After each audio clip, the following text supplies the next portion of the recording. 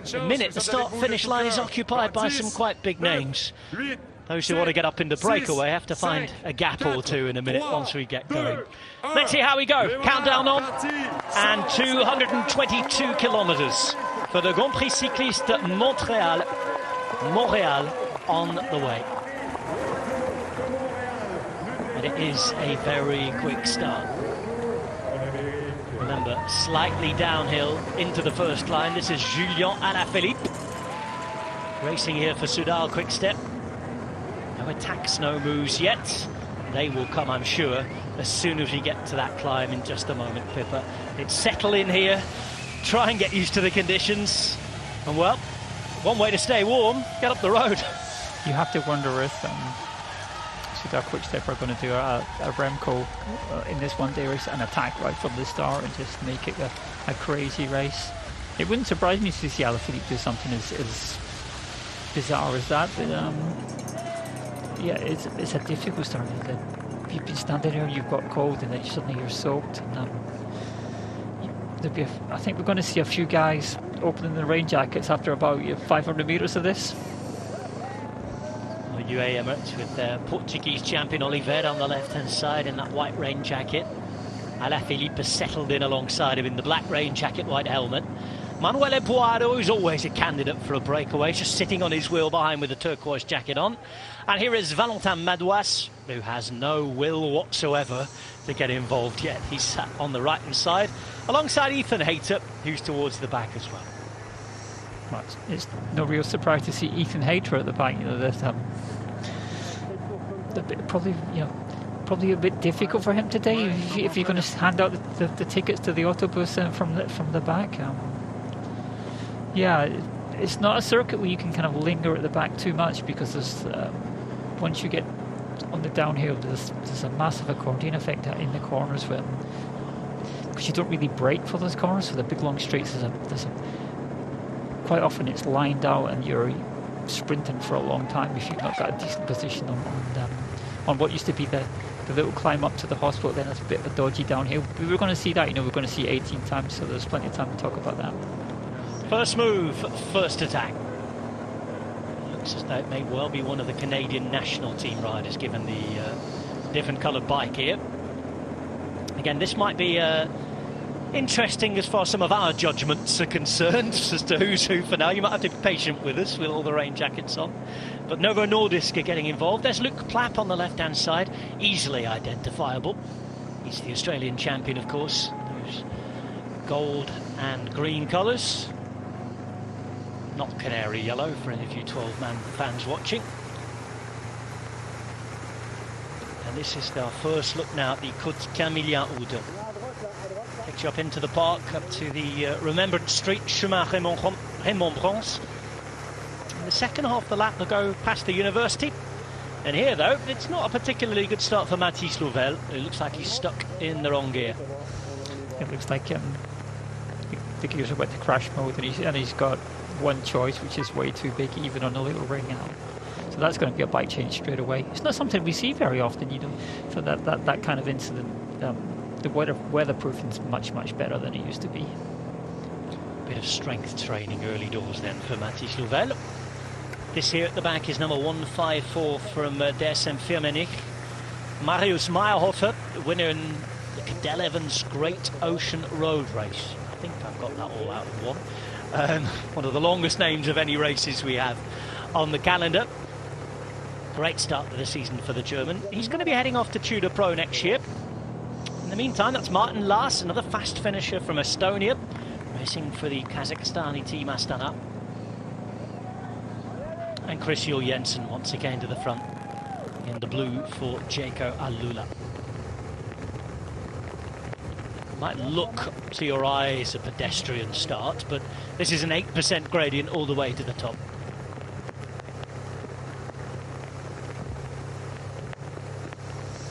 .500 metres to the top from where they've just gone through.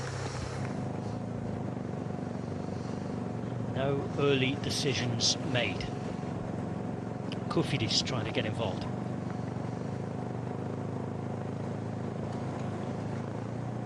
Bring a strong team here. Now this looks like a rider from Groupama FDJ.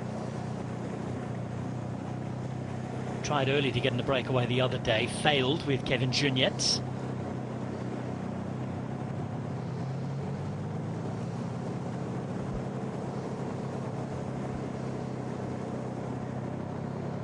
Cheku and Lula have representation through Jules Jensen, fourth wheel in the blue. Luc Platt is still there. He's there for the Ineos Grenadiers. And behind you can see one of the Van Dijk brothers, not too far from the action for Jumbo-Visma.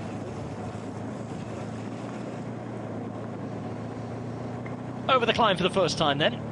Only another 17 times to go.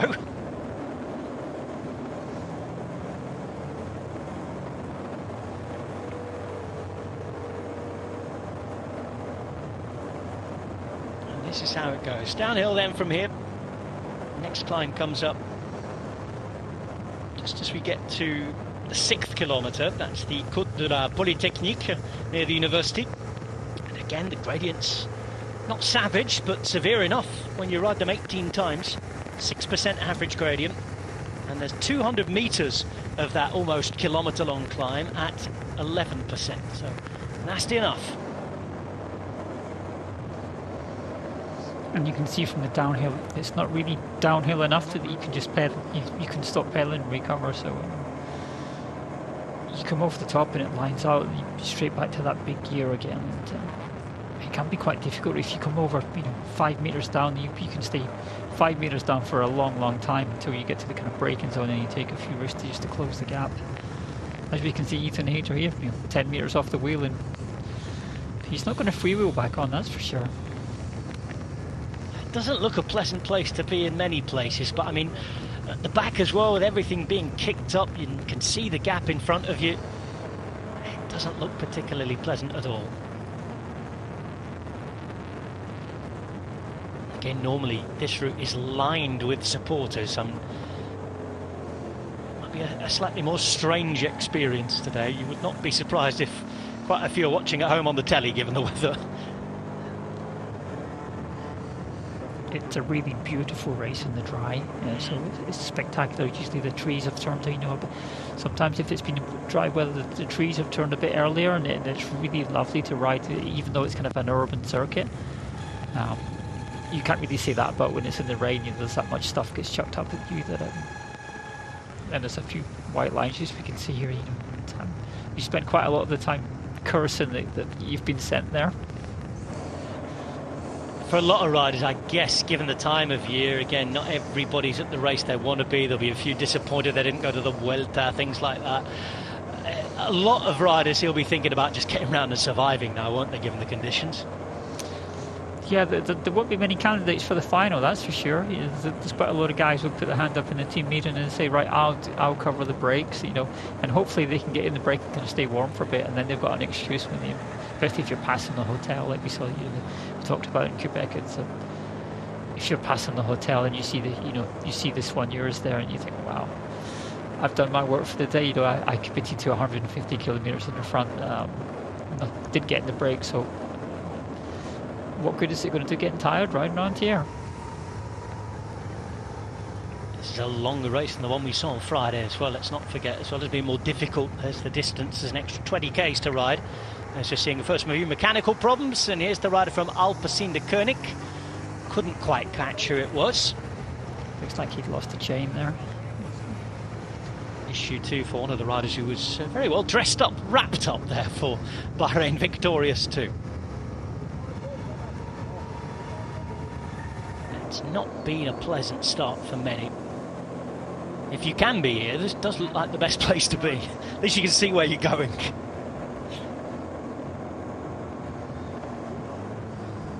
Rider at the front there from Lotto Destiny. They'll be buoyed after their victory the other day, and it's difficult for us to get used to after so many years, but they are a second division team now.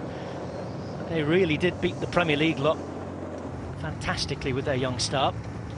Of course, more victories and performances like that, like they've produced all season, to be fair, will eventually fire them back to the top division. It comes around quickly, doesn't it? At the start of the season we're talking about, well, it's 3 years now at the top level.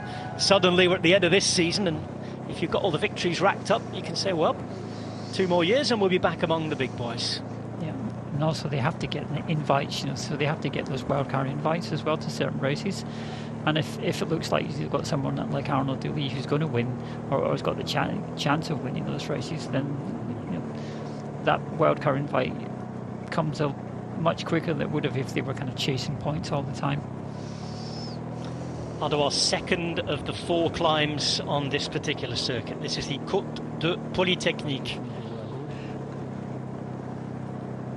And we're seeing Oscar Riesbeek here at the front in the blue jersey with the red Alpecin imprint across his chest.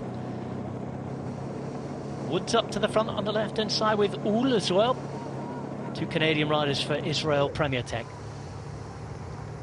Down at the back, it's not a pleasant place for the Italian champion right now. I always found this climb much harder to deal with, because you can do it on the big ring when it's when the race really kicks off, but when it's slow like this, you kind of struggle with what size of gear am I going to use? Am I going to start relying on my strength already, or am I going to kind of try and save myself for later on? As you can see, it's not downhill again straight away until you get to that corner to the left down there. Simone Velasco towards the back. There's Phil Jensen here at the front. It was another podium place for Michael Matthews the other day. Racks them up in these races. And this is a nice scary bit as well. This left-hander slightly off camber. You can scare yourself on this bit. As you can see, it's not a great surface. In the dry, it's fine. It's probably flat out. In the rain, you're gonna, as you can hear from the screech of disc brakes, it's definitely not flat out. Yeah, down the Chemin de la Rampe. A little bit of a gap opening up, but still being chased down. There's still no will to let anybody go yet. Soudal Quick-Step are active, and yet again we're seeing, just as we saw the other day, this isn't just the smaller teams rolling off the front. If there is to be a break here, it looks as though it could be full of important teams and riders. Groupama with their second attempt of the day.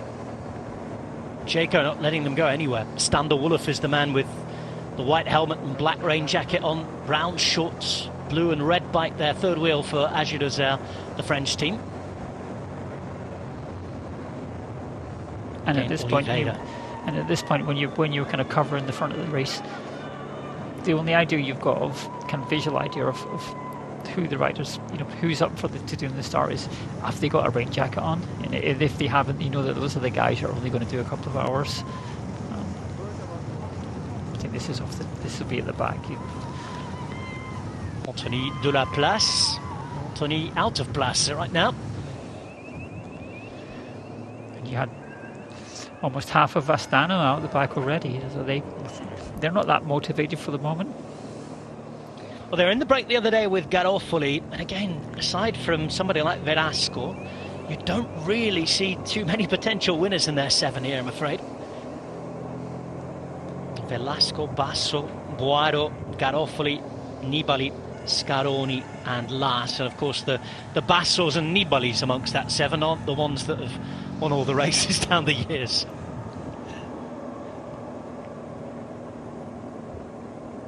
Here we go again. This looks like Riesbeek for the second time.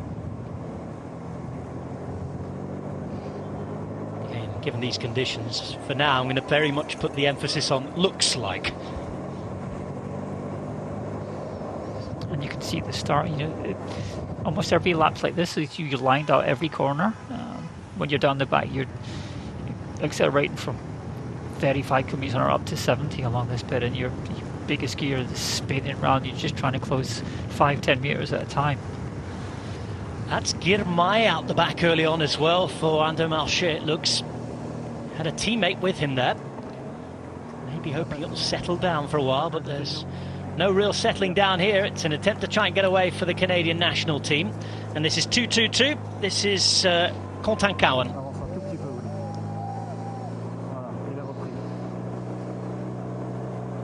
Lotto Destiny tails up after the other day.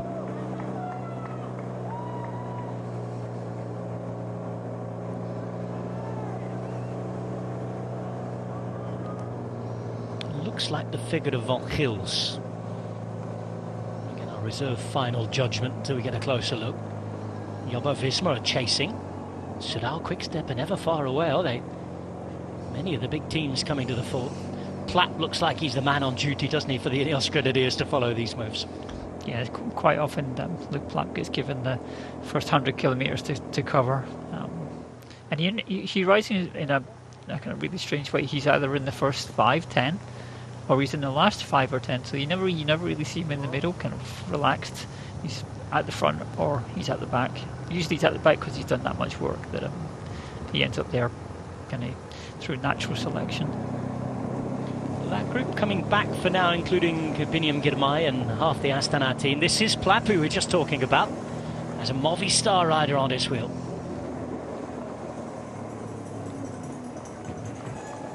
Philippe still never far from the front.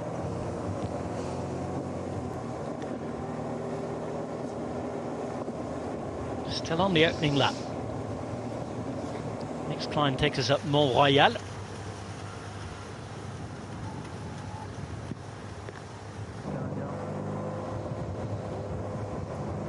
Not too many big strong attacks on this opening lap, but there's been plenty of pace that's been put on. Second attempt from this particular rider from Lotto Destiny. And the first time we've seen any little bit of road open up. Just over the top of Mont Royal, heading down towards Avenue du Parc, yet again where this race will finish.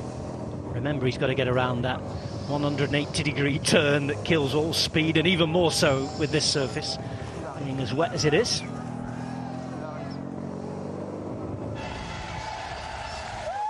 Listen to that screech.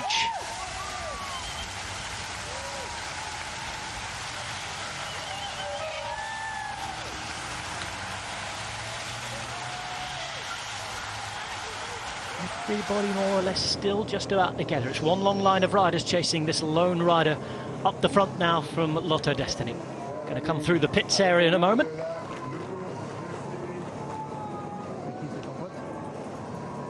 That's the section that should mark a kilometre to go. But in 17 more laps' time. Now, we did all right the other night, keeping count of the laps. I think maybe a few more tonight might struggle. I think the clue that we did well because the clue was it was on the screen.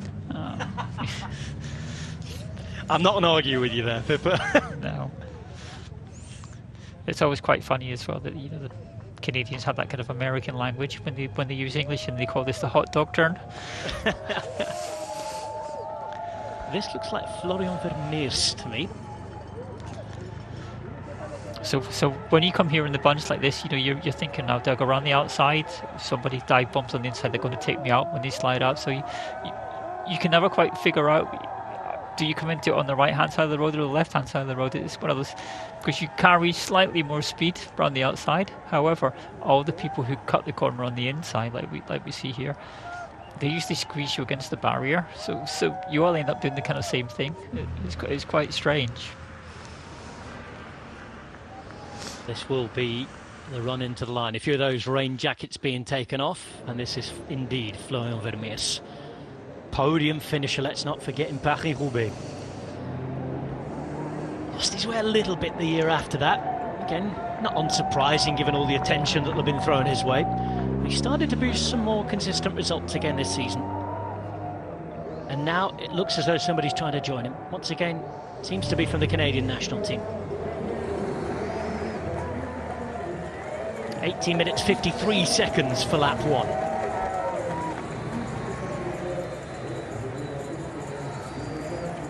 Everybody behind seemingly happy enough with what's happening here. There's quite a lot of raincoats disappearing into the pits as well, so after that start you've definitely warmed up, so you think that'll be okay, a couple of laps, I'll keep this on, but it's so desperate when you get down onto those big wide boulevards. You're doing 60k an hour, and it feels more like a sail than a rain jacket. Vermeers, the Belgian's gone for just the gilet here, short sleeves.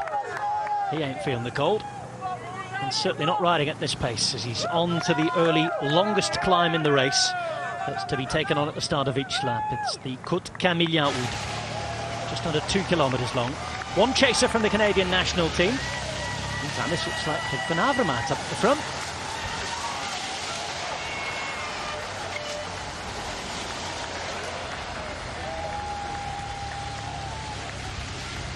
Groups that were dropped early on have been allowed to get back on, given the more relaxed nature that came over the line. Interesting to see how this develops here on this climb.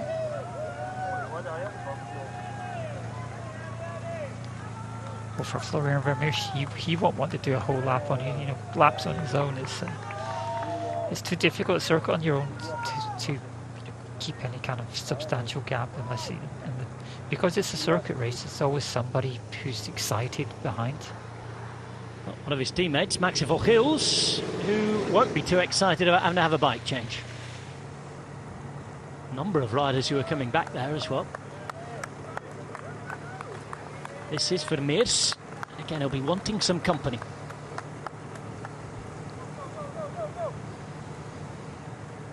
And you know, if you're a sports director as well from Lotto Destiny, you'll consider your team a little too big just to have the television break of the day and the publicity. You know, they won the other day. They want to make the race here. They want someone else to come and join them. Yeah, they definitely do. It's not the kind of circuit you want to go around there on your own. A couple of riders. Usually you're going to break 3-4 riders on this type of circuit because you have the guys who can climb well, and then you have this. You need guys for those bits where it's 60-70 kilometers an hour, because in the peloton there's a massive rush on those parts. Whereas when you can kind of settle down to a steadier pace if you can get in the break. Those jackets continue to come off.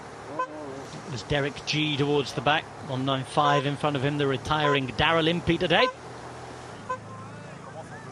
Alongside him was Mark Hirschi, the Swiss champion. The rain falls down.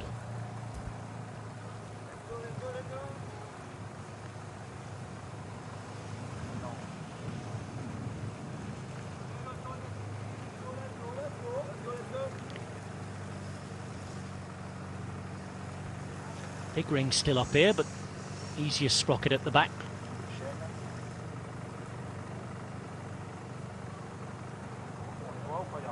Mind you, gradient 8% average. 1.8 kilometers long this climb. That's where the majority of the almost 5,000 meters of climbing will take place.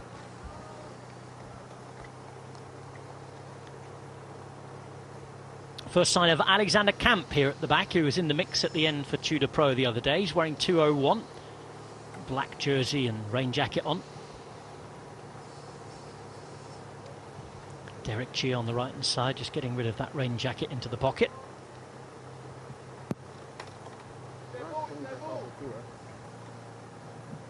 Movistar's Gorka Izaguirre towards the back.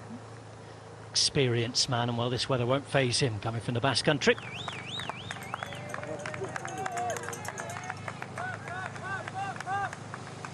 It's a long old ride to the top, this one. He's got 25 seconds on the peloton for the moment. We haven't had any images, but we can imagine that the rider from the Canadian national team is somewhere still in the chase.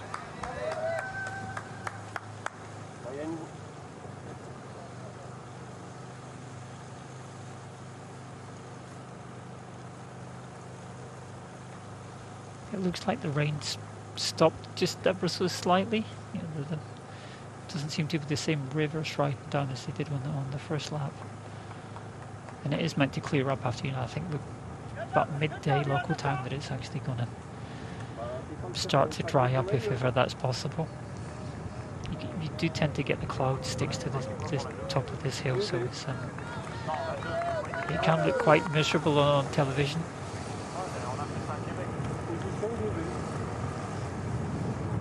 Over the top then for Vermeersch. That graphic suddenly switches to Group 2 at 27 seconds, so perhaps the chasing rider has been caught. Just going to get our next look at the front of the peloton to see what's happening. And if he's out there on his own, I can't imagine he's going to carry on all day. Somebody as good as Florian Vermeersch and as a team as strong as Lotto Destiny. Let's see what happens. I imagine you just want to stay out there for a while and see what happens behind you. Ideally, the group of 5-6 riders comes across, and hopefully not too many World Tour teams, and then then they're allowed a bit of freedom. But if it generally kind of settles down after a couple of laps, and people know who's up for it and who isn't. So you're kind of asking the team leaders back in the peloton if they feel okay. But for them it's difficult, because quite a lot of the lap they're only comfortable on the uphill, and then the rest of it you feel pretty stressed on those flat bits. You're doing that 70k an hour in between, big wide road and big long line out.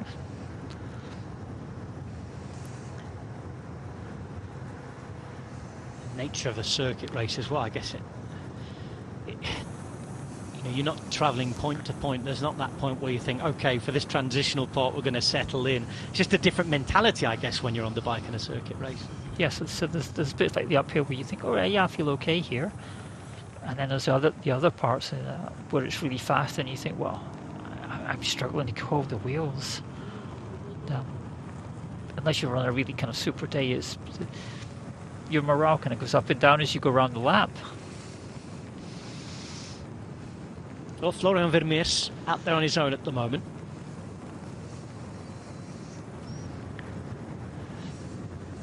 Rider from Belgium, from Kent. 24 now.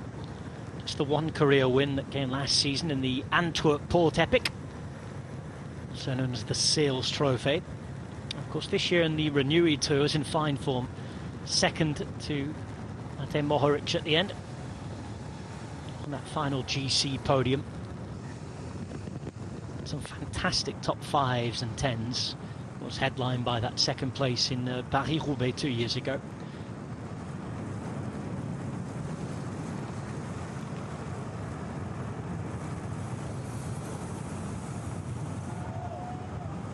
His second Tour de France this year.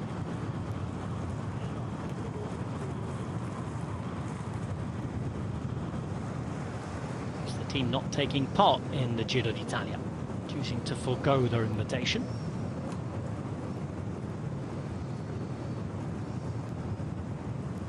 It's the waiting game. Pedals on. Waits for any action behind. We're waiting to get a look at any action behind as well here. I haven't seen the front of the peloton for a while. Time gap doesn't look to be changing that much, so you can imagine something's happening. And this is the back of it with Michael Matthews in the middle of those 3 riders there. Yeah, it doesn't look too desperate in the front, so you kind of pedal around the corners and you're thinking that looks okay, and then you see back in the peloton just how stressed everybody is. There's screeching going on and manhole covers to dodge, whereas for Florian Vermeers, he looks, oh, this is okay, it's just a bike ride. Back in the peloton, it's a survival course almost.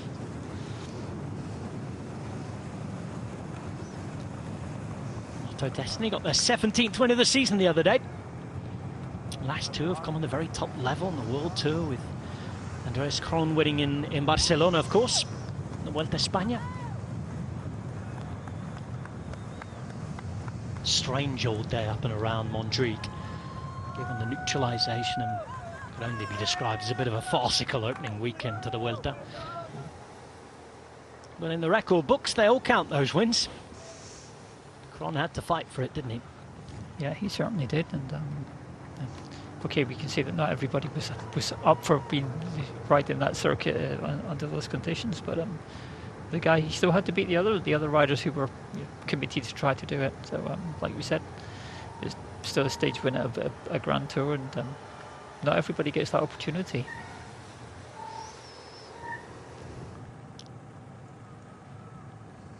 Back with Vermeers. Now the timed gap still at 28 seconds. We're on lap 2 if you're just joining us. Lap 2 of 18 around Montreal. And this is that little steep bit up through the university before he comes down. And then there's in the distance there you can see the first left-hander, and that's the start of the slightly dangerous descent. Now, this is roughly, I say roughly, actually it's smack bang halfway through the lap, this. Just over 6 kilometres in. The flag of Quebec waved there in the direction of Florian Vermeers. And yes, the rain not looking as insistent as it was at the start. Now then, that's going to need a wheel change. And that is Ben Healy. Back wheel. Healy is the Irish road champion at the minute, but he's got his team issue pink weather gear on over it.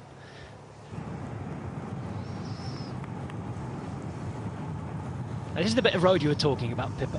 Yeah, so a couple of big sweeping left-handers, and they're off camber as well, so they seem even more challenging than they normally would. Especially the first one, where you kind of get drawn into the almost going straight ahead. And then on the next bit, the barrier starts, so that metal barrier down the middle, that's quite scary to look at. Takes them down to Edouard Montpetit Street.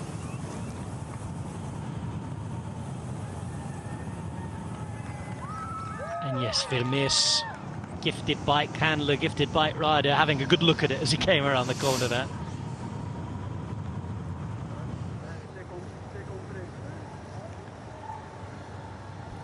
Now Healy's teammate Owain Doe here at the back, maybe just hanging around and waiting to see what happens with any radio communication about Healy coming back. Healy, you'd imagine, an important rider to look out for in the final laps if he gets there. Definitely. On this particular course. So he's definitely the type of rider that can excel on this kind of thing, because he can climb well enough, and he's certainly explosive enough to deal with that little climb up through the university. Then you've got the downhill, and he's a good bike handler, so that's not going to scare him. And we saw from Quebec, I think he placed one big violent attack, and everybody kind of had to draw their breath slightly. Nobody really countered it, so he's in good condition.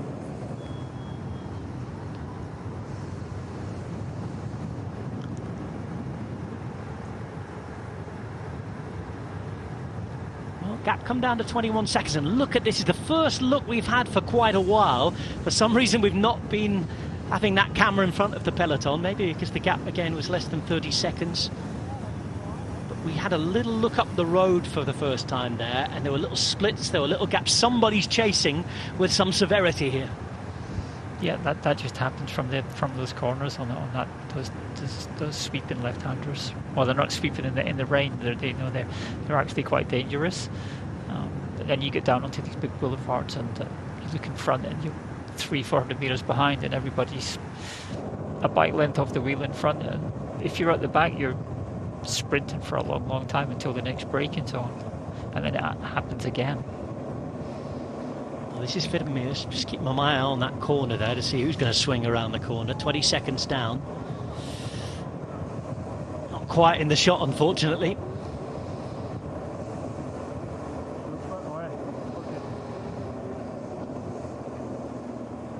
He's looking around. He wants company. Please, he's thinking, please send somebody to help me. Yeah. But I think they've got Sherry Freedom on Director Sportive duties here, and quite often she's willing to kind of think outside of the box in terms of tactics. So maybe this was part of the plan at the start of the day. Make sure they've got somebody in the break, and quite often if that's the case, you go on the attack and you think that's going to provoke something, and then suddenly you find that you are the break, but you're on your own. So for following Vermeers, you definitely want some company. It doesn't make any sense for him to kind of ride around 20-30 seconds in front. Yes, Cherie Prudhomme would have been celebrating the other night in Quebec City as her top rider Arnaud Delis finished the job, and talking about the plans that she comes up with. Arnaud Delis in the interview afterwards talked about it, didn't he? And the fact that, he waited, he wasn't out of position because he'd been boxed out or anything. That was the plan. He knew he had a good sprint late, and he said that he'd watched this race back on television, they'd seen replays, and they knew that that's what they had to do. Yeah, that's quite often the case when you've got a director sportif who doesn't necessarily have the race experience. So for Cherie, she comes from women's racing, not from men's racing, so that she'll have watched it kind of a more critical eye instead of from the outside. Or where does it break up? How does the sprint end up playing out? is it a lead? Do you lead from the front, or do you come from the back in it when it's a big bunch? So the Sheila went over that meticulously. That was Peter Kustur of Hungary and of Novo Nordisk going backwards. Next climb to Montréal.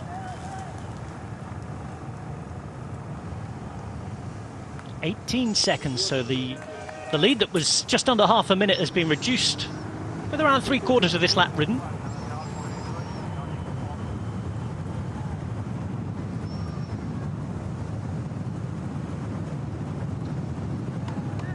Again, that's no real problem here for Vermeers. He actually needs somebody to spring across and join him.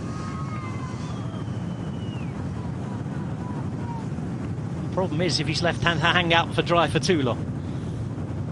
Well, he definitely won't be dry in these conditions, that's for sure. So he'll be hanging out there, but he won't be warm and dry until he gets back to the hotel. 15 seconds. Still one long line.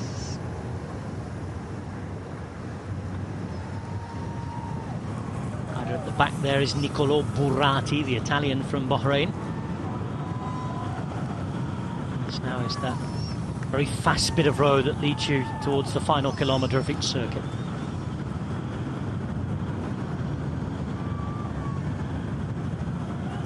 He's done about a lap and a half on his own for now, as Florian Vermeers. Now then, our first look at the chasers. Groupama are involved. Jayco Alulis, pretty much the same teams who we saw earlier on monitoring things. Again, just 16 seconds behind. And no let up in the chase.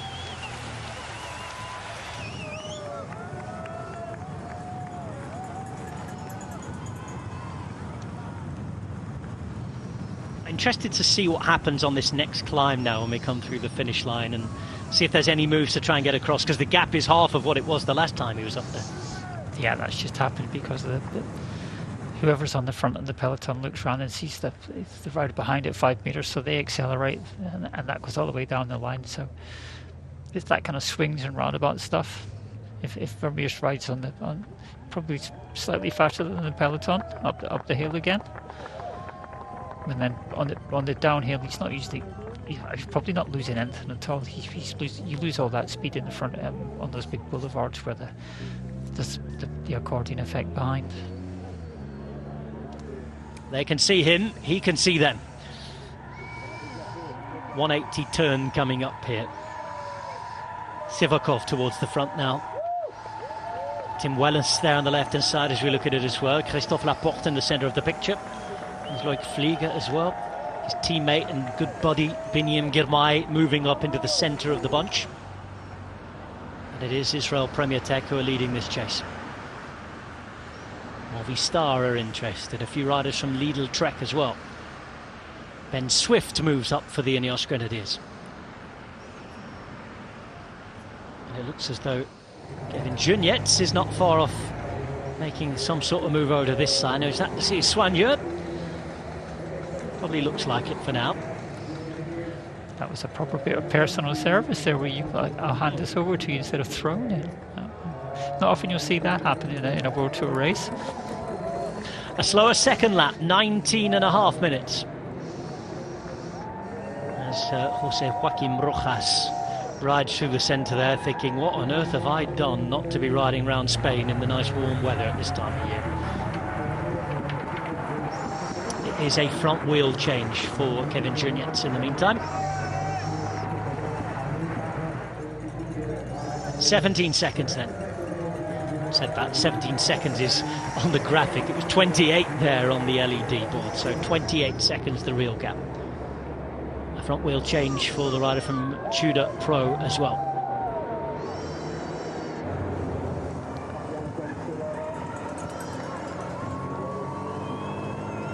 So 28 seconds. And let's see what happens here. It's a final bit of work being done by Daryl Impey.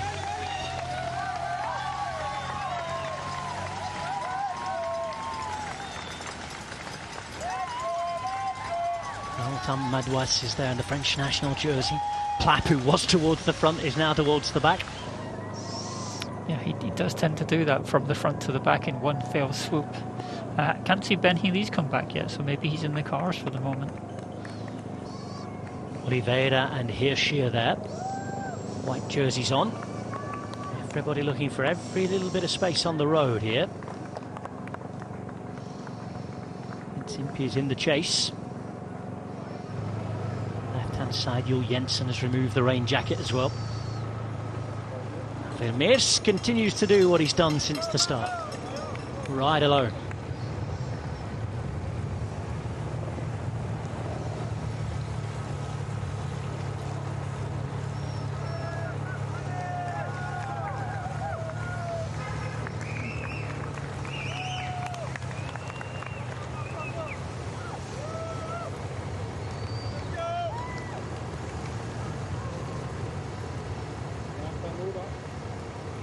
Third passage now up the longest climb. Côte Camillien Oude.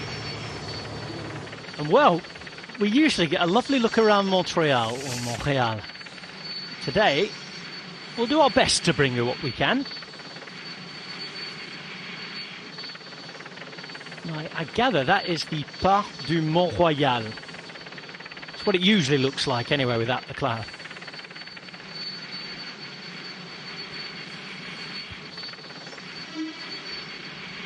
Royal Hill Park.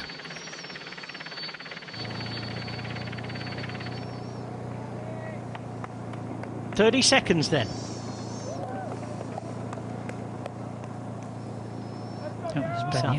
So Ben Healy on the left there, so back and ready. Quinten Hermon's just in front of him, and it's Jake Stewart, the rider there from Groupama FDJ. British rider from Coventry. Tim Wellens towards the front. They're big names up here. Greg van Avermaet. Yeah, so. Towards the back you've got Mauro Schmid, Giro d'Italia stage winner, and Monsieur Alaphilippe. Quick chat with Schmid, telling him whatever is wrong or whatever he needs. He's got his hand up for the car anyway. Certainly not a flat tyre. Here he is at 31.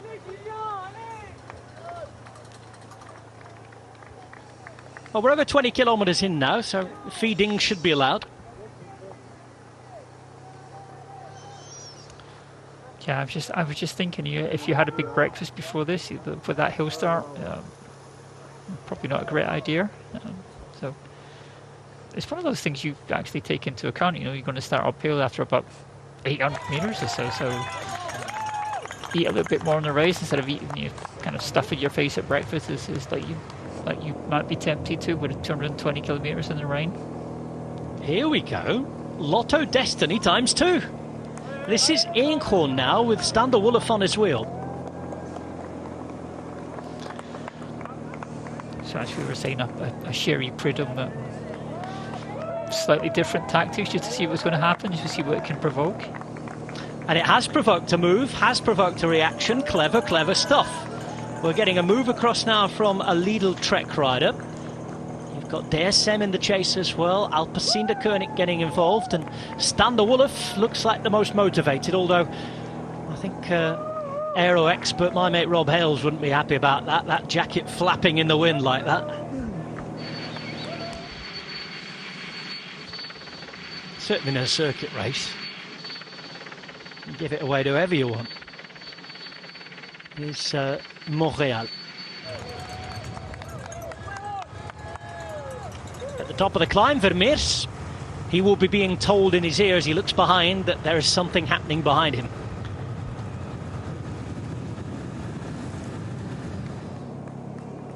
This is what's happening. And that was the clever move from Eenhoorn, who now disappears out of view. He's got planted the seed, and this is what it's going into. Magnus Cort is in the chase in the pink there. This looks like the Giro d'Italia stage winner Stefano Oldani on the left-hand side in the blue. And Marie van Sevenen is there as well, in his usual style. Certainly Jake is. Stewart. 2 riders from Jayco Alula. So he's got things going, but nobody able to break away yet. There's still a lot of interest in a potential break here. Also, perhaps a lot of interest in, well, not letting so-and-so up the road, because a lot of that plays into these early exchanges, doesn't it? It does. So it's a matter of being in the right combination of riders who the peloton doesn't think are too strong enough to go really deep into the race. So. And if the group gets too big, so there's about 30 guys with that small gap, and that will get closed down because that's just way too big a group to work on the circuit. But there's certain teams that have to attack because they haven't got the riders to be present in the final with the bigger names. So they have to think about what they're going to do at this point in the race.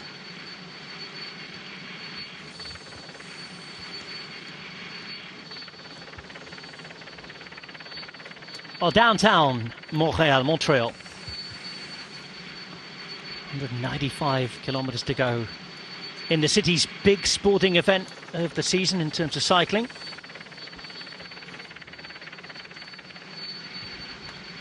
And of course, we're back here in 2026 for the World Championship. So it's a matter of they'll definitely be included in the climb that we see, the major climb.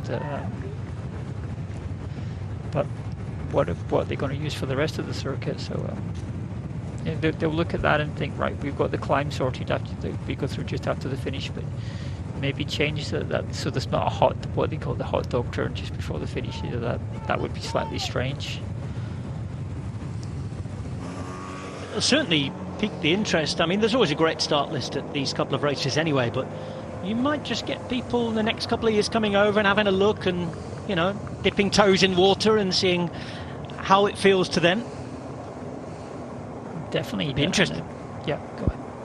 I was just going to say, I'd be interested to see if the year before as well, we saw the circuit of this race change to that of the World Championships to attract even a bit of like an Olympic test event, if you get me. Oh yeah, that would definitely make sense.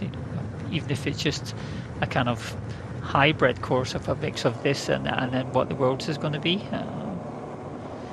So that would be a really good idea, and you definitely get more riders come to the race then. But as you said, it's always a really interesting race to come over to because it's a change of scenery from Europe. So there's a different vibe. You all kind of fly together there on the charter flight. So it's not quite communal. It's not quite a social event, but it's got a different vibe to it. Even though it looks a bit like the classic season at the moment. It's got this kind of end of season feel to it, which is different to the European races. I know the feeling, not quite on the holidays yet, but it might feel like an 18 to 30 when they board the charter flight to start off from Europe. A bit like the Middle East races at the start of the season. There's a lot of that happens there, travelling together, having a chat with people that you wouldn't normally travel to a race with and things like that. It's a different feeling to it, isn't there?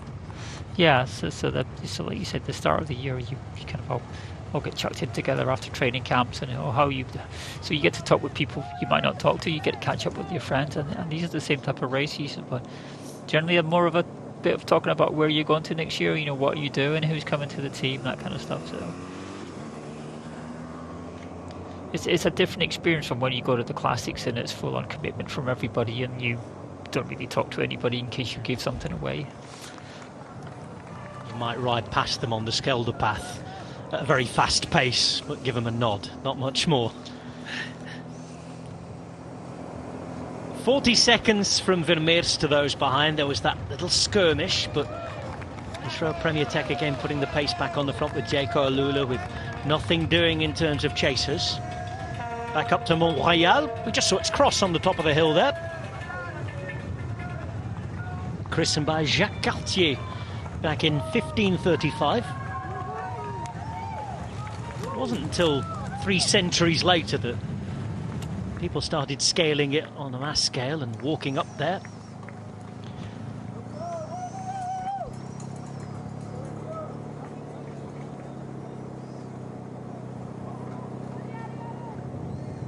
It's Acorn again. Seeing what he can provoke this time. Being followed by Vacek, who was in the break in Quebec City the other day, the champion of Czechia. And this climb is much more suited to his kind of characteristics. It's only a couple of 100 meters long, but really steep, so that kind of thing where the Belgians throw themselves up at it, high wattage, and then they go over it, and it doesn't really hurt them too much. Whereas the first climb is kilometre and a bit, and it's a bit too long for him.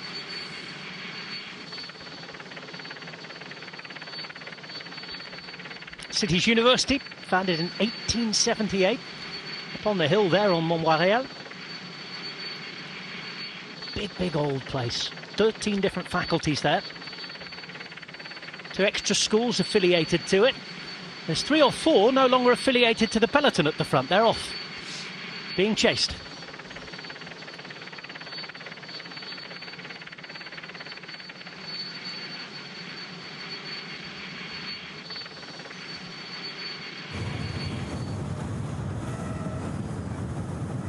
And here are the chasers.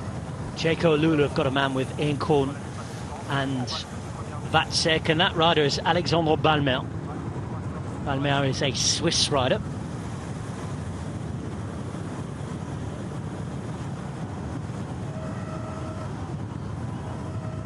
These are those nasty lefts and rights that you pointed out right at the start of the broadcast. And look at Balmer. He's taking his time, he's having a good look. He's trying to avoid those white lines. Like I said, they're actually not that sleepy, but they just look like they're going to be. So I don't know if they use a different type of paint here or whatever, but it's not as sleepy as Europe on those white lines. Obviously, you pay a little bit of care, but it's not the experience you get if, like in the UK, if it's wet, you hit the white line and you're almost certain to come down. Here, it doesn't seem as dangerous, but you see the chaos behind you. There's riders all over the place trying to close gaps. Another couple of groups off the front now. These are these long sweeping boulevards you're talking about as well. So Eenkorn, Balmer and Vatsek. There's a rider from Movistar who is leading the chase around the corner there, and the group that he's leading has now turned into a group of 10 to 15 riders. Jumbo-Visma trying to get somebody across. And you're a long way from the front of the race if you're here. You are. When your last position is 300 meters to the front, and you think, well, please slow down, please stop it before I get hurt. Mauro Schmidt still at the back. And now then, we're in North America. Can you tell?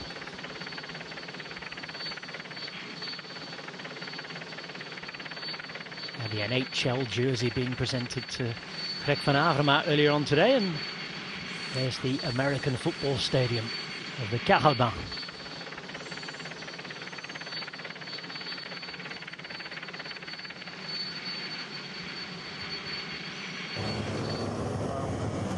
Balmer on the front here.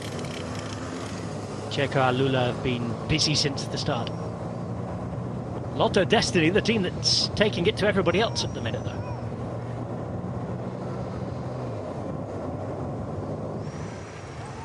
And here's the man who's been doing most of that work. Second place finisher in Paris-Roubaix from 2 years ago, young Florian Vermeers.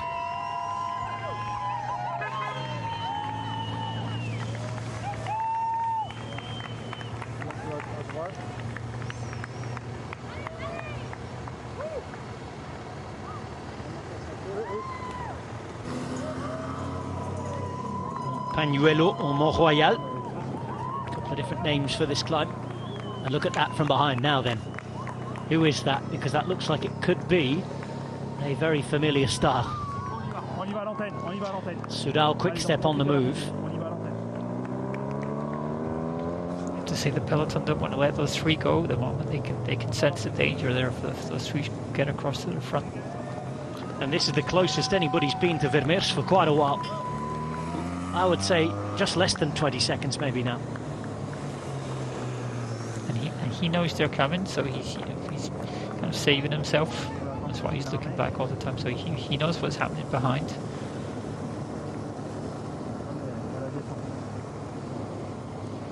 Just over 30 kilometers into today's race. We're on lap 3 of 18.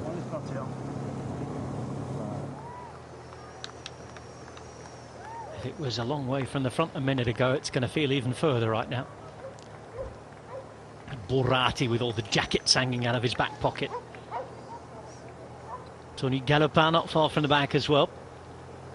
And there's Valentin Rotaillot on the right-hand side struggling for AG2R Citroën.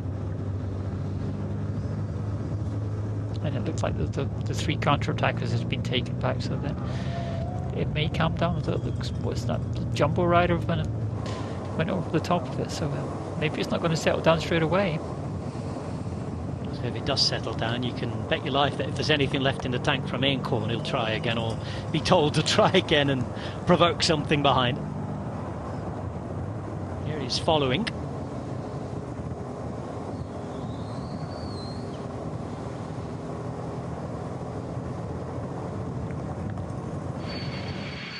Looked like a Van Dijk.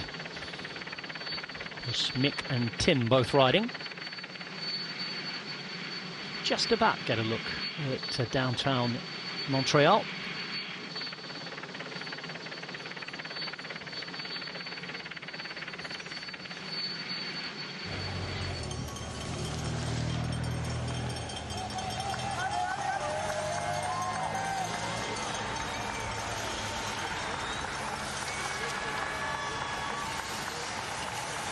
We're told the gap's 13 seconds, and there are gaps towards the back of the peloton as well now.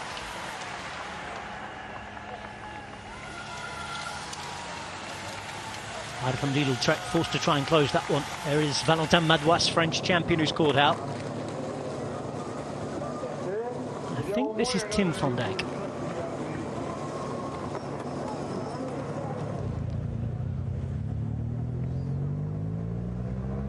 And this is certainly Florian Vermeers, who's coming towards the end of another lap. But he has them on his case. A long, old, lonely ride for him so far.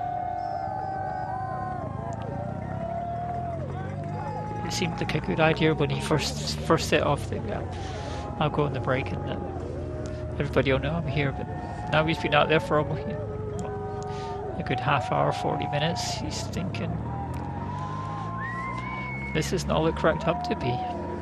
You can see the amount of grit on the road here. There's no wonder there's so many punctures. Yeah, and then this section as well, coming up towards the finish, we saw a few wheel changes, didn't we, last time? That was Pello Bilbao, who was in the front 5 or 6 places as well. Now DSM want to get involved. Bilbao's there, just sitting at the front of the peloton behind the rider from the Canadian national team. He's going to be a rider who people do not want to let get up the road.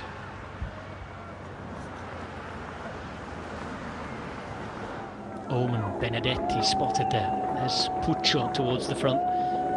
2 wheels in front of Ugo Hull, Tour de France stage winner.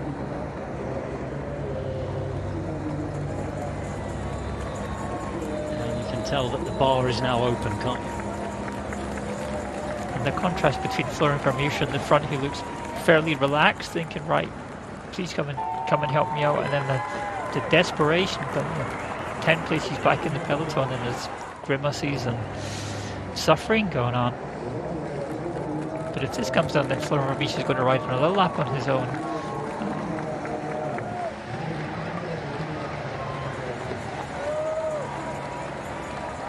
15 laps to go.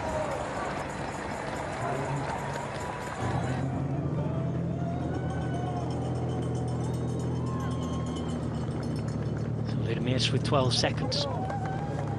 Weather a little better than when we started. The brollies have disappeared. Most of them anyway. Damage done in terms of the wet surface though for a little while at least.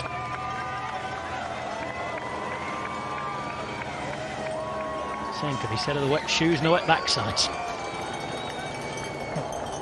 Unfortunately, the wet shoes and the wet shorts never really dry out, and it should dry, you know. Ooh, like Tim hello. Has had enough. Goodbye, Tim Wellens, and one of the potential winners of the race says goodbye after just 3 laps. Early headline from Montreal is that Tim Wellens is the first rider to climb off. Wow. That's a surprise. This is definitely a circuit which suits him. So how that's going to affect UAE, I don't know in the finish. You know, they've got 3 riders who are definitely capable. Here he goes again. Pascal Incorn, chief instigator of chaos. Just trying to get something moving. Again, if you're looking and watching this and thinking, well, you know, he's attacking his teammate here. His idea is to try and start a move and for other riders to get up to join his teammate, isn't it? Yeah, so he wants to go and rescue Florian Vermeersch in the front almost. He'd up there. You can see he knows what's going on as well. Yeah, so he's just riding a tempo up here, and in the back they're looking to provoke something to just to help him out so that he's not doing these laps on his own. Going out the back there, 194 is Simon Clark, 221 Pierre-André Côté. Two very, very good riders with exceptional palmarès, certainly on the Clark side. This is Bourrat, who's got rid of his jersey. There's a mechanical Prix issue for one of the other riders from the Canadian national team. And here at the back, well, it's not been a good day for Astana, has it? That was Leonardo Basso going out the back. Halfway up the hardest climb of the lap. No one has caught yet again is involved.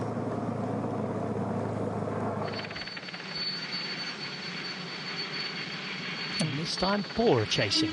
And definitely Pascal Econ wants to provoke something, so as soon as it slows down he's back on the front again just to try and to split it up again. He's not strong enough to do a massive acceleration because, you know, he's too big a rider to do that, but he wants to provoke something just so that Florian Vermeersch isn't riding around on his own. Well, Fabro was the rider from Bora who's just disappeared again.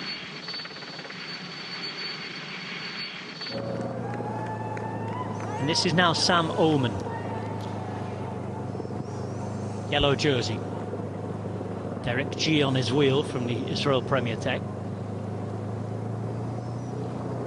Rafał Majka moving up left-hand side. Of course, UAE Emirates have just lost Tim Wellens. That'll be something I'm sure that they've been made aware of now on the radio. Again, you never know whether it's illness or anything like that. There might have been talk this morning of they might know what was going on, and it could have been Wellens not feeling so good and saying, well, I'll give it a try for a few laps, lads, and see what happens.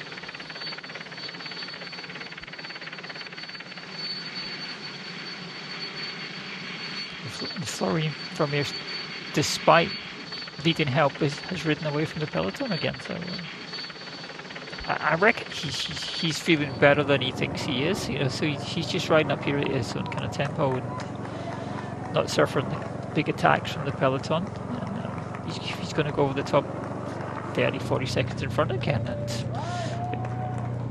we'll get to the downhill, and Pascal Econ is going to have to attack on the next little climb. Grows to half a minute again. You could just see them further down the climb. Steep climb this. Again, 8% average gradient up the Côte Camillien Oude. Across the front, bit of chat between Majka and Marco Brenner of Germany in the black jersey, running for DSM. Also on the front row is Quinten Hermans, podium finisher when Remco Evenepoel won his first Liège-Bastogne-Liège. Vermeersch is over the top then.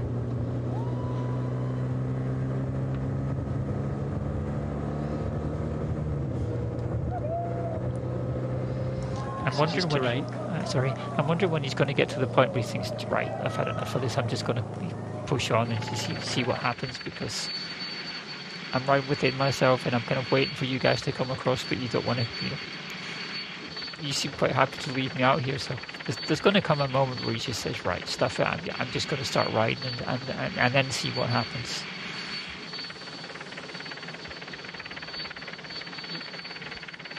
Race convoy snaking its way up the longest climb.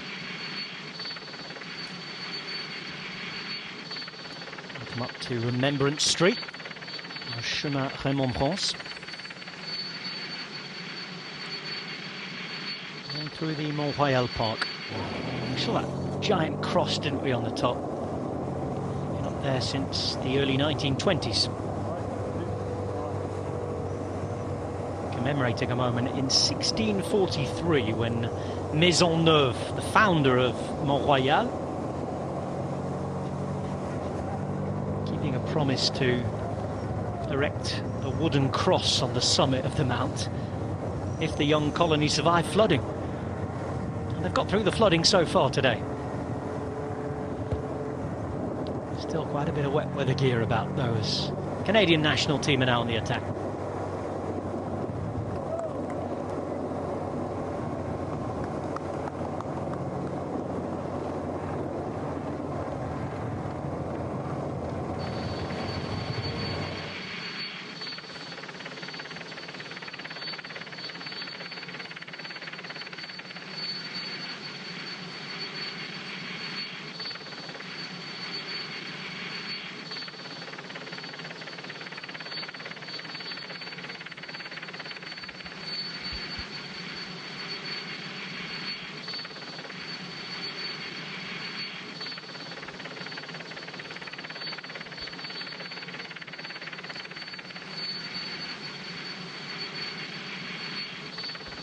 You were talking about how that cloud stuck to the mountain earlier on, Pippa, and a great example of that on the picture now. We get a brief glimpse of the city and then turning your attention to the hill. You can't see a thing.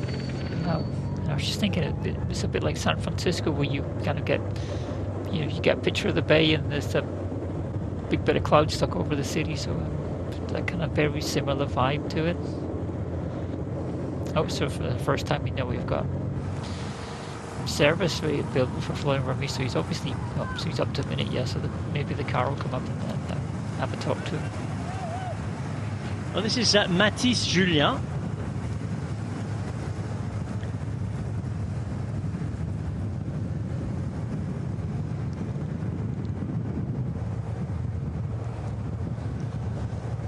Canadian national team rider behind, nothing doing at the minute, still moving along, but no more attacks coming.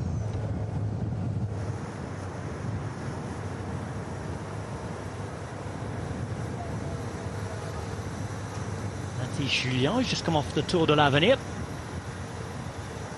and this is Yannick Steinle up, getting rid of those shoe covers.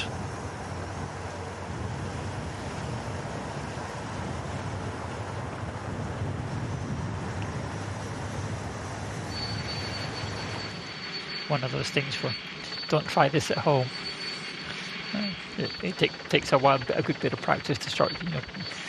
You need a certain level of skill to take your shoe covers off in a bike race. Yeah, so even as a pro, it's one of those things you kind of practice when you're training and not really stressed. Especially on wet roads like this as well. I can't imagine it makes it easier.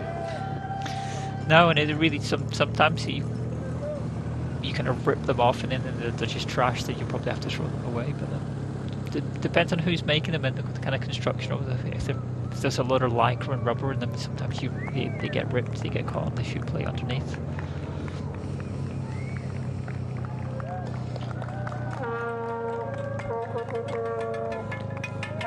There's the neutral service that's in.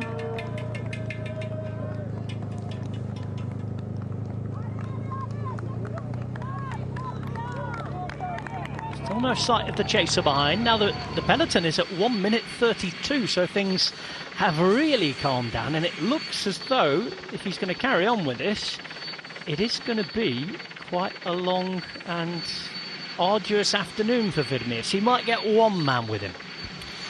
Probably best to wait up, so he's got reinforcements, but two riders on this circuit is not a lot of bodies to go around. But it's better than suffering, those massive accelerations in the back. So yeah, maybe everybody else behind has decided, right, that's enough of this, and we're going to settle down. Quai de l'Horloge down at the bottom. Just got a quick glimpse of the clock tower that was built in 1922. Commemorates the courage of the soldiers of the merchant fleet who were lost during World War I.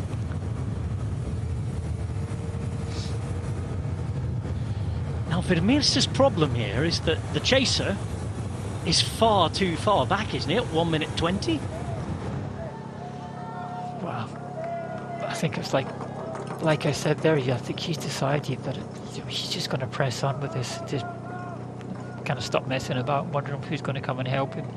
If that Canadian rider isn't strong enough to go across, or even, get kind of halfway, it'd be tempting to wait on him then. But if he's not strong enough, what would be the point in waiting for him? You're just going to drag him around then. Back in the peloton, there's a lot of looking around me. Is that nobody really wants to take it up on the circuit. So unless Acorn attacks again, then I think it's going to settle down for a while. The cloud clears just long enough to give us this beautiful view. That's the Oratoire Saint-Joseph du Mont-Royal. The views from up on high must be absolutely spectacular.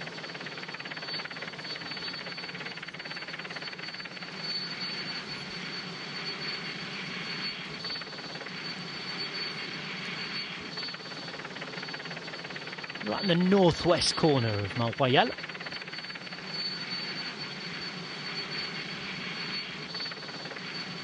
Told it's one of the world's most visited religious sites. Close to 2 million visitors a year make the pilgrimage up to the 155-metre high basilica overlooking that city. It's the university we saw earlier on, and it's 13 different faculties. Famous for its Art Deco construction as well. And the race winding its way down the roads past the university.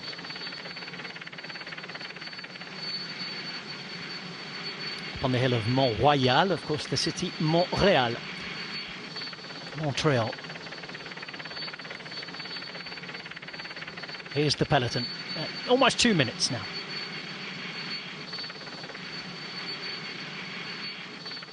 It does look like it's Israel Premier Tech who are taking control. The two riders are at the front, led by Daryl Impey. One rider from the Canadian national team. At around 1.5 minutes the last time we looked, that was Mathis Julien. And this is Florian Vermeers, who's still at the front.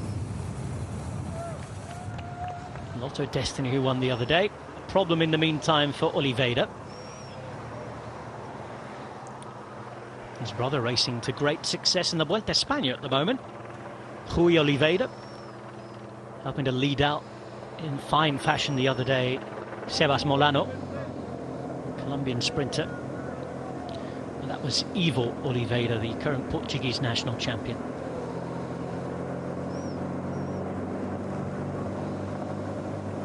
So it does look like if your Premier Tech are going to take over a little bit right on the front, just to keep steady things up. Of course, they've got Michael Woods for the finish, so one of the favourites. I think they've got a really strong team, haven't they? Actually, yeah. So everybody's going to be happy that there's going to be some kind of normal tactics behind it. Yeah. One rider, one team takes it on and takes a little bit of responsibility instead of that almost wacky races that we've seen for the last couple of laps where they're doing 60-70 kilometers an hour after the descent and trying to escape. So now it ought to settle down.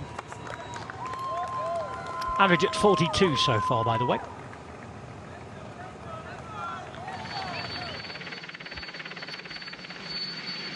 As the peloton come into town. And you can see the difference between the last lap where they came into that and just big one long line, you know. The whole peloton spread over 300 meters. So a different phase of the race we're going to see now with a bit much more controlled than it was before. Which is kind of normal, you know, an hour into the race, you know, you're going to settle down, right, who's going to take it on. First to almost play their cards, and looks like it's going to be Israel Premier Tech. We'll remind you what we were talking about quite extensively on Friday, actually. They're, of course, an Israeli registered team. They do have a Canadian co-sponsor. This is one of the most important races of the season. It's reflected in the team they've brought. Uhl and alongside Clark, Woods, Tour stage winners for the team. Impey, of course, retiring today. He's been a Tour stage winner for his previous teams and worn the yellow jersey. There's Strong, who was up there the other day. There's Boivin, former Canadian champion. Derek G, second so many times in the Giro d'Italia.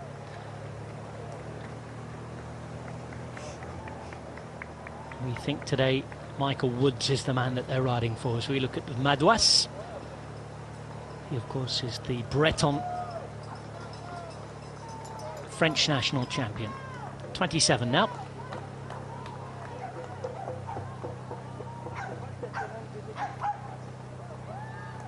Sitting alongside Benoit Cosnefroy there. And a northern Frenchman as well.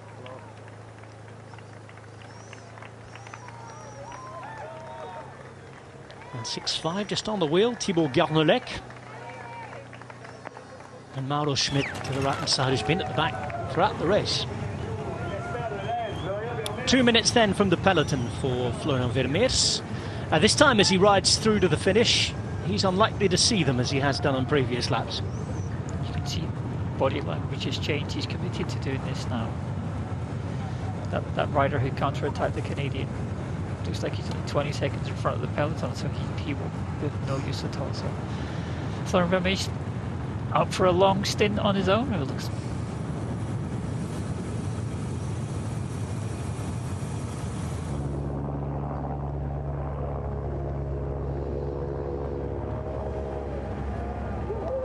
Mentioned early on, for those of you just joining us, I know that other races have been finished. You might be flicking over and having a look at this race.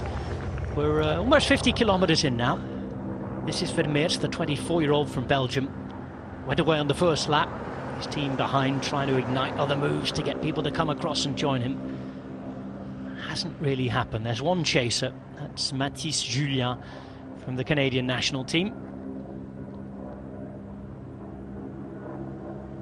Vermeers, who won the Antwerp Port Epic last year. The only victory in his career. Probably the most famous result he achieved was at Paris-Roubaix, where he was second 2 years ago. He's about to complete what I think is now his fourth crossing of the finish line. There should be 14 more laps to go.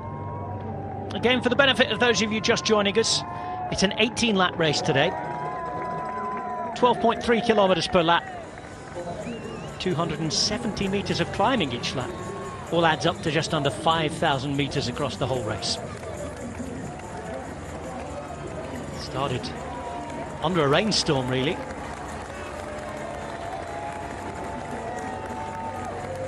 And we're just under 20 minutes for each lap ridden so far. 14 to go. He finally does get a look at the peloton going into the final kilometre of their previous lap. So he's got over 2 minutes. Here's the chaser, and Julien is not too much closer, is he? It's a big step up in level. He was riding the Tour de l'Avenir the other week. Best young riders in the world over in France. He's trying his best to stay away and bridge up here, but it's going to be a big, big ask, this. It is. He's only taken about 20 seconds on the peloton, so as you said, it's at least 2 levels above where he normally races, and it would have seemed like a good idea to attack over the top of the major climb, but now the reality of the situation kicks in, and he's kind of just dangling off the front of the peloton. But at least we've talked about him, at least we know he's in the race. Again, these races, certainly Quebec the other day, so many riders who are so anonymous. We didn't really see either during the whole race or until they climbed off or got involved towards the very end. Talked about it being maybe easier to hide there. Nature of the roads, nature of the race. This now is Israel Premier Tech taking control. Now, Kevin Junietz is moving up, and that's all he's taken. It's nothing, isn't it? Looks like somebody's going to get a bike. I think didn't Kenya change his bike about 2 laps ago? Looks like he's going to do that again. Change back to his race bike. Yep, former national champion of Luxembourg. Got a wheel change a couple of laps ago. Espuaro towards the front. Esteban Chavez is in this race as well, Colombian champion. Relatively quiet year, and there is the bike change. So not happy after just the wheel change the other time. He's getting a complete bike change now. Of course, coming through the pits, they can now try and get it ready in the shapes in 20 minutes, and he might not have changed it again. if he wants to go back to his original bike. He probably did, at Group M FDG, there was 2 tall riders and then everybody else was about the same size, so they've obviously only bought one kind of spare bike of that size, and much prefer to be on his original machine. Whatever, 20 minutes to sort it out would be plenty of time for a professional mechanic. Confirmation with the time gaps there that it's only 27 seconds ahead of the peloton for Mathis Julien. And with 14 laps to go, settling in here. 172 kilometres remain in Montreal.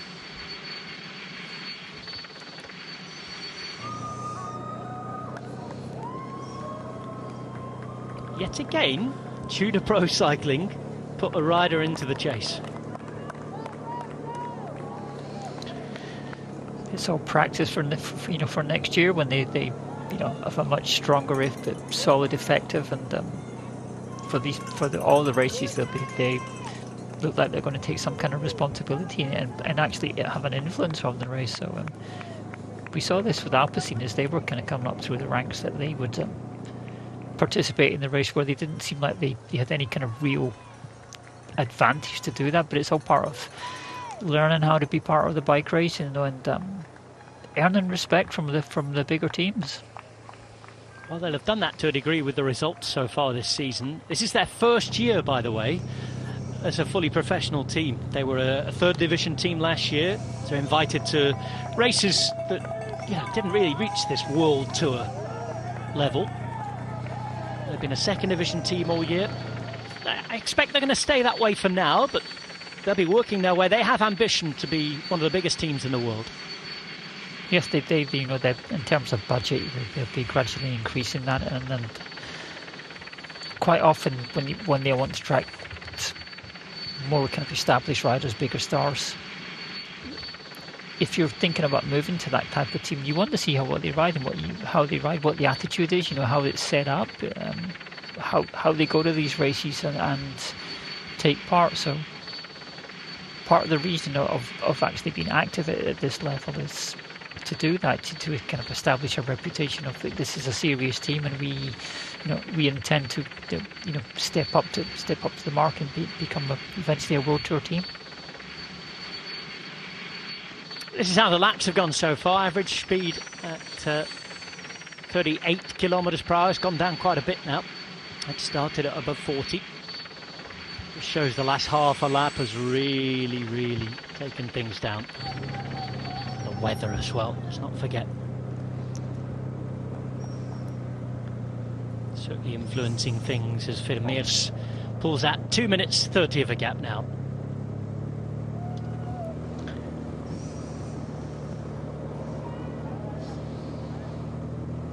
Settling in here is Vermeers, who has a giant job to do today for the team.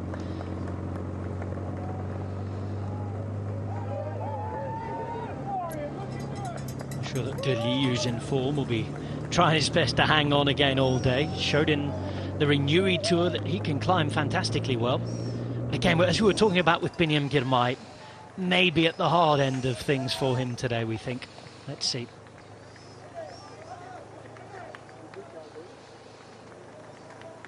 And when someone's on form, though, you just never know. I'd be surprised for Armstrong to step up to this level of climbing. It's not like the Belgian classics where it's kind of short, sharp efforts. It's much more kind of Liège-Bastogne grind, where you get into that last 60 kilometres and you know that you've done the race up until then. There's not many places to hide on this kind of circuit. It turns into that kind of grind of you need good climbing legs to survive in this kind of thing. Yeah, if you look down at the previous winners as well, certainly not of an Arnaud Delis ilk. Winning this race, you've got the likes of Tadej Pogacar. Because 1 year Michael Matthews did make it.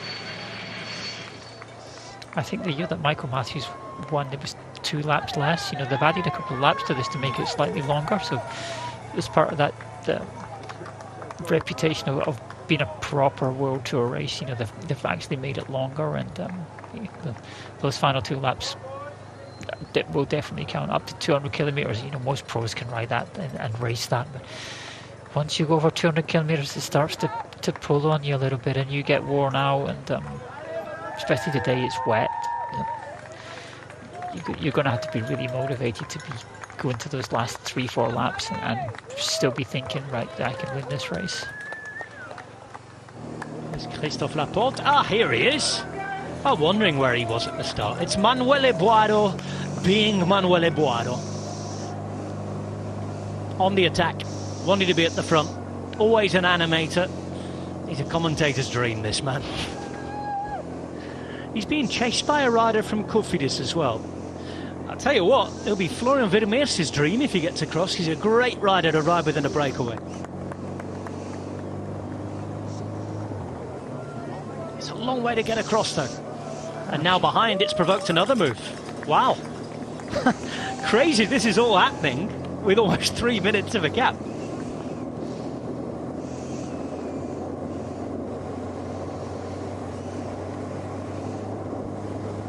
With 168.5 kilometers to go in Montreal, it is the Grand Prix Cyclistes de Montréal. And you're looking at two riders chasing when just about we thought everything was settling down and we had a pattern for the day. That pattern was one rider away, Florian Vermeers, with another rider in the chase, but not really getting any closer. At 1 minute 47, young Canadian Mathis Julien. But then Boado attacked. He was followed straight away, and it's all kicking off behind. I mean, what's happening here, Pippa? I don't understand this.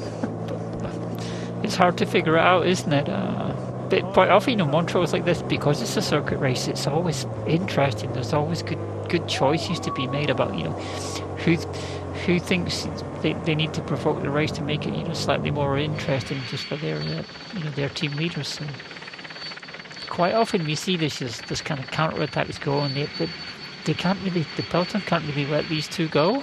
So that there's going to be a bit of action until they either get pulled back or everybody's happy that they've got a representative in the front. Harrison Wood, the British rider from the French team Cofidis, was the chaser alongside Manuel Ebuardo, who's very much the opposite end of the experience scale. He's been around since Adam Rolad, hasn't he, Ebuardo? And you can see just from that acceleration on the hill, everybody was kind of settled down into that, all right, we're going to ride up the hill nice and easy and then we'll race the flat bits. And not many people would have want to do that big acceleration over the top of the hill. You know, they'd kind of zipped up their rain jackets again and they were just getting warm and kind of cozy into it. And cat amongst the pigeons again. Yeah, if these two are caught, they might not be the most popular to sit back in the peloton again when they do. No, you won't be giving them your peanuts on the plane back home either, that's for sure. Well, it's still Boado here. And well, I mean, you can understand it from Bruno Cignalte in the car if he's given the order, because they were looking pretty poor at the start, weren't they? Riders already out the back, you can look down and they're not the big names to take the victory here. They want to get something, Astana, Kazakhstan. Get up the road and, I don't know, go for the King of the Mountains, who knows?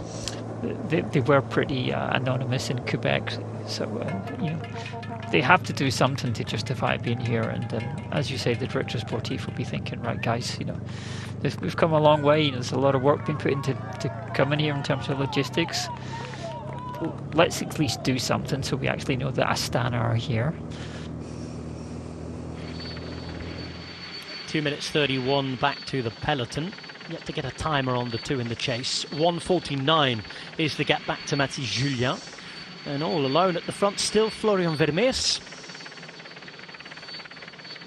If they want to catch him, they might have to go into that place and say a prayer or two, because it's a difficult one, this. Big gaps to close. Still Daryl Impey and Israel Premier Tech trying to take some sort of control at the front. And for those of you just tuning in, the man at the front, the former South African champion, is riding his last ever professional race today. He retires this very evening.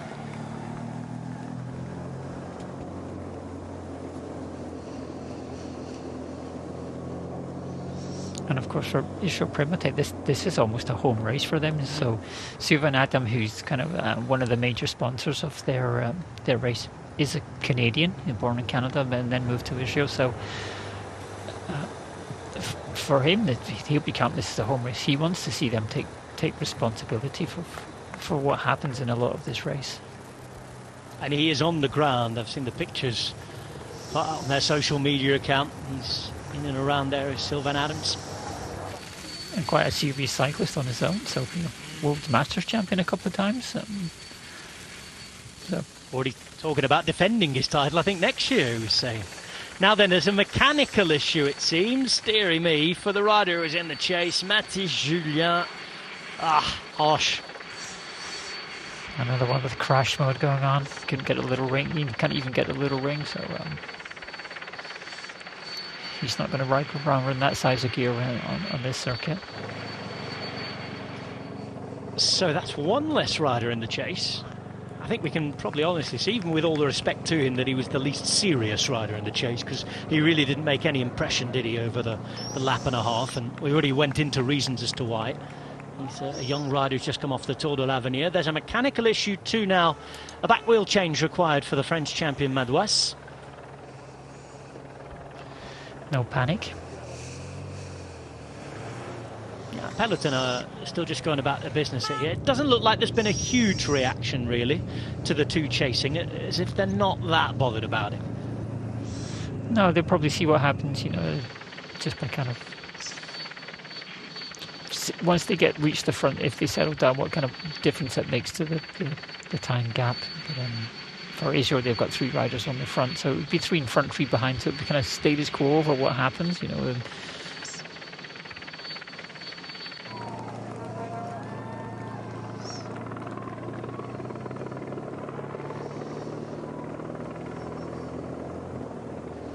not overly worried here, are they? No, they're definitely not worried. They're just going to go set about their business. Ride all the little steep parts within themselves, get down on the flat, accelerate. And the same way that we saw Florian Vermeersch on his own, he was riding the hills within himself, and then when he got onto the bit where he could ride faster, more safely, and with kind of less effect long term, then the team behind is going to do exactly the same. But it is quite a difficult circuit to organise a team on, because if you ride too hard on the uphills, you'll lose too many of your elements, and then when you get to the big long straights, you haven't got enough of those guys left to pull on the front at 60 kilometres an hour. This is a rather clearer look at the University of Montreal. Sort of half obscured by the clouds when we looked on the opening laps.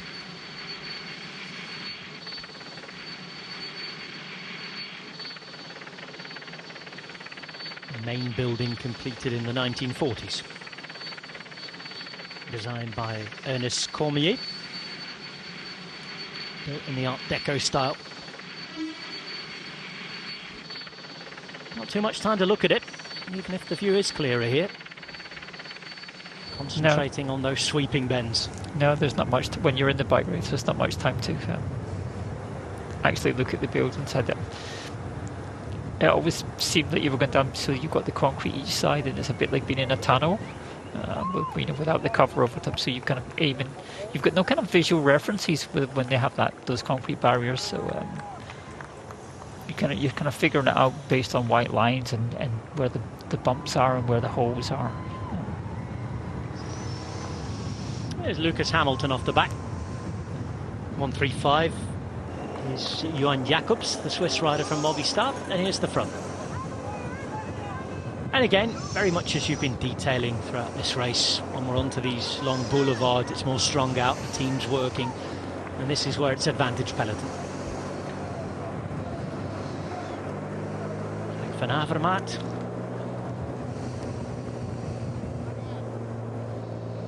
Of course, knows all about this race and knows how to win it as well.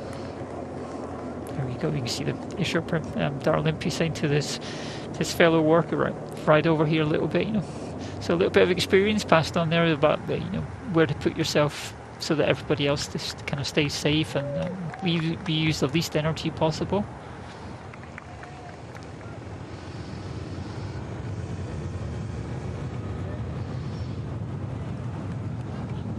Much more road to choose from for this man.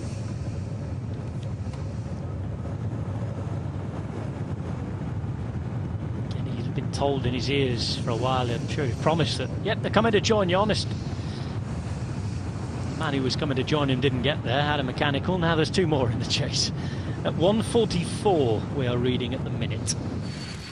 You can see how fast he was going when he's on there, but it flashed up 57 kilometers an hour. So, although he looks like he's fairly comfortable in cruising, that it's slightly downhill, so it's a really rapid when you get off the climbs.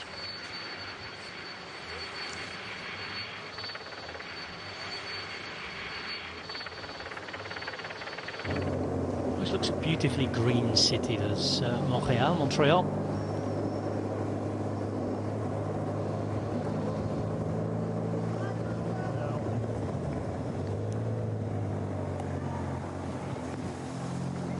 They've been enjoying a wonderful summer. Today it's ended, I think. It has been pouring down. Well, looking on the weather forecast, it's going to be sunny again tomorrow. So, kind of that typical thing where it's nice the day before and it's nice the day afterwards, but on the bike race day it's wet. And you get some years where it's like that, where every race you go to you get soaked.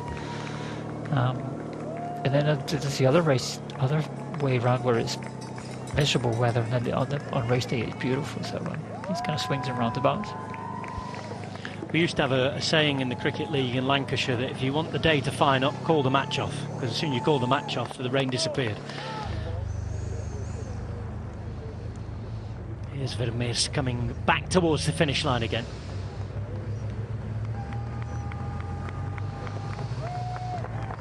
At 2:30 to his closest chasers. They've only got 40 seconds on the peloton, have Boiro and Wood. Get a proper timed gap in a minute. I know some of these time gaps are a bit slightly out over the last couple of races that we've seen.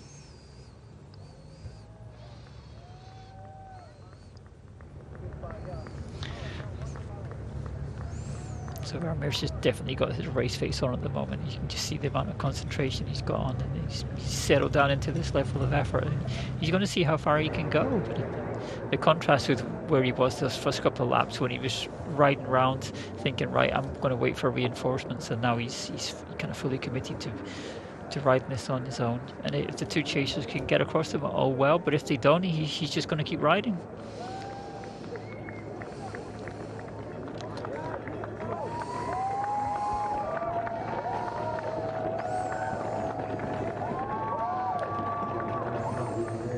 Welcome to all you viewers joining us on television.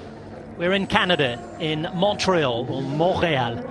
160 kilometers remain, and the man on your screen is the day's lone breakaway artist. It's Florian Vermeers, who's been out there since the very first lap. 13 of the 18 laps remain. This is a really tough race. One that last year was won by Tadej Pogačar. We've already had one former winner climb off on a rainy day here in Canada. That was Tim Wellens. He lasted just 3 laps before leaving for the hotel. No explanation yet as to why, but I can imagine that he wasn't feeling great. Somebody like Tim Wellens, always a real fighter on the bike. Now there's a group of 2 chasers at 2 minutes and 28 seconds. They made an attack on the last lap. Harrison Wood of Great Britain and the French team Cofidis, with the Italian Manuele Boiro, who races for the Kazakhstani team Astana Premier, formerly Astana Premier Tech, now Astana Kazakhstan. It's the Israel Premier Tech team who are at the front and chasing. They're getting a bit of help from Tudor Pro Cycling.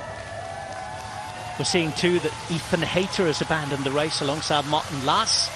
Hamish Beadle has gone. Simon Clark is a non-finisher, surprisingly as well. It's a pretty nasty day out to be riding your bike. The good news is it's getting a little better in terms of the weather.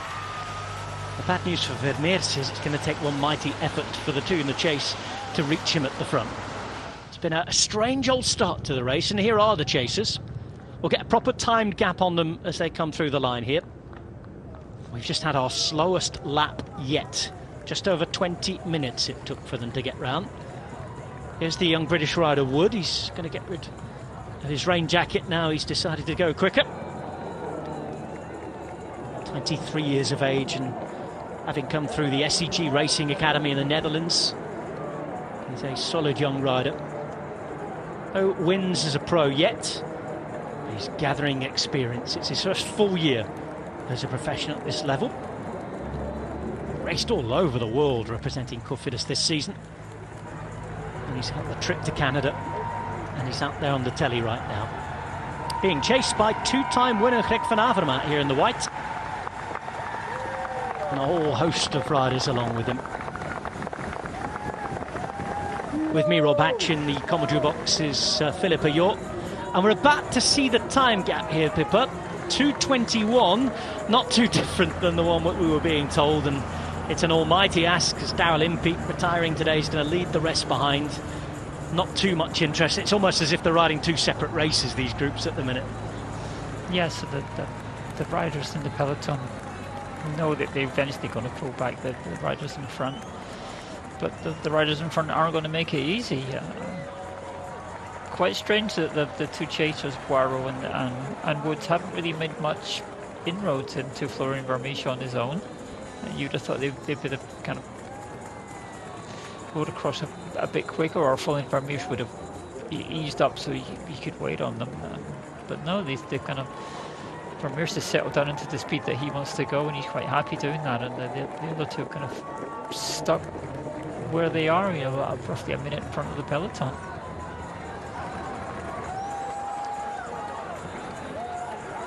Well, they're riding through the pits each lap on the way to the finish line here. You'll see mechanical issues solved at this point if you can. Plenty of food and drinks taken. And it is just over a minute ahead. 3 minutes 33 was the time ticking by as they came. So 3.5 minutes now for Vermeersch, which is his largest gap.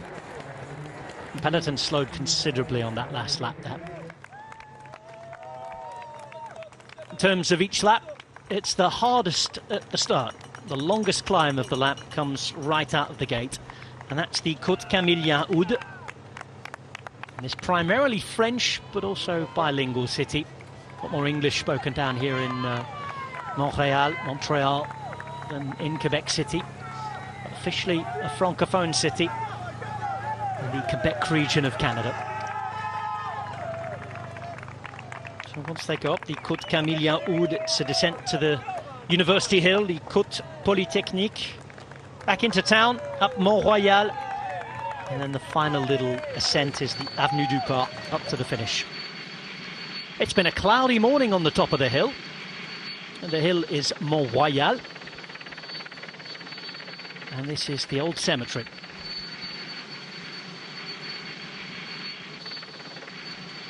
Founded in 1852. One of the oldest rural cemeteries in the whole of North America.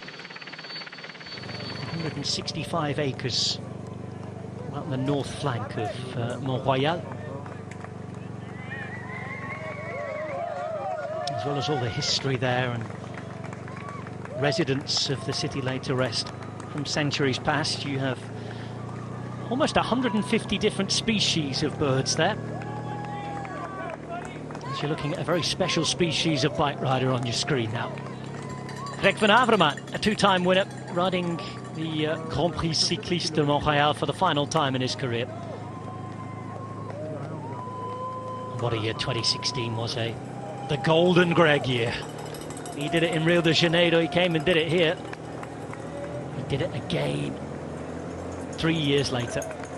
The only man to win this twice. Greg van Avermaet retiring at the end of this season and saying goodbye to this race that he loves and where they love him. Presentation on the stage today, they gave him a local NHL ice hockey jersey with his name on the back. No suggestions yet that he's going to switch sports. He's already done that once before he became a cyclist. He was a very gifted goalkeeper in the football. Soccer, if you're watching in North America. Along the Remco-Evenepoel lines. He was quite advanced in his football career, was Van Avermaet as well. Through the youth categories before he just switched to cycling and was a star straight away. Of course, we've also had the Olympic Games here. And the monuments remain. The Olympic Stadium on your picture.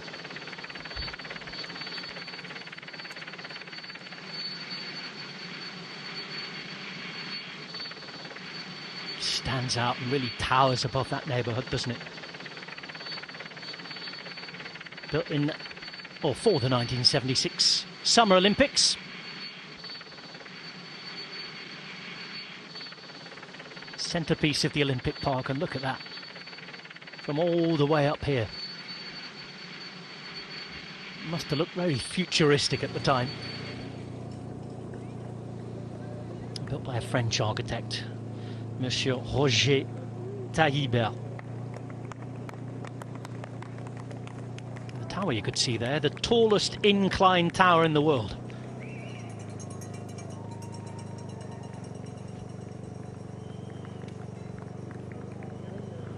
Maybe that's where Darrell Impey's retirement party's held tonight. Let's see.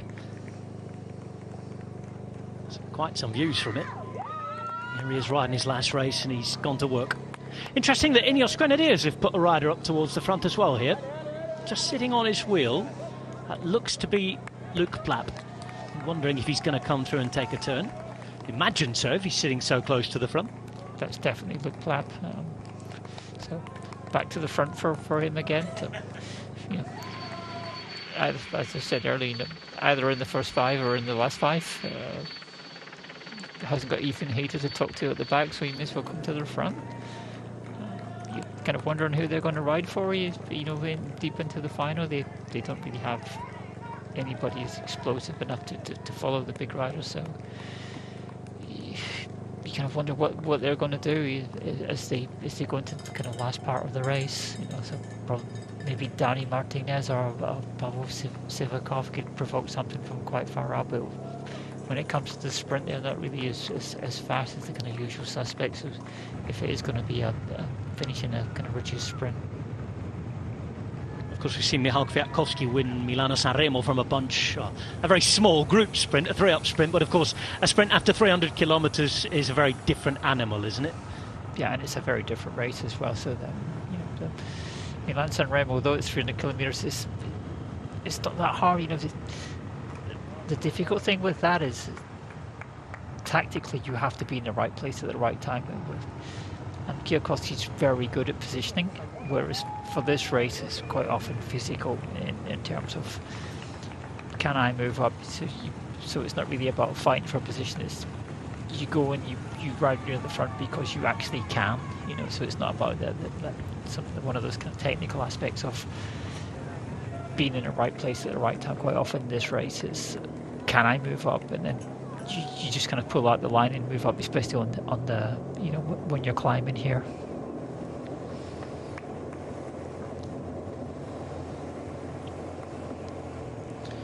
Going back, so sorry, going back to that point about Darrell Impey's party. Normally you're straight on the plane after this, so you don't get to stay in a hotel again. So you go back to the hotel, get cleaned up, and go to the airport, and then you get the overnighter into Europe. So he's probably not going to have a party unless you know the team's actually laid on something special and they're actually going to stay over. But normally you're all back to the airport with, you know, aches and pains, and hopefully with no holes in you because you crashed during one of the races. It might be the party flight back to Europe then tonight. It depends on what races are left on his colleague's programme. But yes, all jokes aside, racing for the final time today. Man who's worn the yellow jersey at the Tour. A couple of stages as well. South Africa national champion, a really good palmarès. Race for some of the biggest teams in the sport. Here's Hugo Hull, and naturally the host broadcaster's attention is going to be on the Quebecois rider, 32 now.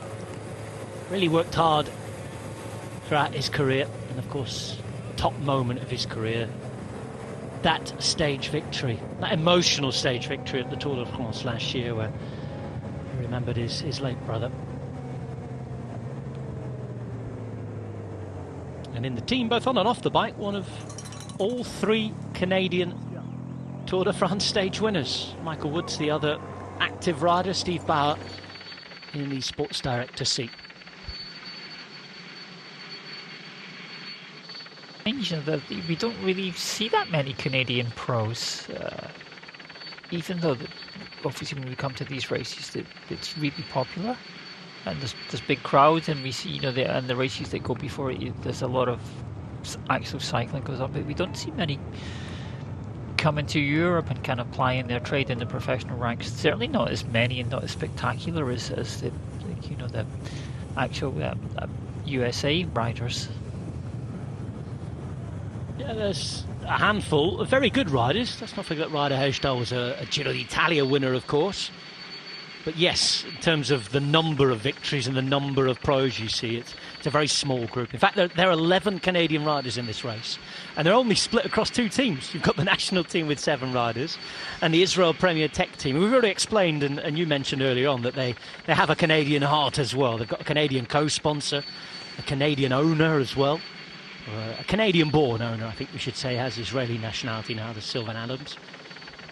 But yes, they're...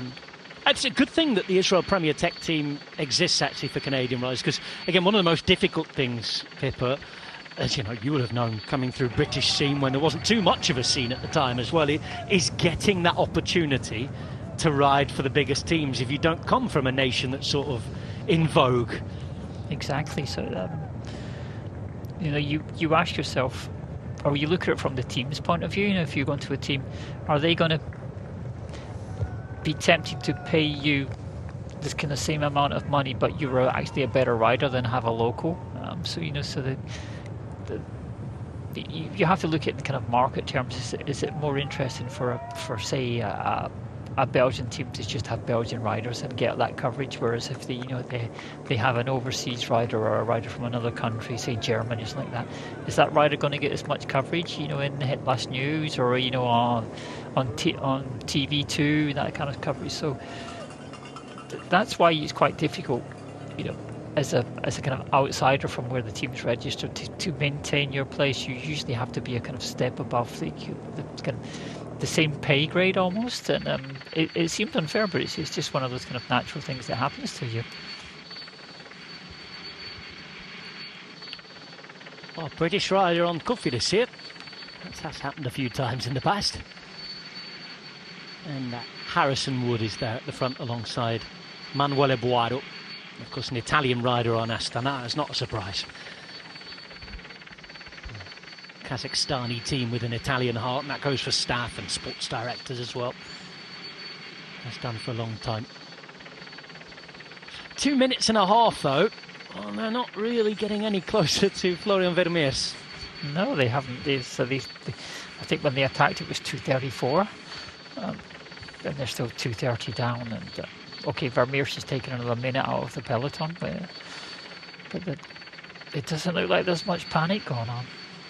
And it looks like it's drying up, so that helps tremendously on the circuit in terms of the people who think they're going to be able to race them, because it dries up. They feel a bit better, right? They feel slightly safer doing so, and then it just gets faster and faster, a bit like Quebec, where the last laps are as fast as if it'd been like the Quebec where we saw that first lap and they were flat out. This race tends to gets faster and faster as it goes on. And Asher Desert Citroën positioning themselves up to the front. We saw Van Avermaet in half-decent form the other day. Kuznefroy gave it a go. Ben O'Connor, perhaps not at his best, but he was active. We saw his face on the telly a few times, didn't we? Same with Stander Wolof. I think they're keen on trying to be instigators, even if it doesn't pull off for them. They certainly showed the other day they want to race, and they've been quite aggressive here today. They've got a good chance with Benoit Kuznefroy. It's not that much climbing that he won't survive it. And if Ben O'Connor looks after him, going into those last couple of laps, then they've got a definite chance. Quite often it's about using up your teammates to close down some gaps when you get into that last four laps or so, especially over the top of the hill. With the guys who tend to attack over at the top on the uphill, they usually get taken back on that false flat along the top, and then that's where you really need your teammates to close gaps and kind of pay attention to what's happening.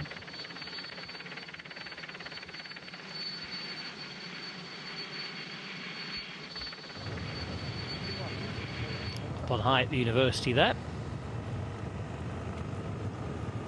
And down here on the man who's graduated from the School of Cycling, you'd say, in the last couple of years.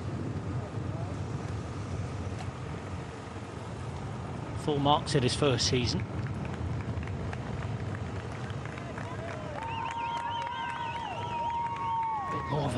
curve in Season 2. Season 3 seen him get more results again. Impey's enjoying this.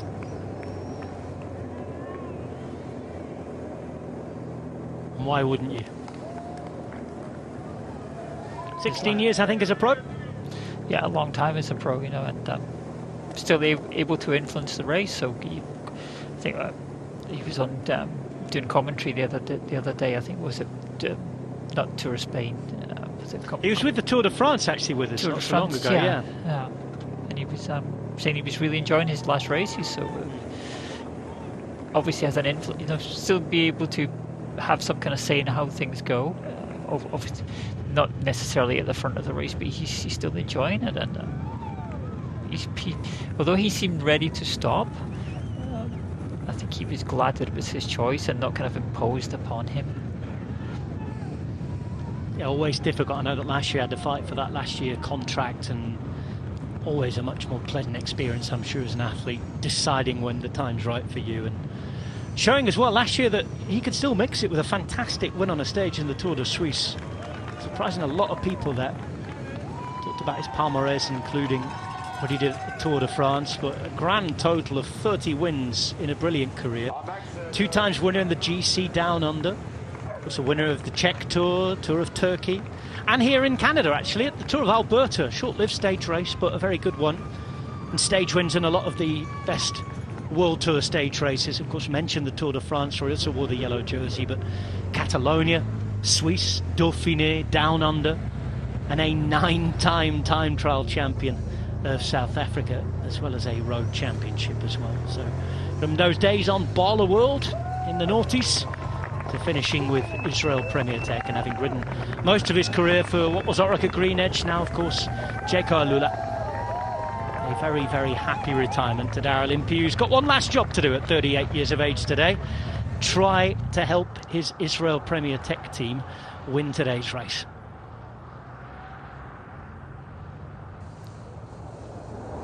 His job for the moment is controlling this breakaway. He's got this man at 4 minutes.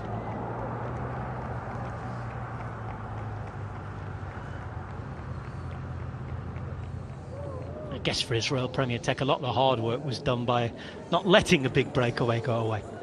No, they've had to keep tabs on, you know, and who's been up the road. So every time there's any kind of acceleration, they've got to cover that and stop a group that's got more than 4 riders in it from going away. And quite often in this race we see that there's a big attack goes on the hill, 15 riders in a kind of in a break, and no cooperation because the hill hurt that much that you want to recover. But you can see Florian Vermeersch. I was wondering why he was so comfortable in the circuit in slippy conditions, and he's a former cyclocross rider, so he's got the skill to navigate it for as long as it's wet. So he's not really that fussed. And you know, cyclocross in the winter, it's almost those conditions. Michael Woods is a man that Israel Premier Tech will be looking at today.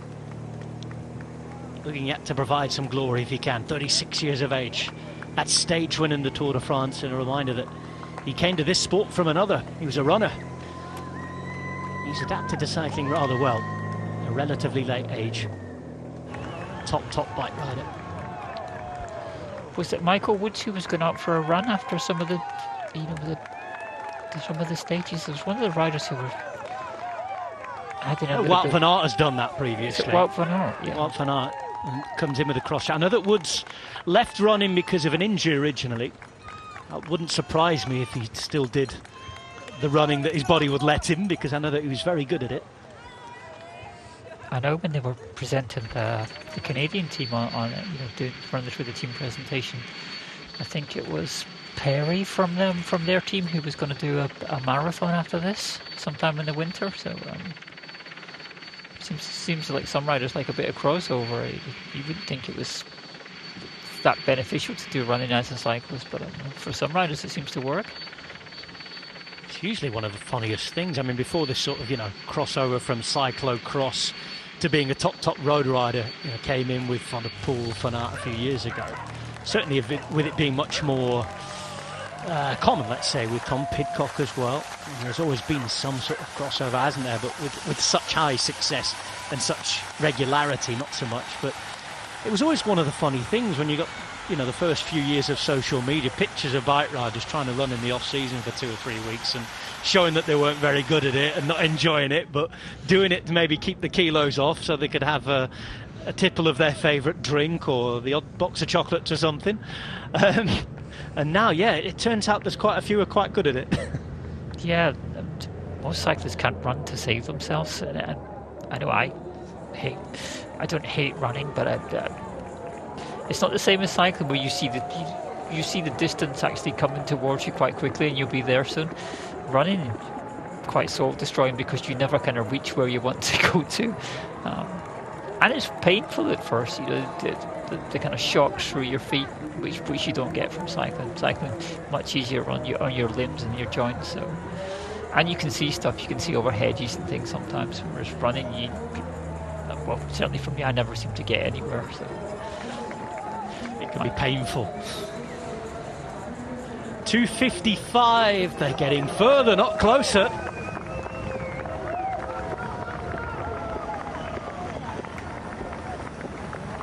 Not a good day for Guado and Wood at the moment. And this group is getting closer to them, led by Impey. And very relaxed in the peloton now, so not that level of stress and fighting. There's no big kind of fighting for position into the hot dog corner anymore. And quite happy that Israel Primatek have taken over control and kind of calmed things down. A few more jackets coming off. Is clearer than it was, isn't it? Derek G dispensing with his jacket and going to dispense with a gel wrapper while he's at it, I think, as well. You know, those people who started with big thick with the diving gloves on, that type of clothing just disappeared instantly. They've done the first lap and thought, I can't wear that anymore, it's much too hot. I think there's only a couple of riders who've still got that kind of those kind of gloves on. He's dealing with the stress of the race as well with that gear on. Not always easy to do. Now then, there's a bike change on the left hand side. Nervous through the feed zone as we saw the incident the other day. I mentioned at the time that it often happens, and we got a reminder, didn't we? Thankfully all was well, even for the riders who went down. They're racing again today.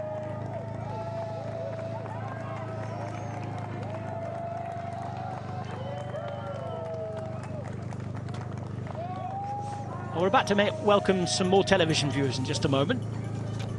Forgive me if I very briefly recap what we've seen so far today.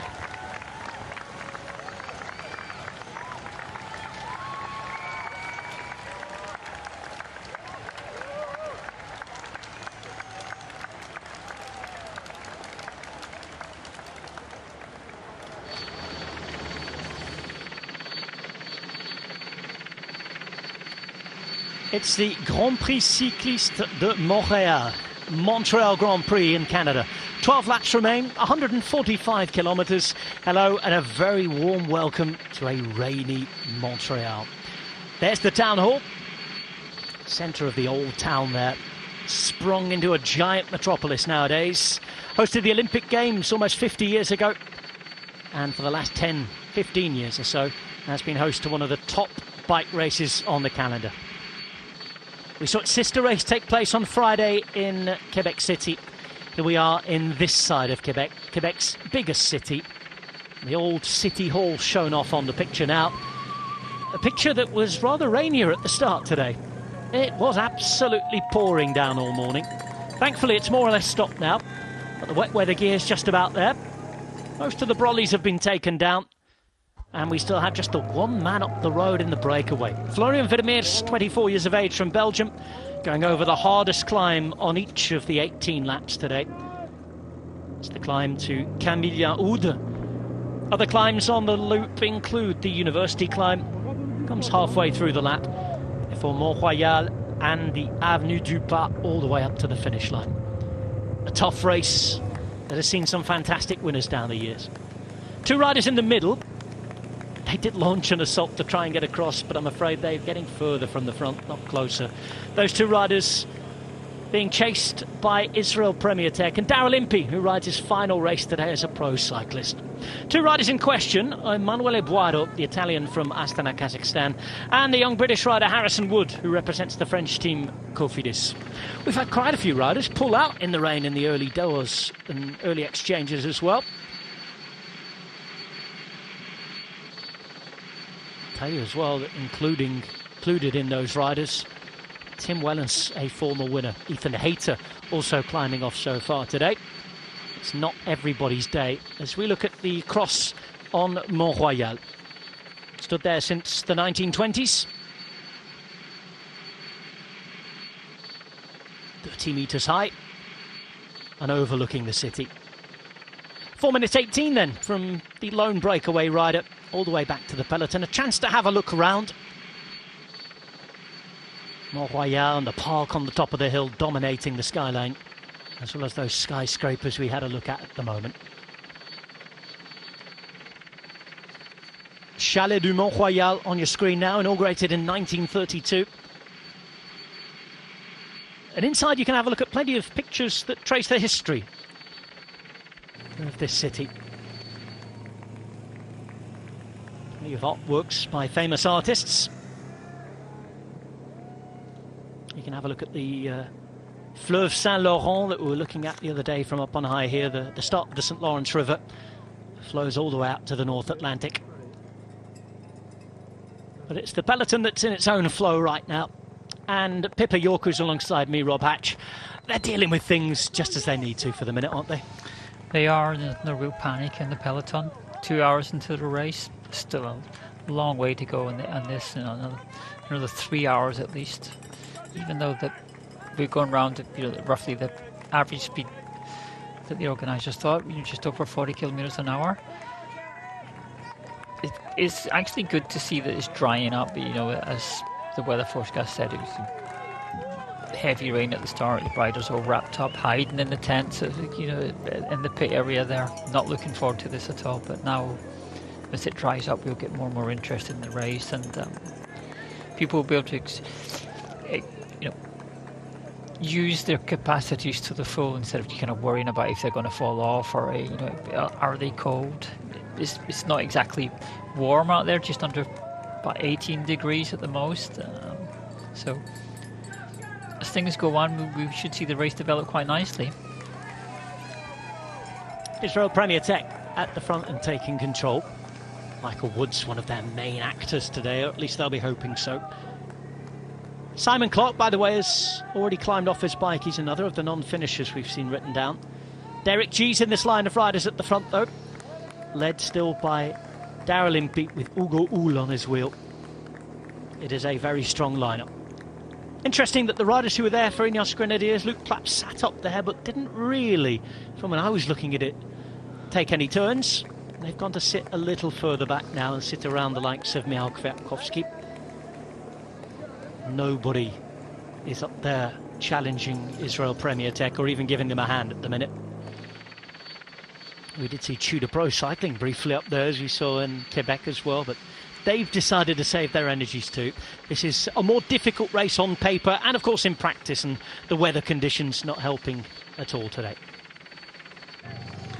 Yeah, it was interesting that we saw Ineos Grenadiers come up and ride. It looked like they were going to contribute to the front of the race, help Israel Premier take out, but they just kind of sat second position with Luke Plapp, Michał Kwiatkowski sitting about fifth position, and they haven't done any work. But we had the Tudor Pro Cycling actually contribute for a while, so there's kind of some strange decisions going on there.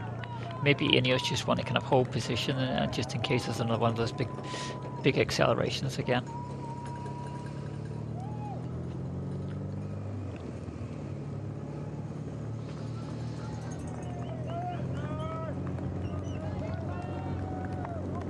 Still growing his lead.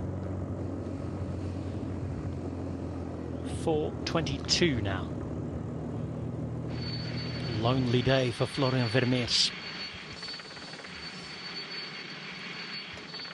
In fact, the only time he's going to know he's actually in a bike race is when he waves to his friends on when when they pass each other in the pit area there. So he sees them on the other side, and he's right.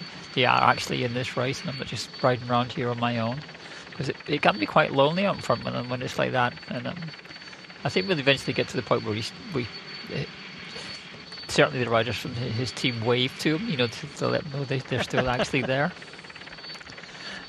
They were the last 10 winners.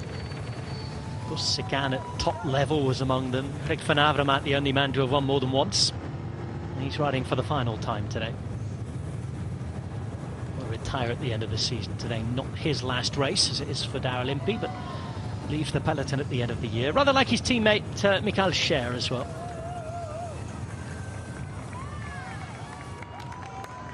Oh, look at that, the gap goes to 3 minutes now to the pair chasing.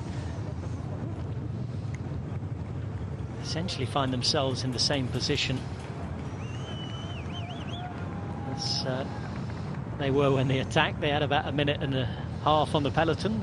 That's roughly the same, but this man's pulling away from them, showing he's on a strong day. 140 kilometres remain.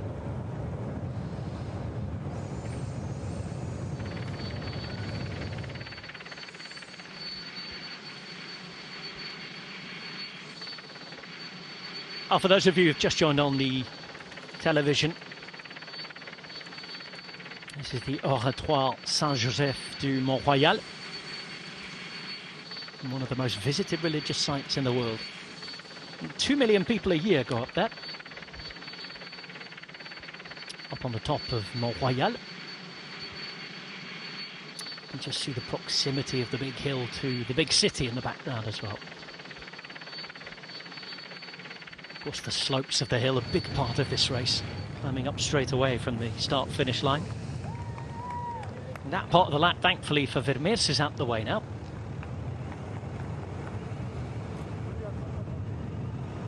Disappointingly for him, there's still 13 times around it to go. But at least now he's not too worried about the descent anymore. Slightly faster line through them. He can lean over a lot more than he was before, and we don't hear that same screeching of the disc brakes either. I was just looking, so this is probably one of the last races they're actually going to be riding Ridley bikes, so next year they move to Orbea. There's a bit of discussion about why that was. It was still a contract to run with Ridley, but apparently it's budgetary choice, so quite often teams have to be quite brutal in those kind of things. If there's a get out clause or whatever, so then they change, and they may have been happy with Ridley in the past. However, they have to make the budget stretch as far as they can. So a move to Orbea. So it would be quite interesting to see if they keep the same colour of bike, or if there's any changes in the design, because up until now it's been quite a classic design. Is that going to be the same with Orbea? Maybe not. Yeah, Orbea coming from the Basque Country, one of the very traditional manufacturers of bikes from Eibar.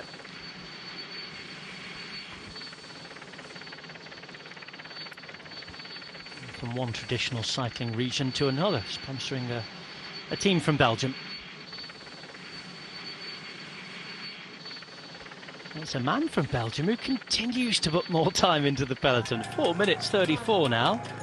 As we're having a look at Christophe Laporte here, headlining the Jumbo-Visma team, alongside Tish Benoot.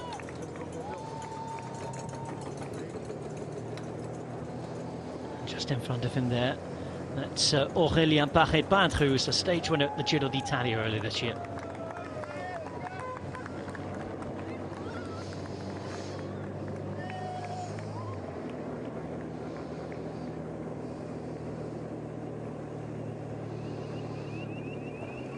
Four minutes 35 now, as Israel Premier Tech still content with 137.5 kilometres to go to let Florian Vermeers continue to ride his own laps. 12 laps remain. Told you I'd lose count at some point during the weekend. There you go. I was giving him an extra lap to do of this course. That's definitely something he's not going to look forward to if you get the counter wrong. somebody's going to remind the people at the side of the road that that's, you know, we've done that many, you know, you've missed one somewhere. So 12 to go with almost 5 minutes of a lead. This race is so brutal, though. I mean, it's not obviously if he can afford to dream at all yet, is it? It's still very much peloton. There's still just one man riding here.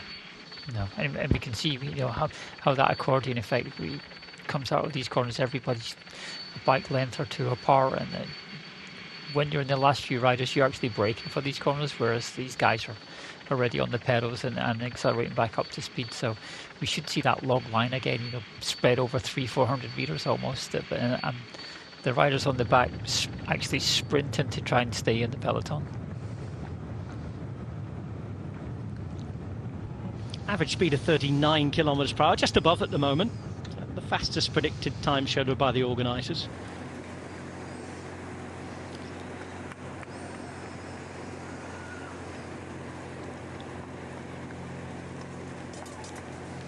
Here's Greg van Avermaet.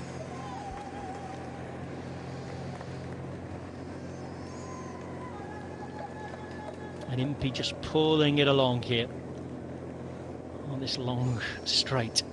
Not many of them on the course, but these are the sections where it is advantage to the numerous group behind. Not as heavily populated as it was at the start, though. Quite a few abandonments already. Knocking on for 20 riders have climbed off.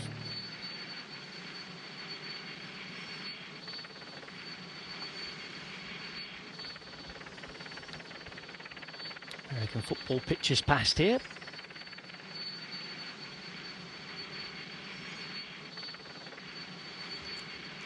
Is that one of those things that you're familiar with, Rob? I'm afraid it isn't. They're playing something I'm more familiar with, though, thankfully. It's a round ball, not an oval ball, thankfully. But yes, not really my thing, I'm afraid, the old NFL. I do enjoy a lot of different sports. Very, very lucky to cover them in a broadcast career, but no, not one that I could ever see myself covering. I'd have quite a bit of studying to do at the old Montréal University on the hill there, I think, before they allowed me near one of those matches. It's very popular at the moment, certainly in many different parts of Europe, American football now. They've even started showing it here in Spain. Wow, you actually going to have a bit of American culture it reaches Europe. Yes. I know, I kind of watch American football now and again, and it doesn't seem as physical as you think it's going to be, but it is very tactical. And when you kind of like that kind of thing, it can be quite fascinating to watch it. I know that, but it does show. I think it tends to show late at night on one of the other channels. So if I catch it, I'll watch it just to try and understand. So they'll have pundits and experts, and just to get the insights about why there's certain choices made and certain tactics, and why they choose certain players for certain situations. A bit like in a bike race where you send the climbers to a climbers race and you send the sprinters to a sprinters race. It's a very similar thing in American football. Yeah, I understand that the coaching's so important, isn't it? As there are 11 laps to go here. See, in the famous films, the Hollywood films, you see them all with their drawing boards, don't you? And planning the next play at the timeout and things like that. So, and it's if you're into your tactics. And it's a bit like here where we see, you've got a rider like Darrell Impey.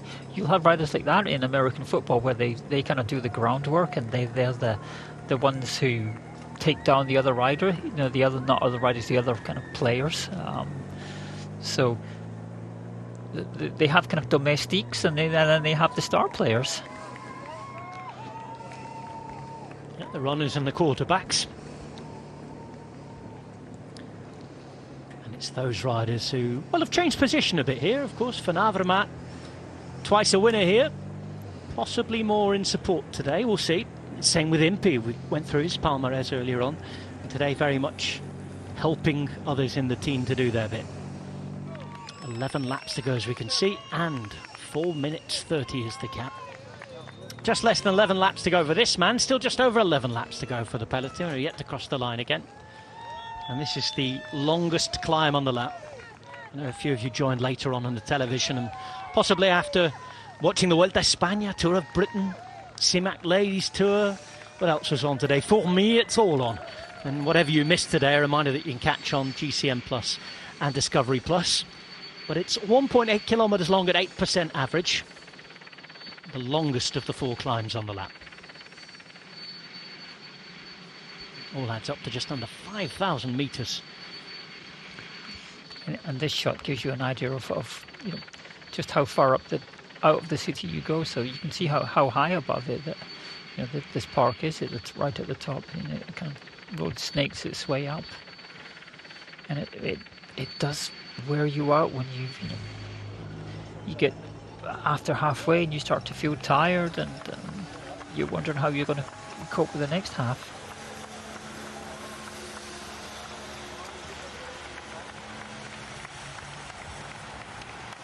I imagine it's a busy place at the weekend and in the evenings in the summer as well.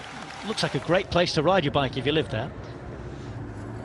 I don't know what the nightlife's like. Every time I've been to Montreal, it's been in a bike race, and I've finished completely worn out. So I imagine for the staff, that you know, if they got the chance to go out, it's a very different vibe than it is in Europe. Here the 2 immediate chasers then. Well, the word immediate perhaps not used in the correct context there. The next rider's on the road, but they're closer to those chasing them than the lone rider there trying to chase up the road. Get some proper time gaps here as they're about to pass through, and you can see that they're certainly envision those chasing them behind, and it looks as though the effort might not be fully there now. Let's see.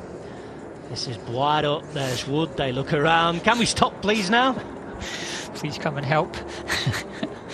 Boado's not happy. Obviously the team car told them, you know, let's actually see that somebody from Astana's in the bike race, and, you know, go and attack, and they've let him go, and he's thinking, well, this wasn't my idea. Yeah. Harrison Wood looking across there, you know, slight smirk on his face that he's kind of halfway in between. Probably give a wave to his comrades on the other side of the road. 3 minutes and 50 now behind Florian Vermeers. Was the timed gap I saw as they crossed the line. 3 minutes 50 seconds. And we'll get the same for the peloton hopefully here in a moment. So Florian Vermeers has actually, you know, steadied the gap. You know, so he's not losing anything, but Boaro and Wood are gradually going backwards to the peloton. Lunchtime for Israel Premier Tech. And let's get a look at the time. Another bike change. Is back on his original bike now for Kevin Junietz, who's not been allowed to settle into the race. And look at that, 4 minutes 34 seconds roughly as they came across. And for Junietz, that wasn't quite as good a bike change as one of the other ones we saw, where he did it right at the front, and by the time he was back in pedaling, he'd only got about a quarter of the way down through the peloton. But that's definitely his race bike, because it had the transponder on the front, so he's back where he started, and hopefully happier with that. Took them the best part of 2 laps to get that one sorted.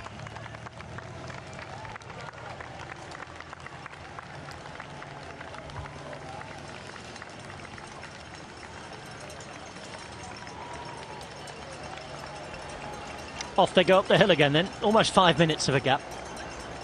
And I think we can almost forget about the 2 now in the middle. They did not look happy, and they were certainly not threatening this man. Cherie Prudhomme, I think. Dishing out some advice to Florian Vermeers. Winning team, winning sports director from Friday.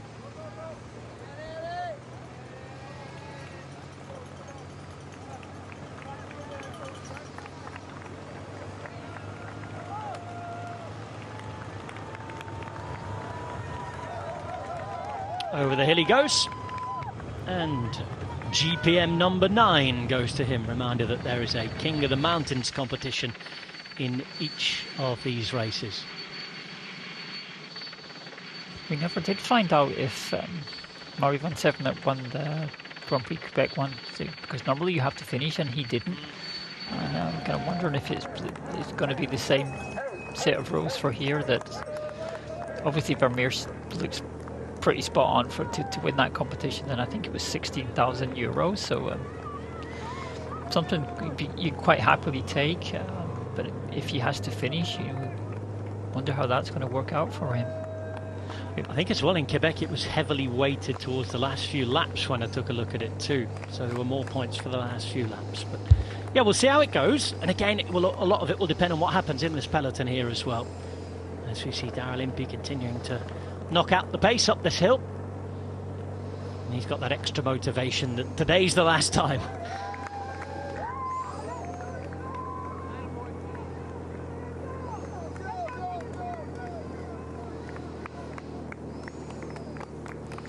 And one of the advantages now, that as it dries up, is the teams will be able to ride kind of closer together and get much more organised, so they won't all be kind of spread out wondering where each other are, because you lose the rain jackets and they can see where they're meant to be, and especially the director sportives back in the cars can see where they are and give out instructions that they all kind of stay together and look after the team leaders. So as it gets more organised behind, the kind of the tactics for you going into those last few laps will become clearer. Camera operator, as if on cue, as you were talking about the surface there, just showing close up that it is starting to dry out a little bit in certain sections.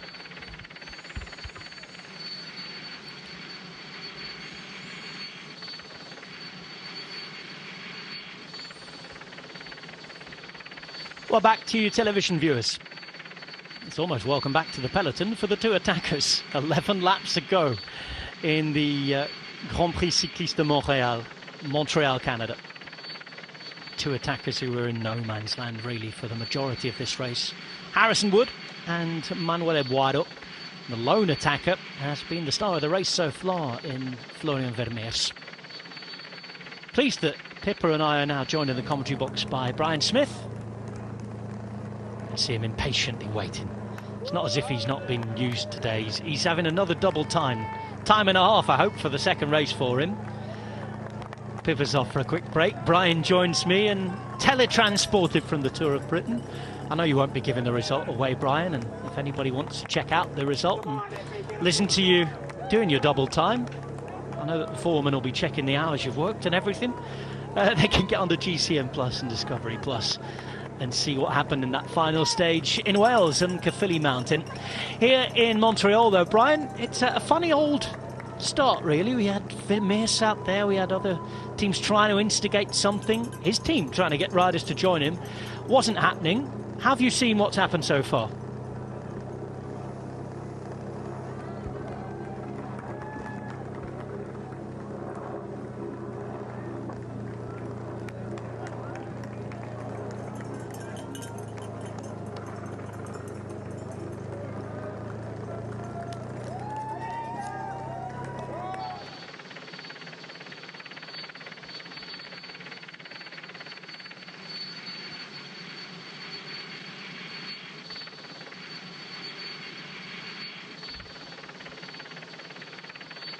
Okay, I think I've just been turned on, Rob.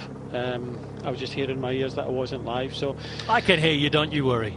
You can forget about what I said about the rugby, but back to the race and Vermeers. It's always one of these situations, and second division team, but as we see this banner here, Akoi, and I know that they are sponsors of the races here in Canada, and Lotto Destiny are sponsored by Akoi, and I know that the owner of Ikoi is actually over in Canada at the moment, and they're just kind of loving it at the moment. As a sponsor, seeing an individual rider up there, it's not often we get single individuals going up the road and getting an advantage. 4.5 minutes is not a lot, but at the end of the day, you normally get that kind of breakaway formed. I know Canada, the national team, tried again to no avail, and then we've got Harrison Wood, the Brit, and the Italian Manuel Boaro just kind of hanging out there, shaking their heads, coming across the line, not getting anywhere near Vermeers. But it's a lonely day out for him, and it's. I think you alluded to that. Will it be successful at the end of the day? If he has to finish, he's picking up more and more points in the King of the Mountains. That'll put him on the podium. He has to finish, although Van Sevenant didn't finish the other day and didn't get that competition. But it just. I know why Israel Premier Tech are here. They potentially have a winner in Michael Woods, and Corbin Strong rode well in the sprint on Friday. But they're also, again, another team sponsored by Akoy, but more importantly by Premier Tech, a Canadian sponsor, so they have to do it. We saw Intermarché and Tudor Pro Cycling ride on the front on Friday. Saint Laurent River behind. Israel Premier Tech here at the front. 4 minutes 26. I can tell you that the two chasers in between have since been caught. We now just have Florian Vermeers out front, chasers behind. And this race continuing to develop as we head into 125 kilometres to go. Just less than 3 hours of racing probably remaining.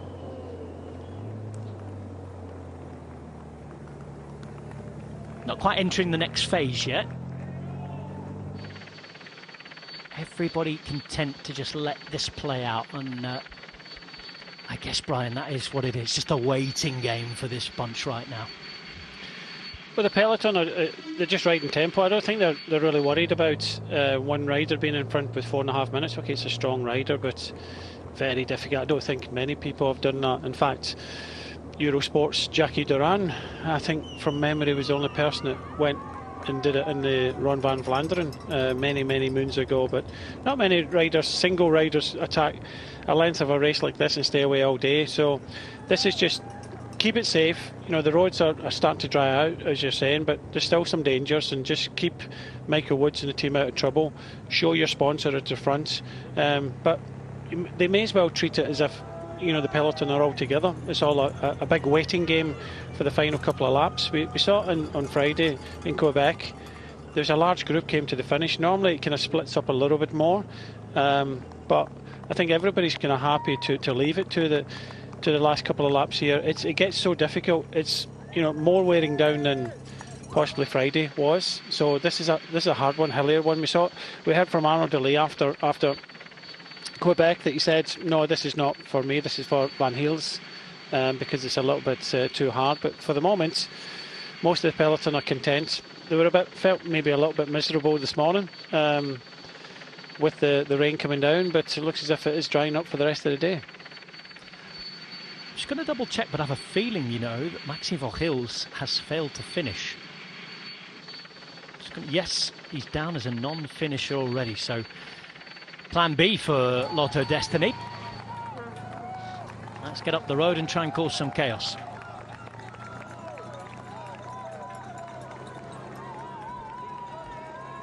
Weather much better than it was, isn't it? Look at that, dry bits of road as well now.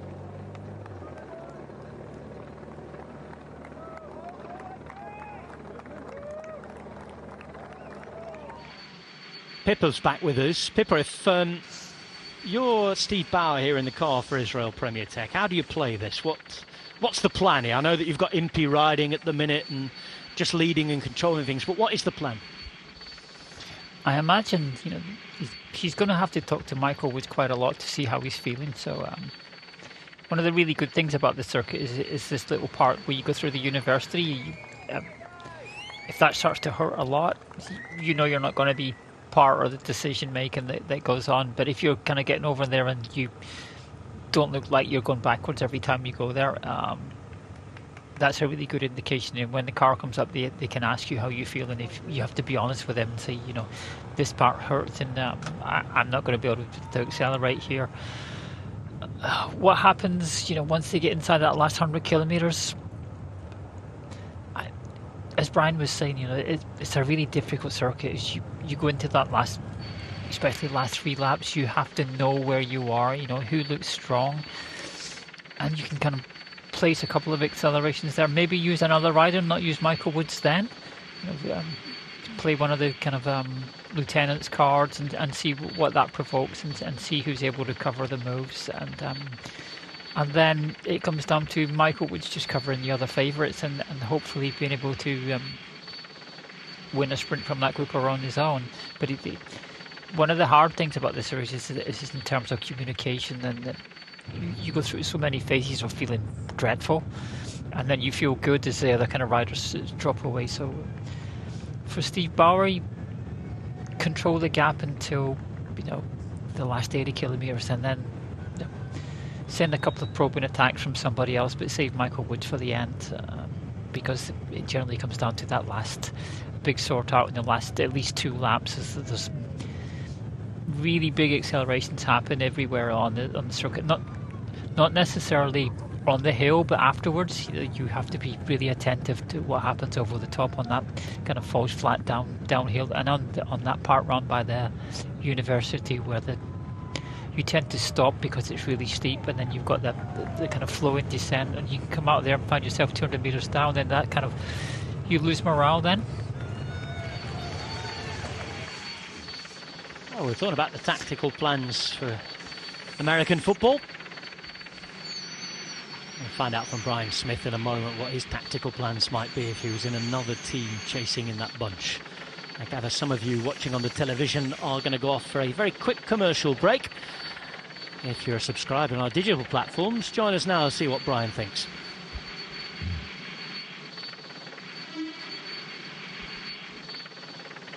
Brian, then, you're a different team. Any other team, how do you attack this race? I'd be happy just to sit back. If I've got someone that could win this race, like Pippa just said, just wait for the last 2 or 3 laps. This is a hard circuit round here. It can explode in the last 2 or 3 laps. So, if Israel Premier want to take it on, and if this was maybe a race in maybe another part of the world, we might not see this. But a Canadian with a Canadian sponsor in a Canadian race, that's a bit of pressure, and that's why they've taken it on. I know it's hard work. I know they're going to use a few of their team, but at the same time, it's keeping Michael Woods safe. It's not as if he's going to drop back into the group. He's sitting up there towards the front, and that really means that they're keeping him out of trouble. As everybody knows, racing in the rain, which it was earlier on, it's starting to dry up a little bit now. It just means that there are some dangers in here with the lines on the corners and things like that. So he's just having an easy ride towards the front. So that's first and foremost. But as another team manager, I'd just be happy to sit back. We saw a lot of teams kind of sat back and let Intermarché and Tudor Pro Cycling do it on Friday. So why, just allow Israel Premier Tech to do it today? I know that Tudor Pro Cycling were keen earlier on today. A whole kind of learning process for them, but at the end of the day, you'll use other teams to get your own rewards. This race traditionally, we've seen a very, very small group sprint at the end. Very small. It's attritional, and everybody knows that. And it's unfortunate that a couple of riders have climbed off. A couple have not started. Tim Whelan's never started. But it's a hard race just to kind of sit at the front all day as well. But they believe that they've got someone who can win this race, and he's sitting in 5th wheel. Do you think that they're basing their tactics on what UAE or Jumbo are going to do?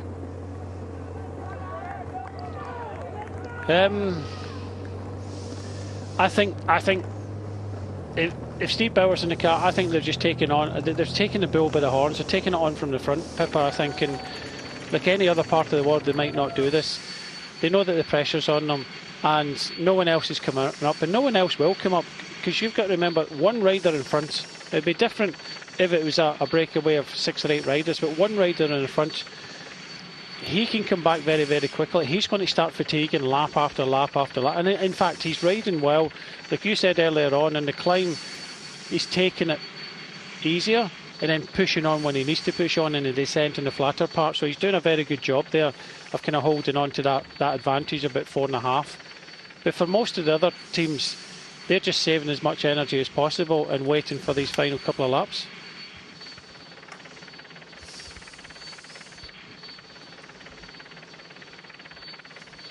Into the final 10 laps of the Grand Prix de Montréal. 122.2 kilometres to go. On for you Australians watching. And here's the peloton. Well, the Aussie team, Jeko Lulu, was very active early on, quieting down a little now. Michael Matthews here, who has had so much success in Canada. Another podium place on Friday evening. Simon Yates in this race, you'd think more likely. His brother Adam was up there for the Ineos Grenadiers last year. But for now, it is all about Israel Premier Tech. As Pippa was wondering about who the Ineos Grenadiers might ride for today. What's your take on that, Brian? Yeah, I think it's going to be too hard for Hayter. He likes to ride at the back a little bit. I think we saw Sivakov on Friday try to go on the attack, but Kwiatkowski and Danny Martinez seem to be the two riders that Kwiatkowski, we know he's got the form. Martinez is the interest for me. What sort of form has he got? So I think it'll be either Kwiatkowski or Danny Martinez for them today. Bad news for Hayter is that he seems to have climbed off already. He was way off the back on the first lap. And we've had reports that he stepped off the bike. There are the Ineos Grenadiers on the screen now. Plapp easily identifiable. Puccio and Swift still in the race for them alongside Kwiatkowski and Danny Martinez, who you mentioned. Sivakov has been seen near the front. He's a man who's going to be moving on next year, and Pippa, it's a funny mentality, I guess, knowing when you're leaving the team, and you know he wanted to ride the Welt and know that maybe it's not that the confidence of the team's not there, but it must be a strange old feeling that when you've made the announcement there, but you're still in a different coloured jersey. Yeah, there's a different feeling of I've loved you and left you. Can be quite difficult for some of the kind of staff members, and quite often we see the directors sportifs, being kind of petty with the type of riders. Sometimes they leave under a bit of a lover's tiff almost. They kind of fall out of you've left. And then other times, they don't want you to stay, and then you're, as a rider, you're more annoyed with the team. I think for Sivakov, it's that kind of latter case where he doesn't feel like he's been appreciated enough, which happens now and again. You're judged on performance, and if you haven't been good enough in terms of what the team want from you, then they get rid of you. It's quite brutal in that kind of manner, that you have to realise that you're actually a commodity, and what you bring to the team has to meet what they're paying you for. As we see Chavez here back in the cars, he's one of the riders that could shine on this circuit. Whether he's got the form, he was near the front in Quebec for a while. Could he have been saving himself for this race? It's hard to say, but he looks like he's got some kind of mechanical issue going on. No real panic at the moment. But I was just thinking, looking at the kind of Yates brothers, is that Adam's had a much better year than Simon, and UAE have got a stronger team. They've got much more options. They've got 4 options here with Yates, Hershey, Micah and McNulty. So they've got kind of 4 options as they go into the final, whereas probably for Simon Yates, he's going to find himself in his own, and he hasn't been at this race since 2015, so his kind of memories of it are a bit distant about how it works now. So I would imagine that it suits Adam more, whereas if it'd been 3-4 years ago, it would have suited Simon more. More of a 2 Grand Tour man, isn't he, Simon, down the years? Giro Tour, Giro Vuelta, things like that. Of course, the latter he won just the Tour de France this year. Of course, where he was 4th, I mean, it's not like he's had a bad year, but yes, the victories maybe a bit more infrequent than they have been in recent years, you'd say. Brian, just on that point about riders leaving, and I'm going to come to you on this because of your noted experience in recent times of managing a World Tour team. How did you sort of go about that? How did you deal with that? Well, I had that situation with Louis Meintjes in the Vuelta when I was there. He'd just announced that he was going to Lampre, and that was in the rest day. So whenever the next, he never said too much. It just kind of broke, and you know what I did is I got everybody in the bus, including the coaching staff and everybody in the bus, and I just told them, I said, look, as far as I'm concerned, Louis Meintjes is part of this team, and an essential part of this team. We came here with a goal of finishing top 10, and we're going to finish top 10 with Louis Meintjes, irrelevant of where he is going. He's still riding in MTN colours, and we came here with one goal, which we will get. And everybody went off that bus knowing what the plan was, and there was no animosity or anything like that. We ride for Louis, and that's going to be the case. On the flip side of that, I got a phone call many years ago from Tour Hushoff when I was involved with the Tour of Britain, and he said, would I ask the Tour of Britain organisers to make sure that he was part of the team, part of the kind of start package and part of the team, because he was leaving to go to another team, and Jonathan Waters did not want to support him in riding. So on that side I did that, and he got to ride the Tour of Britain because of the Tour of Britain. So you get some people like Jonathan Waters has done it in the past. He may be listening, but you know, I know the story, that you know, sports directors or team owners like that may stop riders from riding races and not supporting them. But I am in the view, and I don't like the fact that you can announce on the 1st of August. I don't like that. Contracts should maybe go from the 1st of November to the last day of October, because that, you know, the other case scenario is BMC. We signed Steve Cummings, but Steve was worried about if he had a bottle, even a water bottle, he had to use BMC water bottles and not kind of team bottles and things like that. In training, at the training camp, because if he'd have used that, he might have got fined from his team. So I know it goes on, that you have to use only your sponsor stuff at the end of the team, whether you're changing the team or not. And as everybody knows, that if you go to even to a training camp and they're training different bikes and catering for all this sort of stuff, even at a training camp, different kit and things like that, it doesn't always look good. And you do the team photographs in November at the training camp behind closed doors, and you can't leak any of the photographs, so it can be a nightmare. But some team owners and some team principals treat it differently to others. I just think it should be fair, and if you've got a goal in the race, then you keep the goal in the race. Trying to stop someone like Thor Hushoff ride in the team colours and things like that, it's just, I don't think it's right. May have upset a few team owners.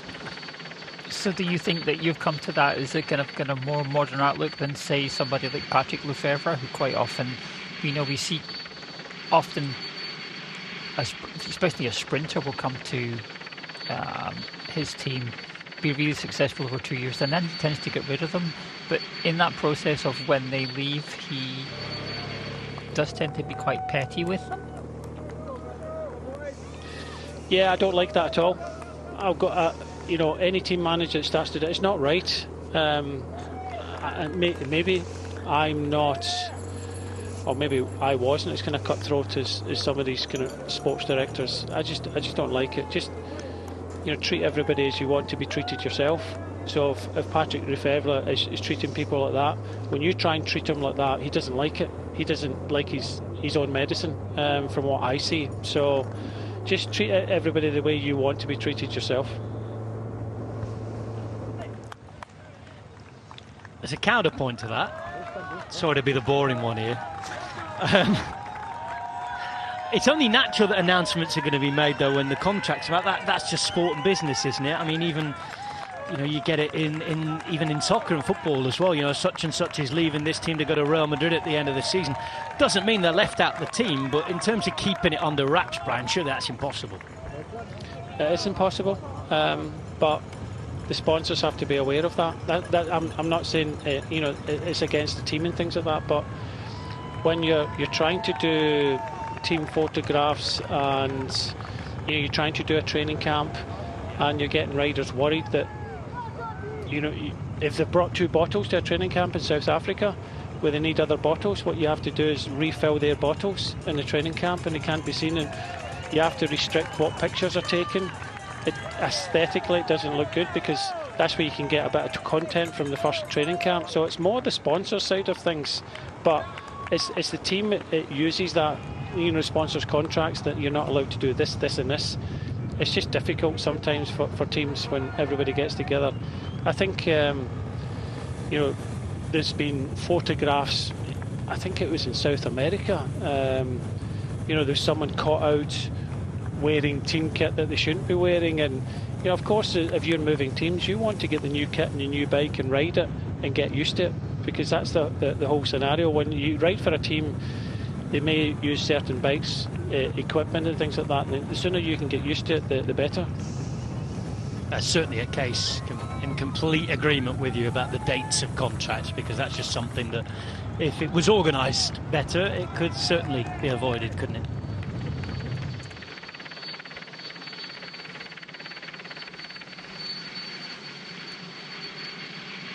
As you can tell with our chat about transfers and contracts and stories, there ain't too much happening on the road at the minute. We're in that period of the race where we're waiting, either for the gap to go down, the rider to tire up the front, or there'll be more firepower added into the chase behind. It's 4 minutes and 32 seconds for Florian Vermeers. He's riding a brilliant day today. Really strong.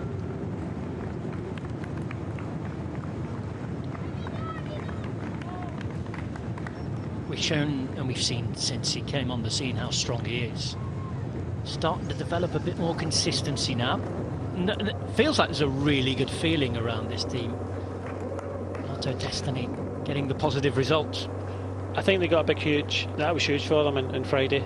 First World Tour victory for Arnaud Delis, that was huge. But in all due respect, we've got one rider in front and one rider at front of the peloton. It's 1 against 1. So that's why the gap's just holding it. They're both riding at the same speed, which means that no one else wants to kind of pick up no one really wants to make this hard for the majority of the race. Sometimes a tactic of a team would come to the front and just going to make sure that they make it hard, make it more selective at the end. Well, no one really wants to do that. Seeing that Wellens, Retailleau, Hayter, Guglielmi, Nibali have all abandoned the race so far, with Lars van Gils, Clark, Kopecky, Lozano also heading to the hotel. Vermeers certainly isn't.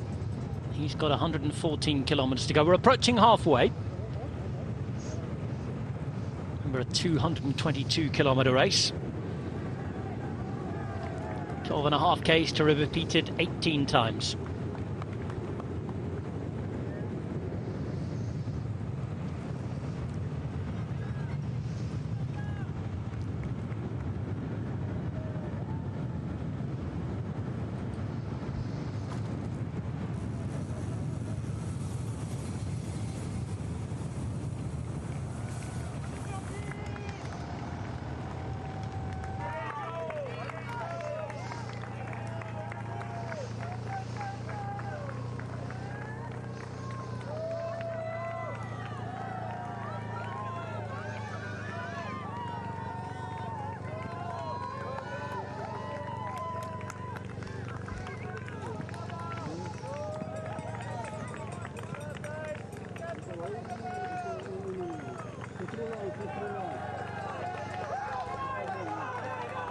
A date for the diary, one of the North American cycling events of the year.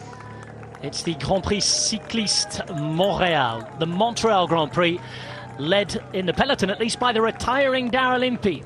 Right, his final race today, led from the front by this man, Florian Vermeers, Belgian rider racing for Lotto Destiny, who won Friday's race up in Quebec City with another very talented young Belgian, Arnaud Delis.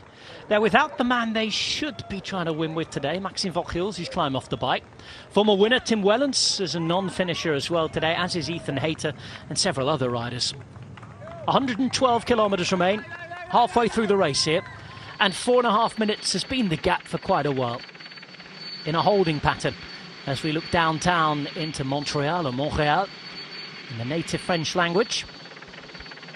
And there is the Fleuve Saint-Laurent in the background, the river that leaves this part of Canada and heads out towards the Atlantic.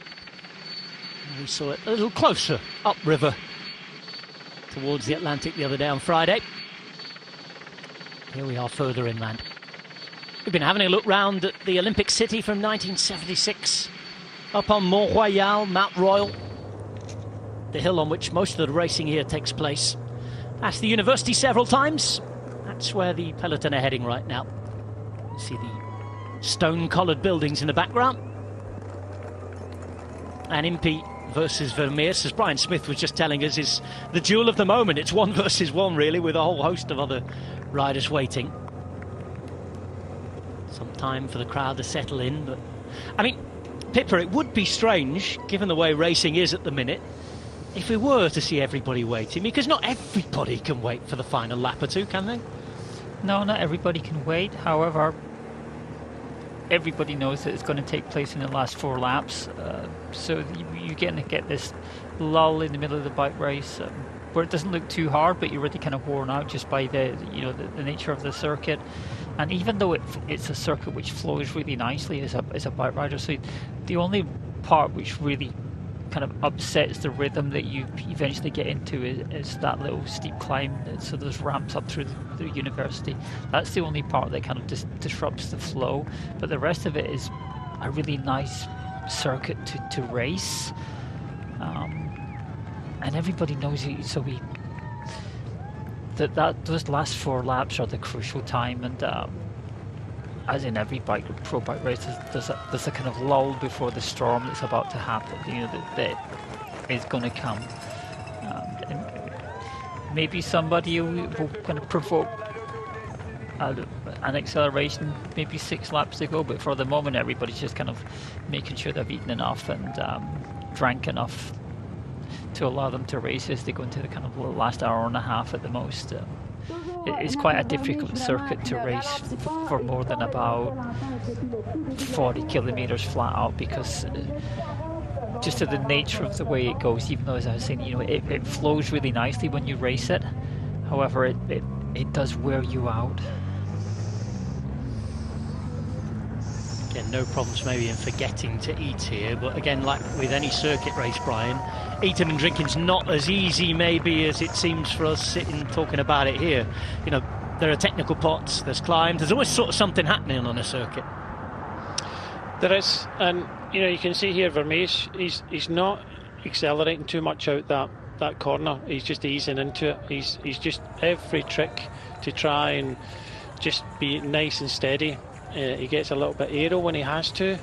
It's just he's trying to save energy. He knows that there's only one rider riding behind him, and like we were kind of speculating, not everybody wants to have a kind of an easy race, but when we've got an easy race like this, and I'm not saying it's an easy circuit, it just means it's going to be more explosive come the end. So it's the riders that are really explosive are going to be that little bit fresher come the end, and I think we're going to be entertained in the last kind of couple of laps. I think we should kind of qualify easy. Easy for these guys. Easy in terms of tactically, this is a kind of easy race to ride. Physically, it's very difficult because the combination of all that climbing eventually gets to you. So now you're about halfway through. You've done 2,500 meters of climbing. So the equivalent of 2 major climbs in a kind of stage race or a one-day race. But because it's repeated, it doesn't seem that much, and you're not climbing for 20 minutes at a time. But it all just kind of adds up to you, and you end up really, really tired, because there's certain points you have to pay a lot of attention, like the downhill through the university, and then there's other parts you can basically relax if it's not lined out like we see on this big long boulevard. So the climb mentally up to Mont Royal, physically it hurts, mentally it's okay. After that, you're back into paying a lot of attention until you get to the boulevards again. Halfway through, just over halfway through for this man now. 9 laps to go. 18 lap race for those of you just tuning in. Just under 5,000 meters. These are the gradients of the longest climb. 8% average from bottom to top of the Côte Camillien-Oude. You can just see the hardest section comes in the last quarter, where we go into double digits. The usual crowds have started to come out now the rain stopped. completely understand that a lot of them might have watched the opening part of the race on the telly whilst it was tipping down. But now this is their yearly look at the world's best. And you're looking at a man who's been on the podium of a monument in Paris-Roubaix 2 years ago. He extended his lead, you know, on that last lap. He's now knocking on just south of 5 minutes. The thing is, he must be in really good condition because he's still riding really. He's got a nice souplesse to his pedaling style as he goes uphill, so there's no kind of raggedness to it. He's not having to get out the saddle too much, so he's comfortable at the pace he's setting in that level of effort. And definitely, you know, so behind it, probably I'm going to have to put another rider to help Daryl Impey to close the gap, because at the moment Vermeersch is riding within himself, and you can see him doing that from probably another at least 2 laps. He's going to be able to ride that kind of tempo. The question is, Pippa, do you want to use another rider?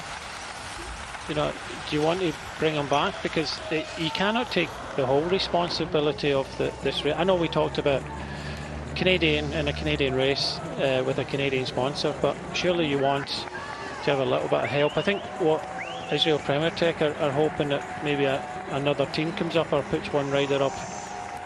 That's what they're hoping for, because Daryl Impey, you know, he's got okay form, but his job is just to kind of try and hold this gap. It's not about bringing the gap down. So he's just riding at the same speed as Vermeersch. You can see everybody behind, nice and steady. They're all waiting. They're all eating, drinking. They're just waiting for this very explosive final, I think. So it's a case of who wants to put a rider up, and it's always a decision. Do you put a rider up or don't you? And everybody's just, we say it's poker and wheels. Everybody's just waiting for someone else to take it on. While one rider is in front, it would be different if there was a multiple break, but there's one rider, and one rider can be brought back a lot quicker than a group.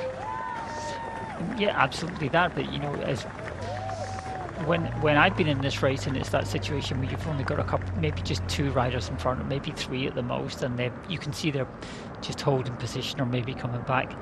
Then instead, all the instructions that I've heard in that situation is don't ride on the front. You know, attack, provoke something, and drag, you know, 10, 15, 20 rider, a group, so just to upset the whole thing. Because as you say, if you just put a rider on the front, everybody profits from that.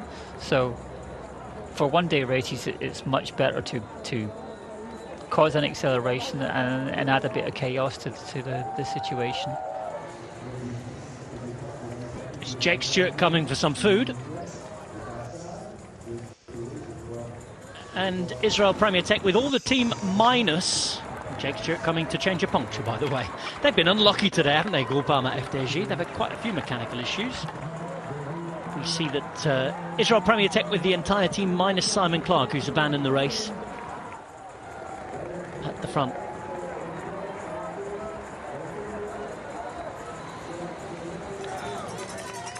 Another lap passes by and the gap's gone up to 4:43. Maybe talk of another man added to the front, whatever, but I suppose today in Daryl Impey they've got a man who's highly motivated. He knows it's his last time on the bike, and you know, the form might be there, as you said, Brian, the form's okay, but certainly the motivation's going to be right up there, to be up there on the telly all day and riding until he's empty.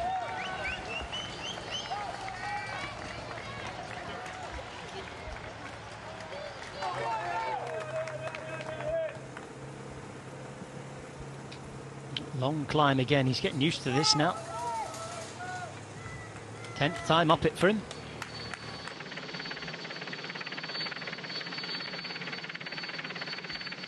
At least you got something else to do the work if you're going up that thing.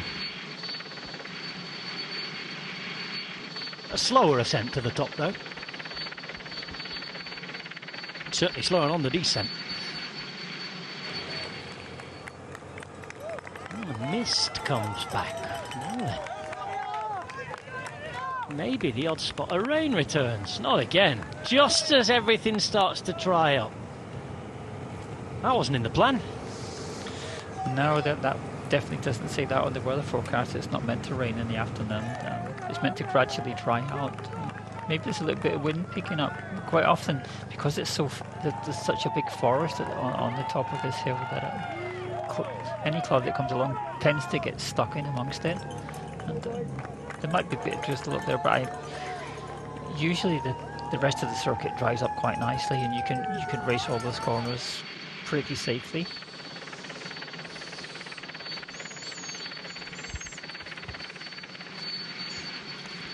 This is the horloge, Quai de l'Horloge. Clock tower down by the bay. Built in 1922. And commemorating the courage of the men of the merchant fleet who were lost during World War I. You see the Canadian flag at the base of the monument there.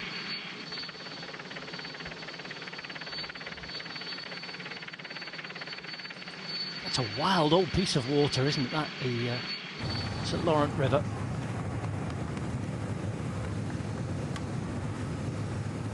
It's getting a little bit more wild on the hill. He's over the top of it now and pedalling away for his life here.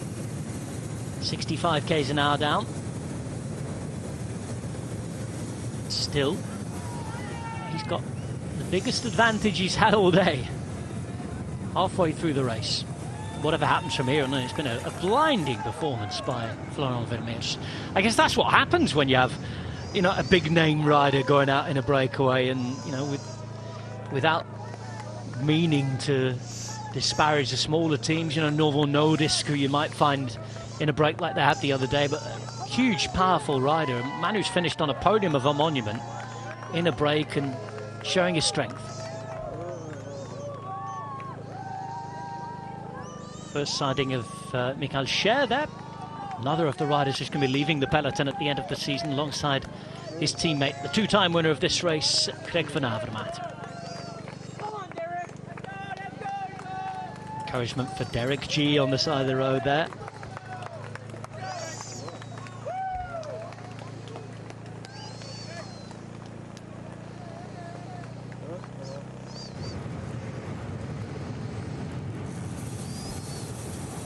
Welcome back to you television viewers, and well, the image speaks for itself. While you've been away, I'm afraid that the weather gods are not following the plan. It started to rain again. It wasn't forecast to do this. Let's hope it's just that little bit of fine rain that talks you through.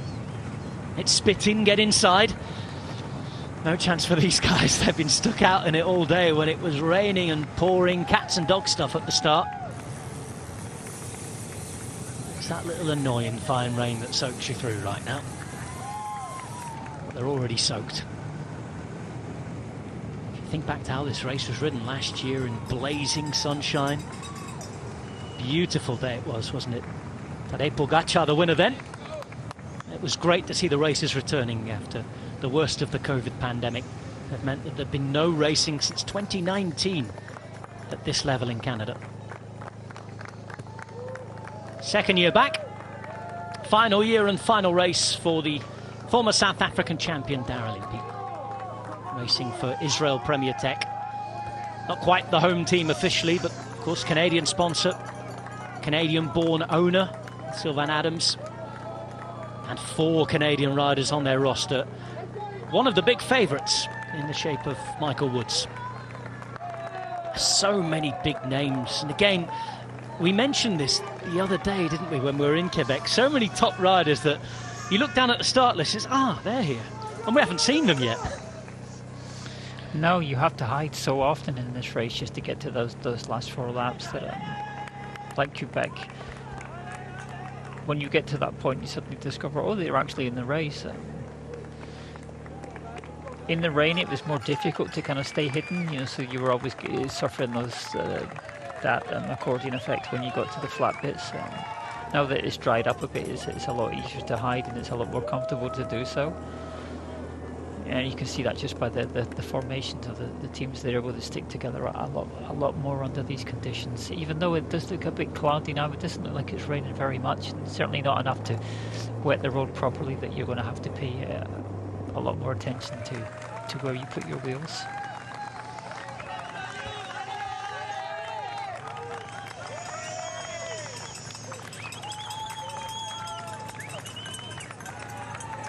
Côte de la Polytechnique right now. University Hill. 780 metres long, average gradient at 6%. There's a section at 11%, just coming up here. Yeah, it kind of gradually goes to this ramp that you can see Florian is just going to attack now. And this is the bit that really hurts later on in the race. You come around and you're still on the big ring and you get to the ramp and you think, oh, that really hurt. And quite often that's where all the kind of attacks will go, because then you're straight onto this descent and almost out of sight sometimes.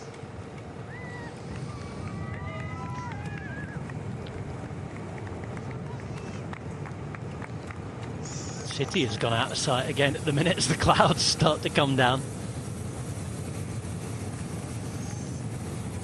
Picks up speed again.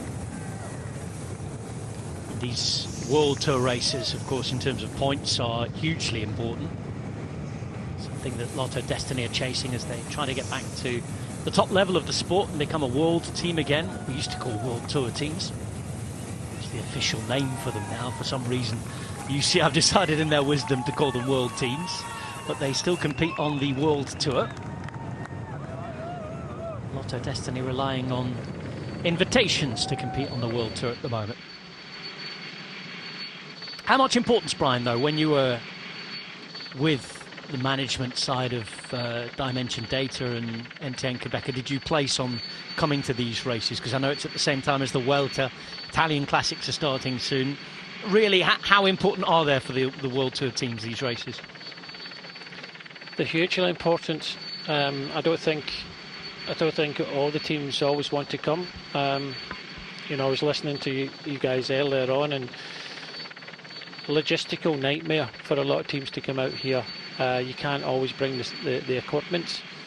You go to the airport with a pro team nowadays and it's kilo after kilo, and they're pinging you the whole time. So, and I know the race organisers will allow you a certain amount of baggage, but you can never do it. So, you know, restricted on how many spare bikes you have. It's difficult. And you know, I know that Tim Wellens is on form. And I mentioned him the other day on Friday, but you know, has he picked up a little bit of illness, maybe a stomach bug, probably not feeling too good. So it's the same when you travel kind of on an aircraft with other people and things like that. You can always pick up these small illnesses and things like that, but I try not to, because a lot of the teams have pressures from their sponsors, you know, they're the people giving you the money. I always used to try and kind of balance things up, what was best for the riders, rather than taking pressure from the team. Like you can see that there's big pressure on Israel Premier Tech to deliver because Premier Tech is Canadian, but I tried not to do that. You know, there's sometimes in the Tour de France that we were an hour and a half away from the start, and then you know, the sponsors were leaving an hour and a half before the stage, so they wanted us to come in and meet the team. And this went on for days, and I said, it's not possible. And I said, what do you expect the guys to eat their breakfast on the bus? You know, I'm trying to get the best performance out of the team, and you're putting pressure on me to bring the team, you know, earlier to the start. It's all about, you know, looking after the team and the performance first and foremost for me. And it's a double-edged sword. You know, you want to look after sponsors, but you want to concentrate on the team's performance. Performance at the minute is still going upwards, positively so for this man. It's almost 5 minutes now, 4:54. Where it's still increasing the gap as he's on to the Panuelo climb, also known as the Mont Royal climb.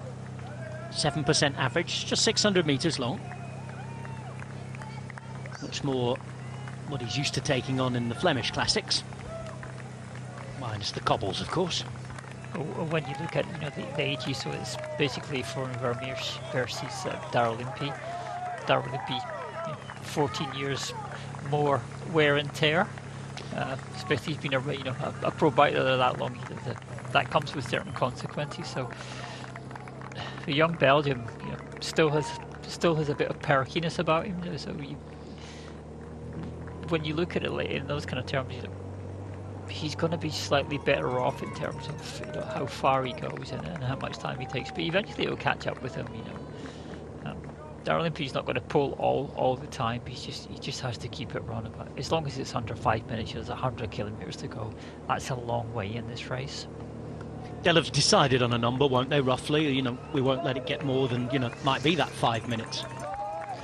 I'm not sure if you could decide on the number that you're comfortable with, but certainly they'll realise that on this circuit, you know, 5 minutes on your own, that in 2 laps that could be gone. You know, a major acceleration. Say Soudal Quickstep, you know, decide to kick it off with Alaphilippe decides the 100 kilometres to go.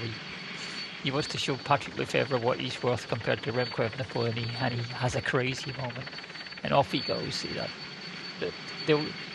The leader will lose 2 minutes on that lap, just for that brutal acceleration. So you just need somebody kind of crazy enough, an Alaphilippe moment to decide, right, I think I'll go and see what I've got today, and the whole outlook of the race changes dramatically.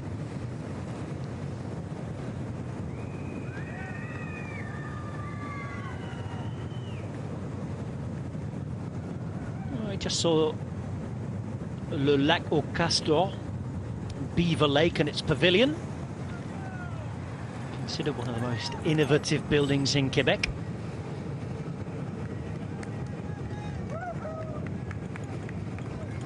It's because of the way it's designed and the views that it gives the visitors over the lake.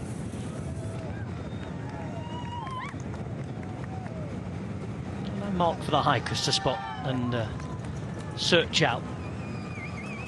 Less so nowadays, I'm sure. We've got the GPS and the phones and the watches and all that stuff. But on a cloudy day like today, you know you've got there. In terms of getting there, he's into the final 100 kilometres here is Florian Vermeers. And the gap goes over 5 minutes.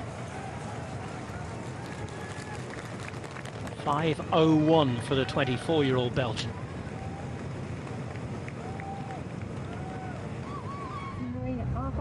De creuser son écart, il est à 5 minutes maintenant.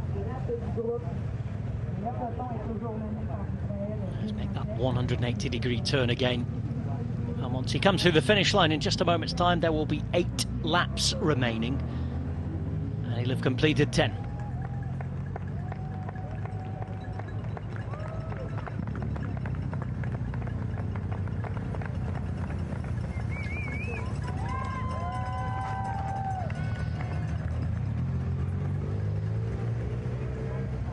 Into the afternoon now in Quebec, in Montreal. It's a man from Northern Europe who's doing his stuff in North America. 5 minutes and 2 seconds of a gap for Florian Vermeers. As we talked about, and make no apologies for repeating, I know plenty of you are joining us as the evening goes on. Arnaud Delis was the winner on Friday, his teammate. Made a tough few weeks in Lotto Destiny. They've been pulling some fantastic results out on the bike. And Brian, you and I were watching the Renewey Tour, and this man was on fine form, wasn't he? Showing that, as well as the many places he can take, he's not far off winning some very big bike races. And he was riding well in that race as well, the Renewey Tour, former Benelux Tour. So he's a rider that's got some good form, and no real surprise that he's winning the battle against Darlington for Israel Premier Tech. And there's 2 ways, and Pippa mentioned earlier, it's something I learned from actually Phil Anderson. Either you put a rider on the front, or you start attacking where you've got these groups and not doing all the riding yourself, and lull some of the other teams into doing something. So there's 2 ways of looking at it. A team might decide to come up in a couple of laps time if it comes up to 5.5, 6 minutes, which it could do if no one else comes up. Is start the ball rolling a little bit earlier, about the kind of 80 kilometres, 70, 80 kilometres. Start the ball rolling a little bit, just probing wee attacks, and then that just might spark this race into a little bit of life. tell you what would really spark it into life is that a team decides to put 2 or 3 riders on the attack. So instead of a single rider, you can let that go, but 2 or 3 riders from the same team, that's a whole different ball game, and that would certainly ignite the race and make everybody think about what's happened here. We can't let basically what is almost a mini team time trial disappear up the road. Let's see if anybody's brave enough to make the move. Again, inside the final 100 kilometres. Same situation for now, and experts alongside me, Pippa York and Brian Smith, have explained why this situation as it is for now. We know what modern cycling's like. We know what it's like, as far as much as we don't know what to expect now. Or when.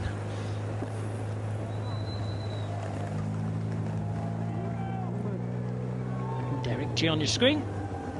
Look at that. 4 times second place on a stage of the Giro d'Italia this year.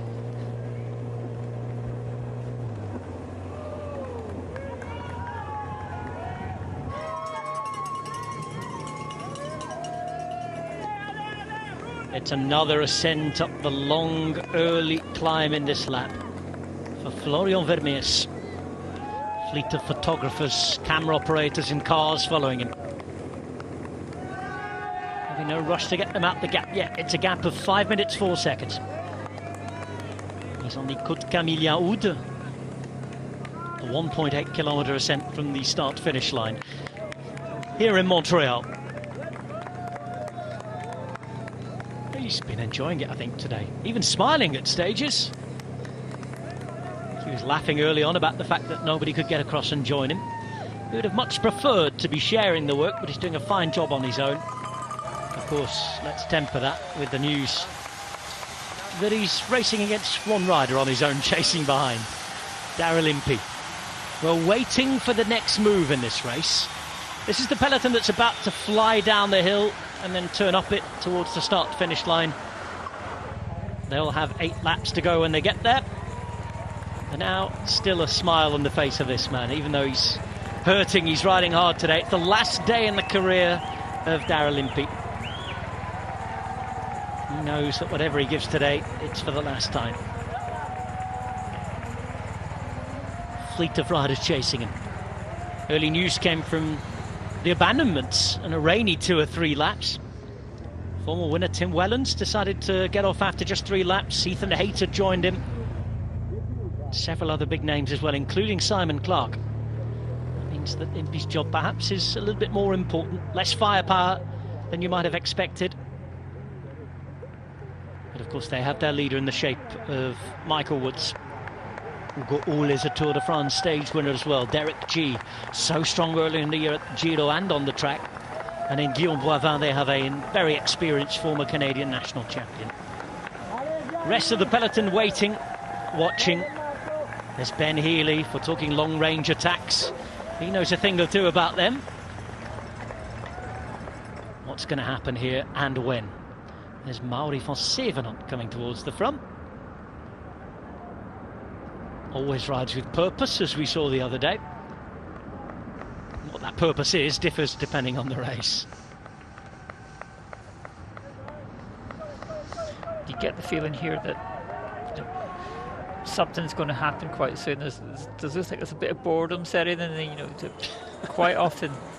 They look restless, don't they? It looks like, going into that corner, it wasn't the usual dynamic from the couple of laps before where okay, Israel, you ride on the front and we'll just kind of cruise around you. It's that there's a bit of chomping at the bit going on, let's get this over with.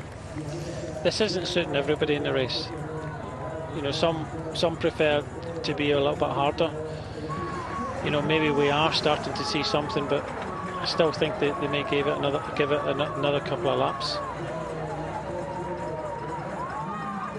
You killed joy, Brian. I was getting excited then. You can still get excited. I was going to ask how it was suiting in the commentary box, because of course it's a long waiting game, isn't it? It's part of the fun sometimes. It's not formulaic, is it? We know that there are certain races where, yes, there is a general formula, but here, the parcours, certainly the weather, different actors all mixed together to provide something that you don't quite know what's going to happen. And yes, there is a different look to it at the front now. Not quite people making moves, but there are people moving up Pippa, and there are riders who are just up there with a little bit more purpose, perhaps. Yeah, there's definitely a feeling of going right near the front just in case anything happens, and there's been a, looks like a little bit of a speeding up. You know, Darrell Impey's disappeared, job over. Now what do we should do? Do they put another rider to just ride on the front for no real reason, or do they actually start racing and then kind of provoke some stuff and see how that develops? But there's too many riders, as Brian was saying, that this isn't going to suit. So it might be worth just attacking to see what happens. You know, even if you're not feeling good, sometimes you can just, right, I think I'll go and attack, and then, you know, I'll get dropped in that, and I've got an excuse. You know, I've shown my face. You know, I've caused a certain amount of chaos, and you know, the other guys were better than me. I can stop. Sometimes it's almost worth doing that just to, you know, get it over with. Darrell Impey then has disappeared from the front. He's been riding all day long. We did see all there. He's done his job, as you said, and he's off to retirement. This is Adam Yates, who's at the back, chatting to Mark Hirschi, who's smiling away enough. Pats him on the back. So the question is, and I think it's been answered for Israel Premier Tech, they took it on. They're not willing to sacrifice another rider. And the gap's growing as a result as well. Yeah, they don't want to sacrifice another rider at all. But then again, they took it on in the first place, so you know, you have to kind of really think about it. Why put a rider up and then stop? But then again, you know, it's a question of, well, we've done our work. How about you guys do some work? And now we get this kind of waiting game, as we often get, and you know, a lot of teams still willing to sit back. I think it's because it's a single rider. Single riders are you know, listening to Pippa earlier, you can lose 2 minutes. If they really race this, you can lose a couple of minutes in a lap. So I don't think they're too worried about that. It's just they're not willing to race for the moment.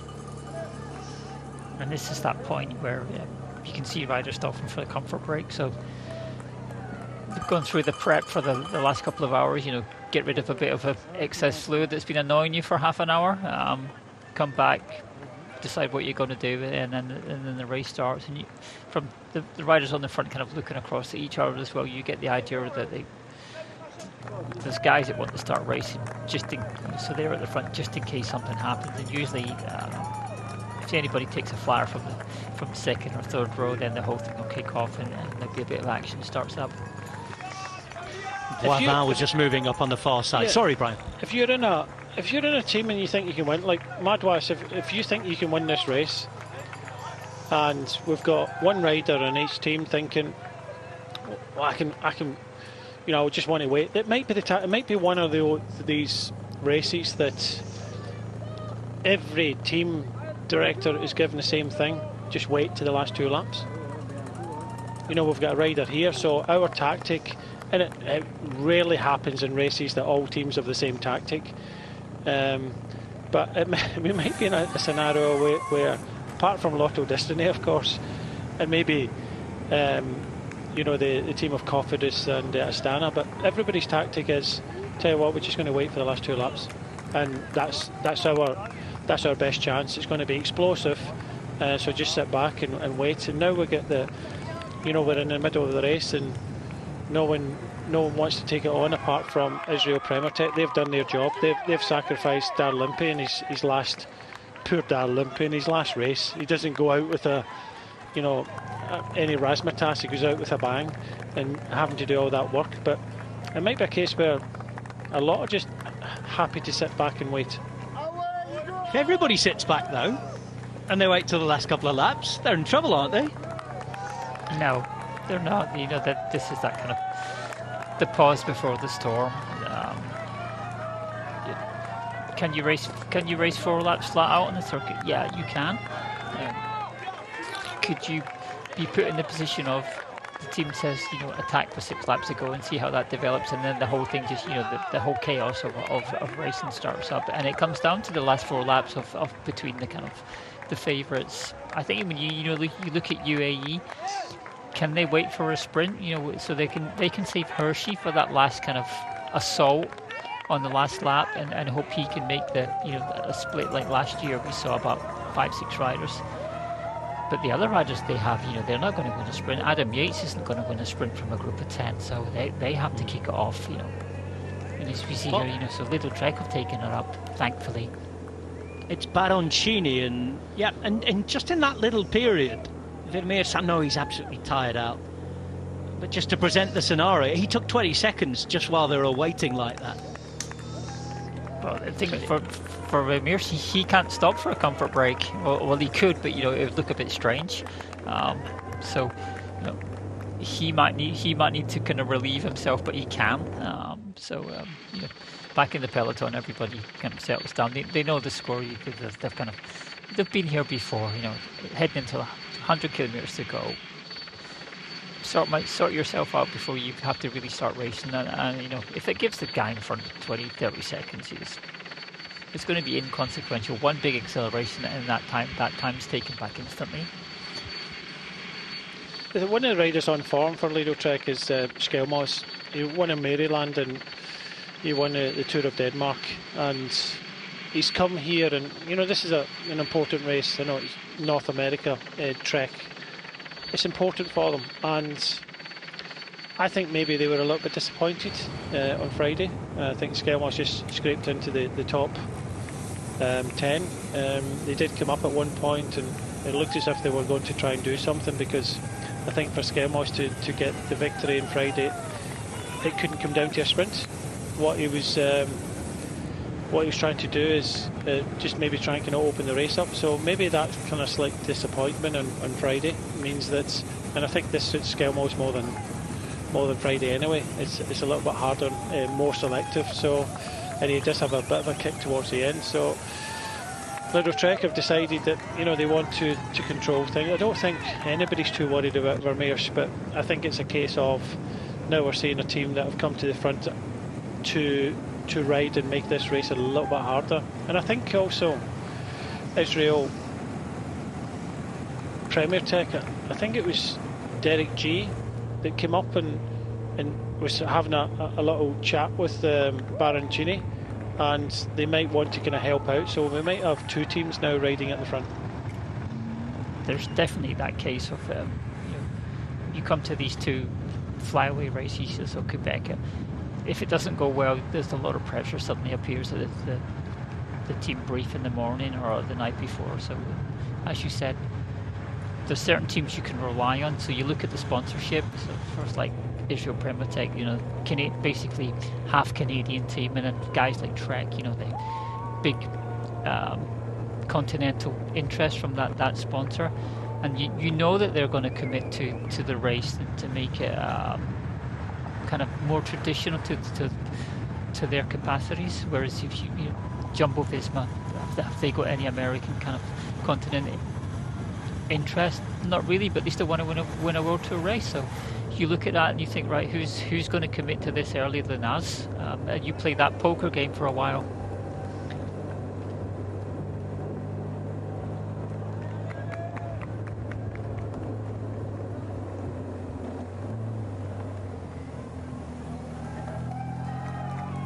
Guillaume Boivin has come up to join Filippo Baroncini at the front. Boivin's the representative of Israel Premier Tech, former national champion of Canada. The young Italian Baroncini there for Lidl Trek. This is Alaphilippe, who's got his arm up looking for the car. And it's one long line suddenly in the peloton. I just think that part of the race is fascinating, where a team will go up and ride on the front, and then all of a sudden they've done their work and it's looking around who else wants to get involved. You've got all these teams with someone controlling them, and they've got a plan, and each team doesn't know what each other's plan is, and it's always a case of you know, especially at the start of some of these kind of stages of stage races, who's going to take it up? Who's going to ride? It's the same with the first stage of any tour. Who is going to ride from the start? Who is going to control the race? And I think there was a little bit of doubt who was coming here, because we had, I think most of the favourites seemed to be quite equal. I wouldn't say there's any kind of standouts. Last year we had a brilliant finish with Pogacar and Wout van Aert. I don't think, looking at this list, we've got some good riders, but I think we've got maybe a dozen riders that are capable of winning. So who is going to kind of take it on? They're all sitting back thinking that they're going to need, you know, their teammates to help them out in the last, you know, 3 or 4 laps, not by riding on the front. So I think that's just fascinating how teams decide what they want to do and what they don't do. I was about to ask if this man was amongst your dozen or so favourites, but he almost ended it before I asked the question. Here we go. I think he has to be and he wants to be, but I'm not too sure he's got the form to deliver a win today. Julien Alaphilippe is the man we're talking about. Just in front of Jacob Eriksson there, sorry. I was just going to say, you know, if I was looking at it from kind of professional, using the team car to the best of your ability, he would have waited until that went uphill and then taken the sticky bottle and the gel, instead of doing it on the flat and going into the hill with the extra weight. You know, we saw him do that big wobble as well. You know, that's just so typical of him that, you know. But do you think David Bramati would have given him a sticky bottles? Bramati not like that. I know Bramati for a long period of time. He would have wished that Julien Alaphilippe would have done that. All the tricks as a sports director. Exactly. So that's all the tricks. You hang on to that. You know, if he comes to talk to you, you talk to him for as long as possible, and you stick your head in the window because you can't hear. That's all stuff that you save 20 meters of full acceleration.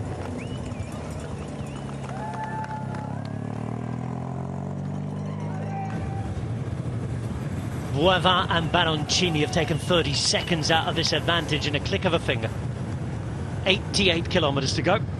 And it's exactly as our experts Brian Smith and Pippa York were calling. It's starting to come down. And rather quickly. Vermeer's still at the front into the last couple of hours here. And in Montreal, Julien Alaphilippe is on his way back, but having to do some chasing. He's got Eriksson in front of him. So this is Hirschi. So now, you know, with Hirschi, what does Hirschi do? Well, he knows he's got Alaphilippe with him, so he sits up and calls the car and leaves Alaphilippe with 100 meters to close, and that's all part of the game. So that, you know, the directors be straight on to Mark Hirschi. Come back to the car and I'll talk to you, and leave Julien Alaphilippe with a 100-meter gap to close at 60k an hour. And from that moment where he didn't take the sticky bottle on the uphill, he suddenly finds himself having to make, you know, 2-3 minute effort to close that gap. And that's all part of the game that goes on amongst the directors sportifs, and Alaphilippe should know that. You know, you can't mess about with as another team starts riding. He's been around long enough and he's won enough to know that, surely. You would Now here's imagine Vermeers. So. We just saw another change in the peloton there. Very brief glimpse at the front of the bunch, and there was another team that had thrown its hat into the mix, Brian. Jake Stewart had moved into the front of the line for Groupama FDJ. Mad West rode well. He was there. Again, another rider that has had a great year this year. I covered the French Championships, and he was head and shoulders above everybody else. But this suits him better. There's a lot of riders. The hilly route here in Montreal is suiting them better.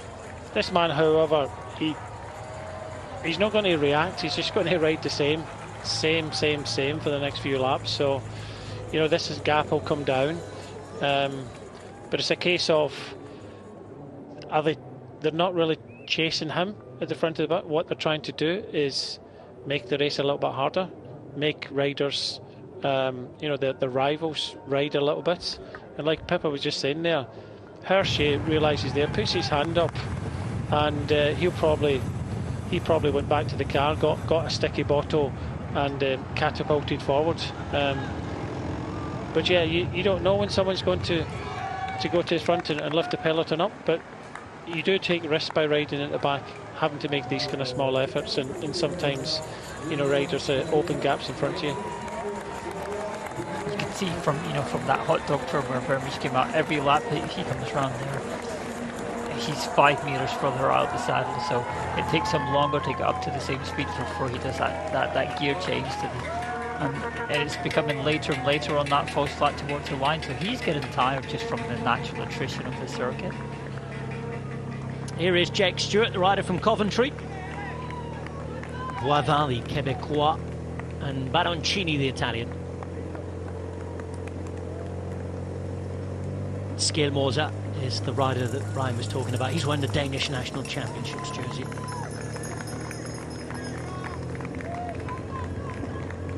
Vacek in that line as well. Champion of Czechia, Czech Republic. The break the other day. They've almost got the monopoly on national champions this year. There's loads of them in the team in that new Lidl Trek jersey, because Emmels Liebensch has the Latvian jersey as well. There's number 222, Quinton Cowan, just in front of him, Pierre-André Coté. Been around for a while, some good results in North American races, hasn't he? And here is his compatriot, one of 11 Canadians in this race. Boivin, former national champ. Gap down to 4:30 now. 85 kilometres to go. 7 laps, just less remaining for the leader. Completely different look to the bunch over the last lap. This has remained more or less the same, obscured by cloud at points. But back to downtown Montreal, or Montréal. Big wide boulevards down there that you expect to see in North America. Contrast to the old city in Quebec that we were looking at the other day. Stood there since the 1600s. This is very much the face of modern Quebec here.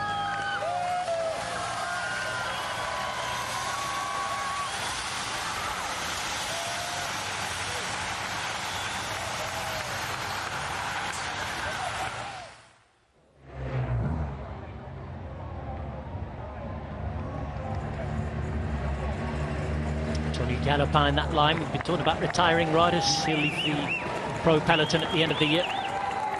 There's Luke Clapp on his way up to the front again. Gone up and down several points in the race, the Aussie champ.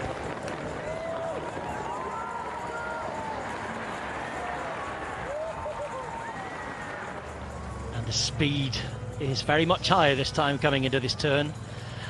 The shape of the bunch is very much different. And Alaphilippe has made it towards the front as well.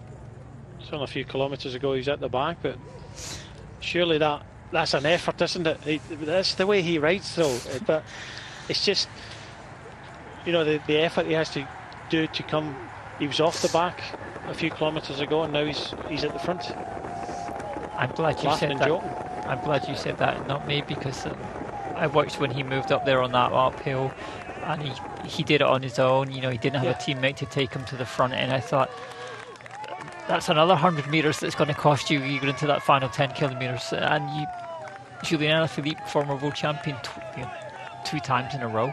You should know that kind of stuff. That you call somebody back to come and take you to the front, or wait for the downhill, where it's easier to move up. It doesn't cost you as much. But don't do sprints uphill just because you can. You know, you have to save that to the moment where it actually matters. That's just the way he rides, isn't it? Well, it's been a case of style over substance, hasn't it, in the last 12 to 18 months or so with him. He's just flamboyant. That's the way he rides. You get these riders in the peloton that just all of a sudden you hit a small climb and they whack up the outside of the peloton to move up, and it's like, what are they doing? Just go up gradually. Or even in some team meetings and things like that, if you see someone, you say it. If you're moving up and you see one of your teammates, just tap them, get them onto your wheel, and go up together. Go up as a team. Just don't move up on your own. It's all about conservation. I think. And Julien Alaphilippe, just we say it, swashbuckling style. He, no matter what, he just goes out there and does his own thing. That's also the case of, I think, in the case of Alaphilippe, that he needs to be able to feel that he can do that. You know, so that's part of his game. If he's gone past riders and he looks across, and he's always looking at other riders at their faces to see how they feel. So I think he's feeding off their misery. He looks at it and, oh, they're suffering, I'm going to move up, and then suddenly he's in the front, but he's basically wearing himself out, but watching what the others are doing. And like you say, in the team meeting, you can say, right, stay with Julian and move him up, but I don't think he's that controllable. No, he's certainly exciting, isn't he? Yeah, no, he is. No, normally, see when he's on really good form, right, he wins. He does the same stuff that when he wins that he does when he's not got the same form. He rides exactly. It's the only way he knows to ride. He does exactly the same. But it's the same as Pippa said. In these sort of races, you'll designate one rider for maybe the first 150, 160 kilometres, then another rider to look after them. But it's as if he goes, no, I just want to do my own thing. So I don't want that rider. So you have certain riders, who ignore what's happening around about them, and then you have riders like Alaphilippe who are always looking at other people's faces and seeing what they're doing, and he's feeding off of that, whereas other riders are in a kind of bubble and they're concentrated and they won't notice what anybody else is doing, so they just focus on what they're doing, whereas Alaphilippe has to feel like it's almost a social thing for him. He's involved, and somebody else is suffering, and he's feeding off of that. He can't. He probably couldn't sit in a cinema and watch a film for 2 hours and be quiet. I thought you were saying that Julien Alaphilippe's that guy who's sitting behind you with a packet of crisps. Yeah, or popcorn and starts flicking it at you. Ties in nicely because he brings the popcorn to the races, doesn't he? He is the people many people would want to come to watch. Much more of style, as I said.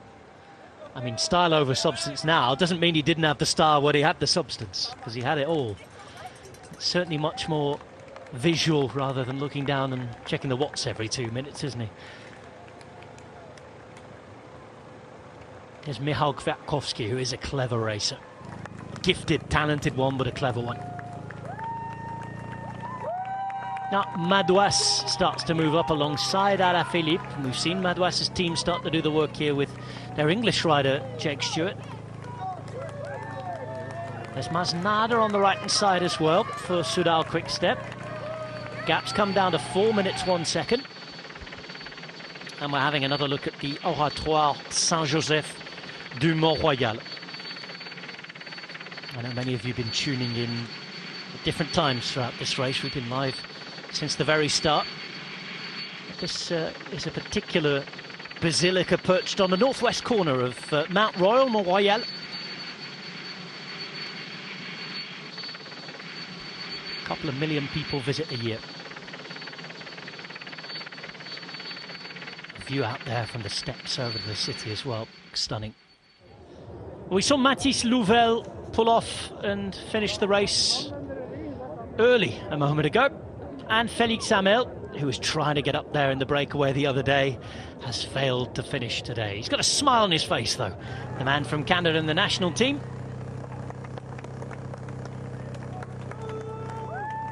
And Soudal Quick-Step, all en masse towards the front now, around the man that Brian and Pippa have just been talking about. The musketeer, Julien Alaphilippe. I imagine now they're going to look at the size of this gap, so there's a lot more pressure on the race now. If it comes out to about 2.5 minutes, they'll fire off somebody like Masnada just to see what happens. And if Alaphilippe feels in any way confident that he can be part of the final, he'll send somebody like Masnada up the road just to see what, how that develops. Masnada's another busy rider, isn't he? He's had his health setbacks and injury problems the last couple of years, but he's a rider who likes to attack, likes to get off the front, not somebody just to sit in there. Alaphilippe moving up right as we look at it. Still it's Jake Stewart, as it's been for most of this climb. Tish Benoot moves up as well for Jumbo-Visma. They've been quiet so far today. There's Cher at the back. 1-3-2 there for Movistar is Aramburu, who was up there in the sprint, very close until it developed and went rather south for him in the last 100 metres. And we're looking at Victor Lafay, who's on his way to wearing an Age Desert Citroën jersey now, we think, for next season. He's been the subject of much transfer rumour, hasn't he? First it was Ineos, then he was staying, and then of course he won the Tour stage. And Age Desert Citroën seem to be the beneficiaries of his services for the next couple of years. Jake Stewart went up there a little bit harder for Guillaume Boivin to stay there. Baroncini as well just kind of disappeared, so the pace is on. He's looking round, someone give me a turn. And here he is, Daryl Impey riding to the finish line, enjoying the moment, his last moments as a professional cyclist.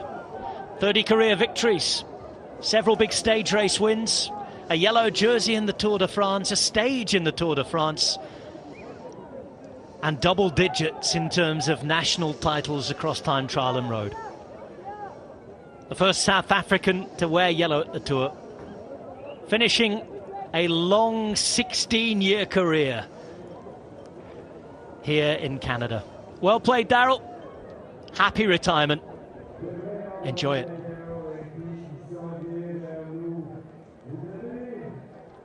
A big palmarès, and I'm sure an emotional moment. He'll be prepped to be ready. There's the team owner, Sylvain Adams, ready to welcome him as well. He waves goodbye, and he's going to get a great cheer. That's it. Oh, the emotion comes out. Well played. It's the first South African to wear the yellow jersey in the Tour de France. Did it for 2 days.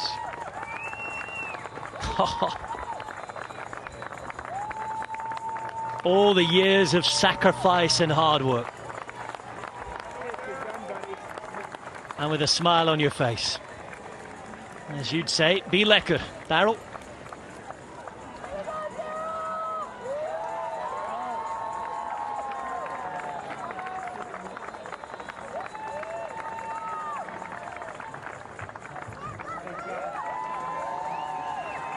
You've both been there.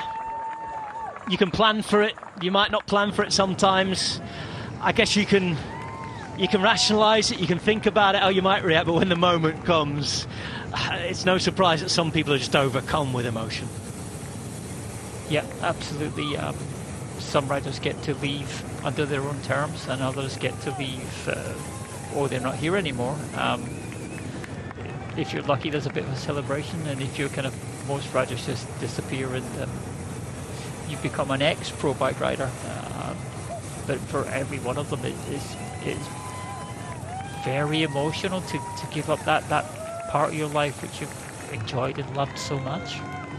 And that's why you see so many riders, you know, they get to show that emotion in the moment, and there's quite often tears, and it's a mix of relief and satisfaction. It's a whole blend of things that go on. You realise that part of your life is now over, and you kind of step into something that's going to be very different, and you have to find a certain amount of satisfaction in what comes next. I think he already knew what he was doing. That as he was riding down the finishing straight, I don't think he was half expecting that kind of entourage to be there, and it's just that you could see his face just change when he saw them, and that emotion coming out. I think he was thinking, yeah, lekker, he can just enjoy, relax, watch the rest of the race, have a beer and things like that, and be happy. It just goes to show you what it means. Cheers, Daryl.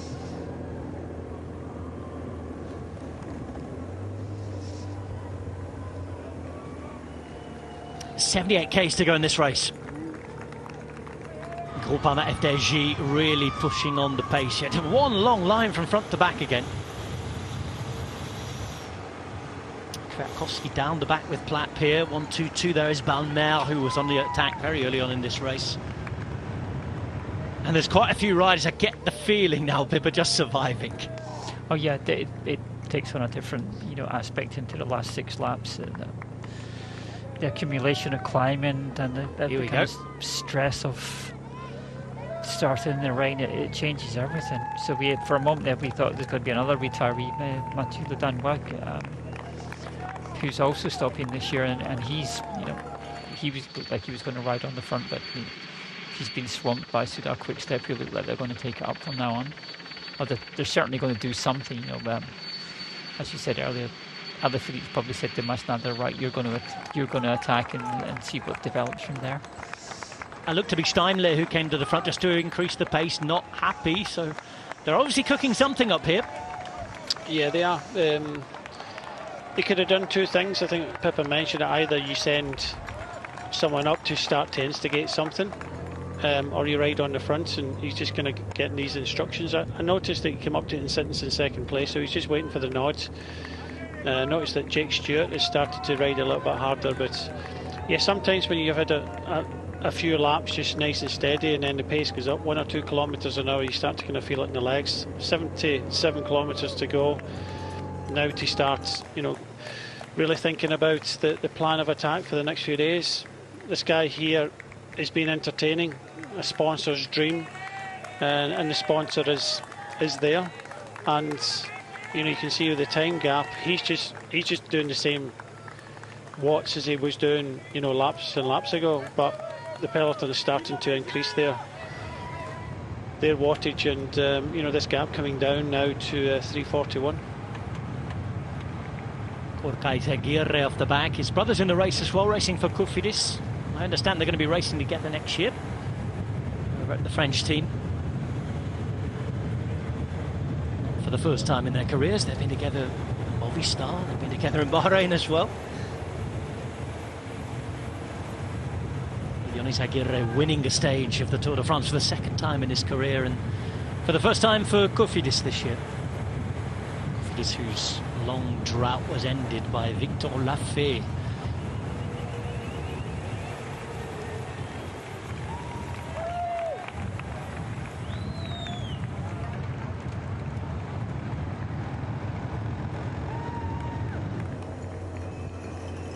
Welcome back to you, television viewers. Another couple of teams are now into the chase. Soudal Quickstep, Tudor Pro Cycling joining Groupama FDJ, Lidl Trek. And we did have Israel Premier Tech in there with Ugo Ulis, just dropped back a little bit here. Happy to sit behind the Lidl Trek train now and take care of his leader, Michael Woods.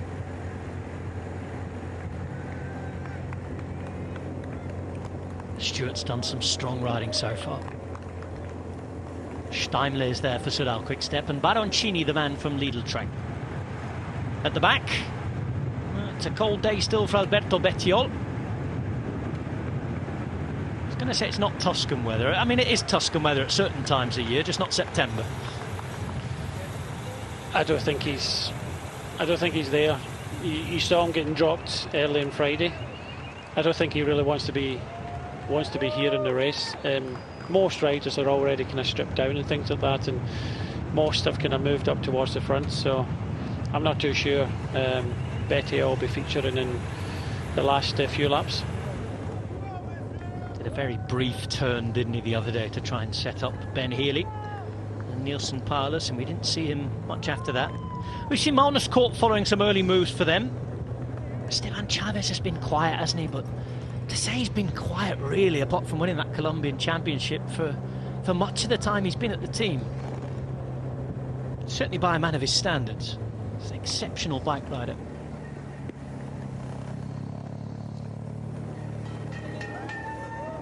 Three and a half minutes, 75 k's to go, and look at this now, sprinting out of every corner. It's a different looking bike race.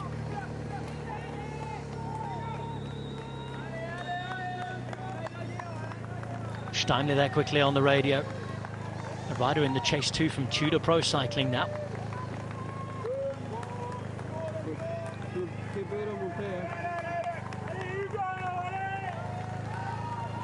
That rider being Niels Brun, Swiss rider.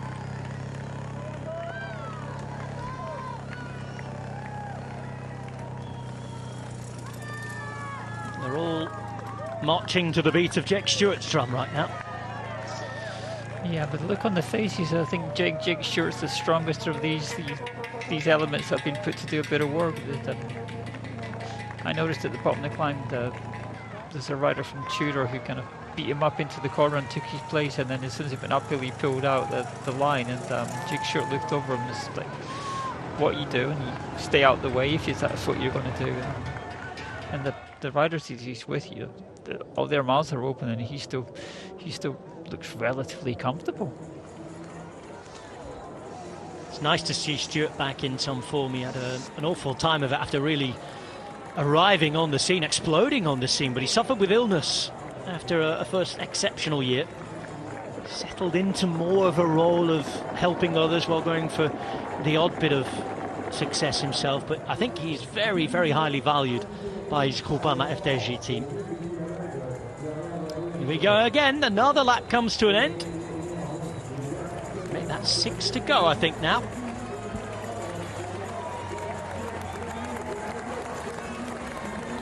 The way it's going, 4 or 5 too many maybe for Florian Wimmis, because the gap's coming down very quickly. With Kwiatkowski here, the former world champion. 9 years since he took the title. Off the back there, I just noticed when he changed the camera there that I think this will be his last lap as well. So maybe tried hard on Friday, but not feeling it today. And the fact that they're starting to increase the tempo at the front here, I think it'll be game over for a few riders this lap.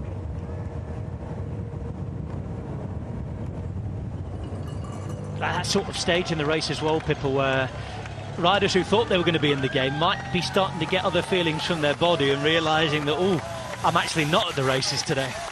Yeah, the lure of the tail gets stronger and stronger as the laps go down, and if you're not moving easily, through the peloton, then your time's up. And is it going to really make any difference if you pack it 6 laps to go or 5 laps to go? It's just you'll be slightly more tired on the plane, and your legs will be aching, slightly quicker. And you can see that from the look on the faces. Everybody's starting to have to really concentrate. So for the riders who are up for the win, they've turned on their race head. And for the others, you're thinking, well, how many laps am I going to get dragged around here before I finally can let go? And then maybe I've done a little bit of work somewhere, or I'll close the gap, and then you can justify why they're there. But Jake Stewart's on a massive day. He looks really comfortable in the steamer on his wheel. He looks like he's hurting already. Got to do enough to justify being able to check in early and get the extra legroom seat, haven't you, as well? Here they come around the corner. 3 minutes, 3 seconds. There'll be 6 laps to go for this lot now. Girmay still in there in that middle of the bunch. He's done well to hide for most of this race after he was one of several riders maybe not feeling it too much on the opening lap and the fast start, but settled in and hidden. This is Steimler now. Other riders getting ready for business. Junietz gets rid of the arm warmers. It might be him next to do some work once Jay Stewart empties the tank. Here's Maldus Court, who starts to move to the front again. Of course, 72 Ks to go. How many Ks remaining when we see Ben Healy or clock appear?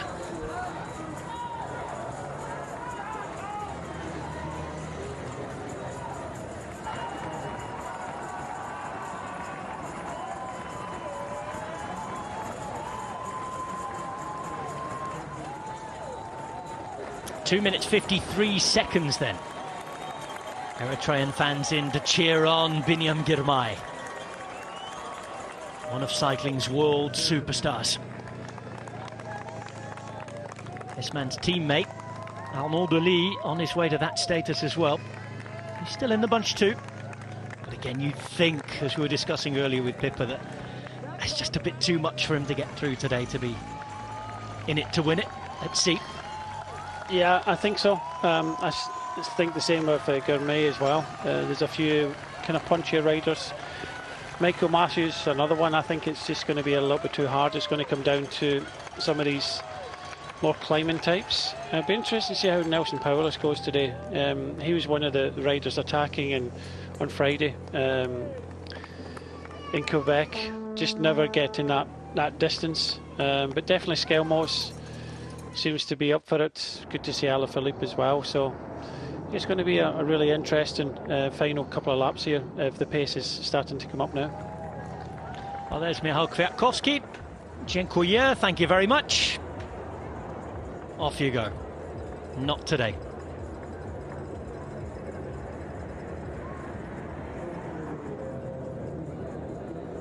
That time in the season, is it difficult to be on top form for so long? This is a man who's had a pretty good season. He's been up there in some big races. That's Stewart done and dusted. And now it's Steimle. Vácek has moved up onto second wheel. We know how strong he is. I think there'll be a few guys going out the rear of the peloton now. This is a strong turn by Steimle up the climb now. 2 minutes 40 further up the road. Florian Vermeersch continues.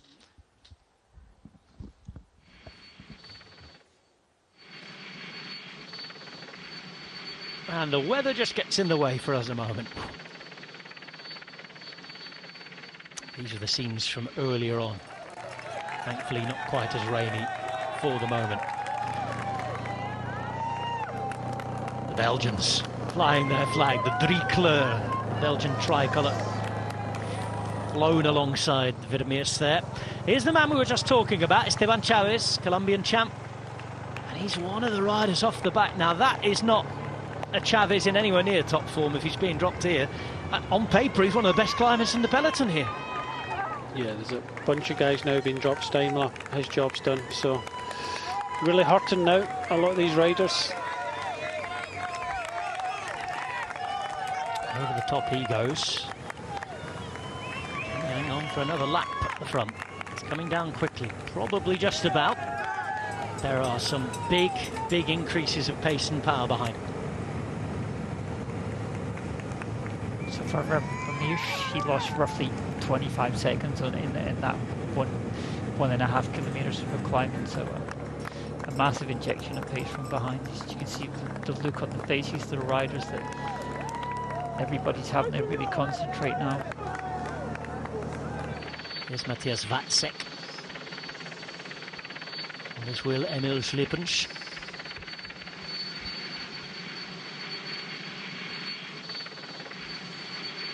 Brandon McNulty's not far away. He's always a dangerous man who can sniff out a move. And just 2 wheels behind him, Brian, Ben Healy. What are we expecting from him today? Probably something similar to what we saw on Friday. This probably suits him a little bit better than Friday. So he's a really interesting rider, isn't he? You know what he's done over the last kind of couple of years and some of the classics and some of the big stage races, you know, getting big wins as well. So let's see how they play it, because EF Education, I don't think they want to do this type of thing where you ride on the front and ride hard. It's a case of they'll go on the attack. Several riders going out the back, as you were both speculating. This is Benedetti, the Polish rider, Italian-born Polish rider. Portuguese champion Oliveira in front of him. And Bob Youngles as well, another rider not quite fully at the races. Jai Hindley, though, teammate, starts to appear just behind Julien Alaphilippe, who's suddenly suspiciously close to the front again.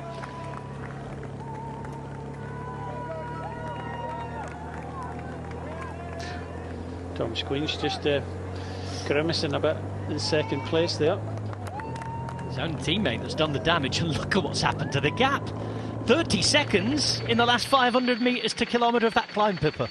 Yeah, it's crazy the amount of time you can lose over the top there. That horrible false flat that's kind of, there's a little bit, it goes downhill, then it goes uphill again before you kind of reach the next little downhill bit into the right-hander, and you can, if you're anybody kind of dangling off the rear, you can suddenly find yourself 150 metres down there. So I'm not surprised that Florian Vermeersch lost another 20 odd seconds just in that section. Did you see just over the top of the climb there, Mauro Schmidt just went to the front and really can up the tempo? It's because Julien Alaphilippe is not that far behind. So what he's trying to do now is, if there's riders in 40, 50, 60th place or even further back, they're going to have to sprint over the top of the climb, because you know that's something that you'll do if you turn around and you see your leader there. You'll just go hard over the top, it makes it harder for the riders back in the peloton. And ideally now for Alfie, because when he comes round to the little ramp that goes up past the university, is that he attacks there, and then he's got the downhill and the crazy corners, and he can take 100 meters on those corners if he's willing to take a few risks, and then suddenly he's 200-300 meters in front, and there's a bit of a panic goes on. 1:54 now. Vermeers in charge in the King of the Mountains classification. As we saw the other day, that doesn't necessarily mean he's going to win it. More points available for the final laps, plus you've also got to finish the race. He's just under 2 minutes ahead now. Stein has been chasing strongly so far. Looks as though there's been a change though. Yeah, just have a look at the back though. Is it broken a little bit? It looks a lot smaller, this peloton. Yeah, that's the back of the peloton now. Looked like it was broken on the climb. Yeah.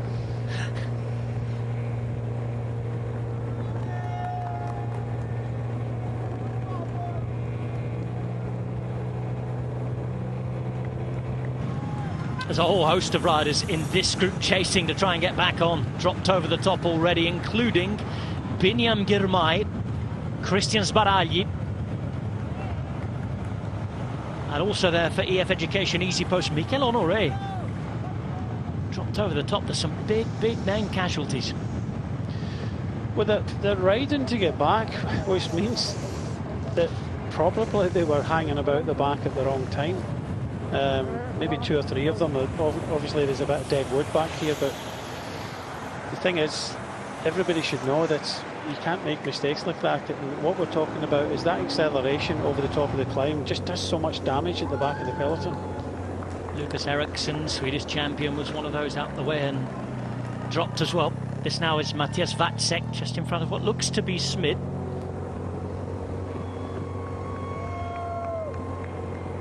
Leaving the team at the end of the year.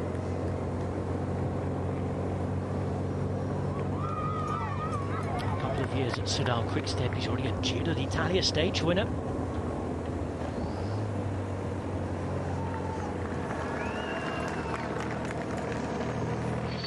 Flies around the corner here with 67.4 k's to go.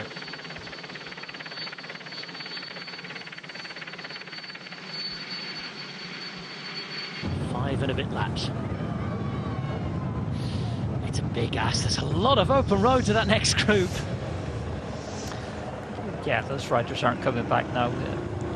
If you were strong enough to follow that acceleration, then you did it straight away. But now you're at 200 meters, and you're going to turn onto this little steep ramp, and it's just you're just going to die a death there.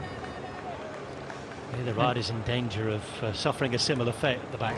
And even in this peloton, there's going to be riders who've dropped here as well, just from the amount of pressure they've been under over the top of the climb, and then you don't really recover on the downhill. You're having to pedal. So.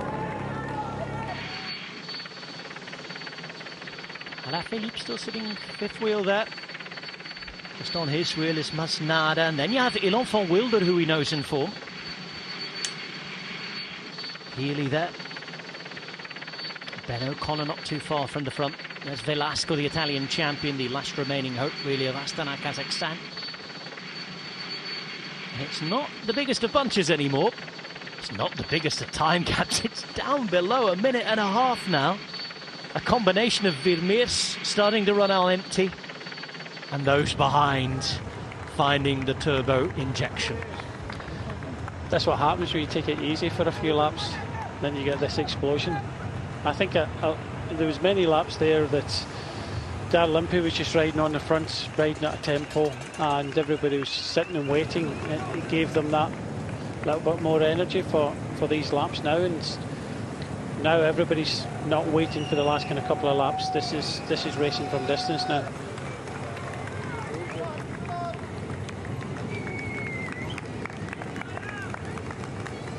Into the last hour and a half of the Grand Prix Cyclistes Montréal.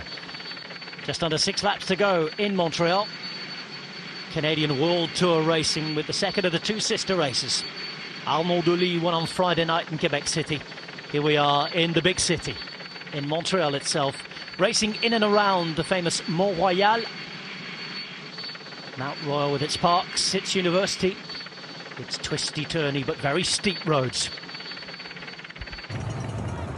Florian Vermeers has been the lone breakaway man all day. He had as many as 5 hours. I wish he'd had 5 hours. 5 minutes and 20 seconds. He's got just 1:21 here with 65 k's to go and a furious chase behind. This is like a lead out, isn't it? It's, you know, there's no way these guys can keep this going for another few laps. This is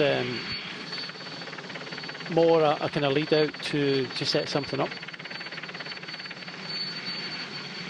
Lidl Trek, Soudal Quick-Step, the main two teams who are doing the work. We have seen work being done from Groupama FDG as well. Tudor Pro Cycling tried to commit. The rider just could not hack the pace, Niels Brun up there. Some big name non-finishers as well, as early as the third lap with Tim Wellens, the former winner. Michał Kwiatkowski not finishing today either. Simon Clark out as well. And Daryl Impey, running his last ever race, has ridden on the front, as you were saying, Brian, has stopped and has now officially retired from professional cycling. This man has many years left, we hope. He's ridden strongly today, but he would have needed superhuman powers to hold off this bunch.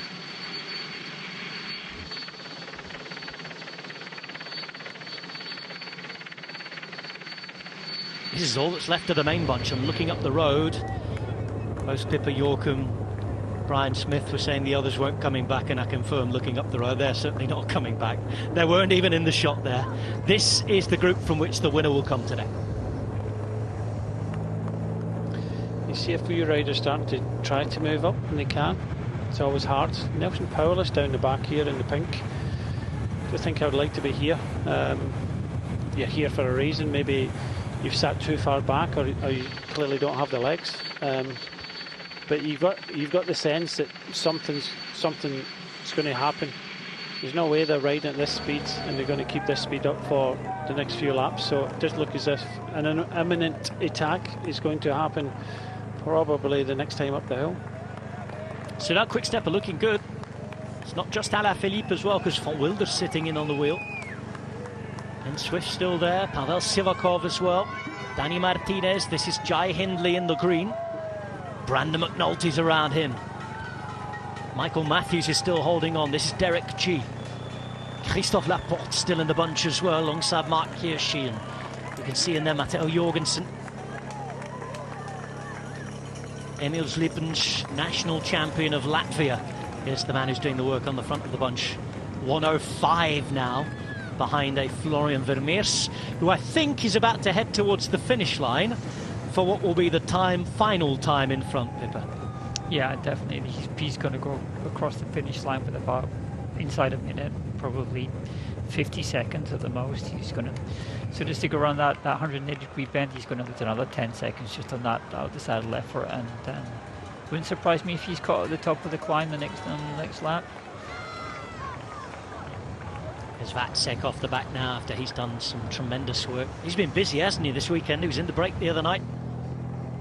You see Paskens there and Livaens, both riders from Netherlands and Belgium respectively from Lotto Destiny. Both more used to being at the break, I think, rather than being in the peloton. Well, Liepens is gone, and this another big effort from Mauro Smith here. It could be a double attack. Skelmos, Alaphilippe. Look at them behind.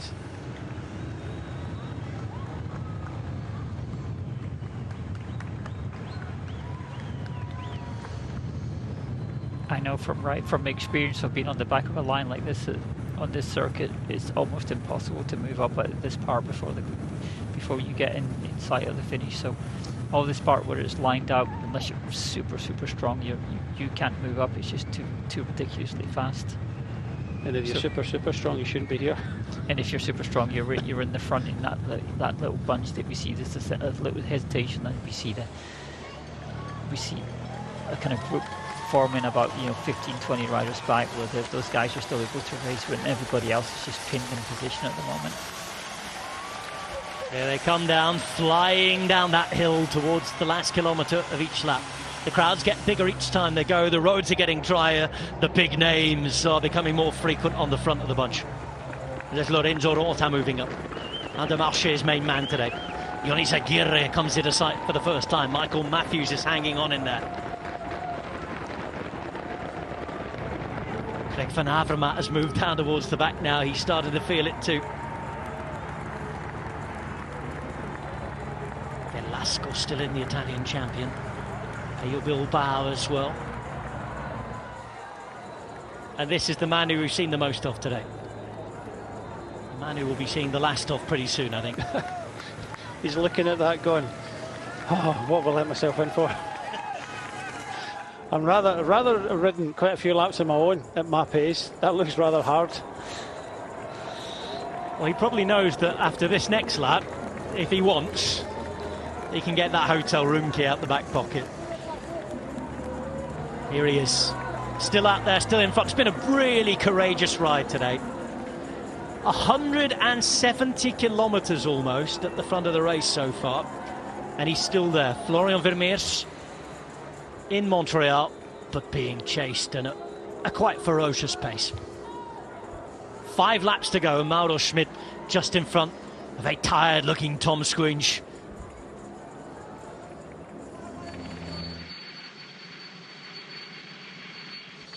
It's rather more quiet and peaceful here.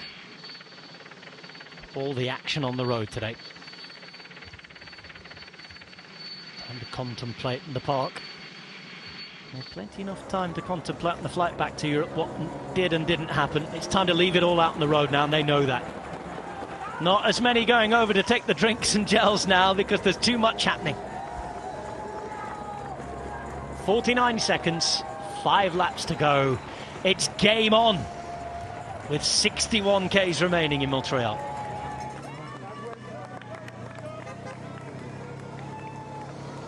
And I think after what happened on the last climb, the cars are getting the orders here to disappear.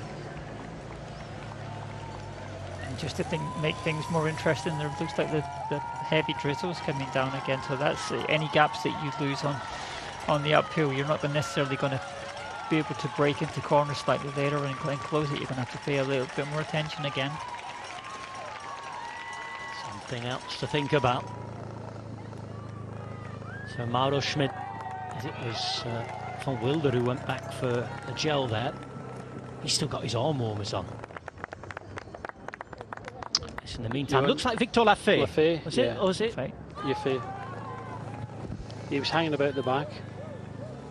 I can understand the confusion there because he's going for sort of the curly Yonis Aguirre locks at the minute, isn't he?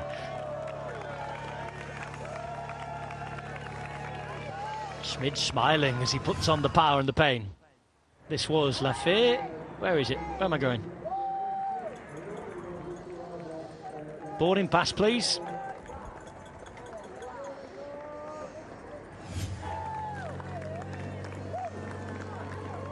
Tischbenot appears in about 10th wheel, yellow jersey. Usual style, hunched over his bike. Ready to go. Here's his compatriot. Fellow Flemish rider. Also from Kent.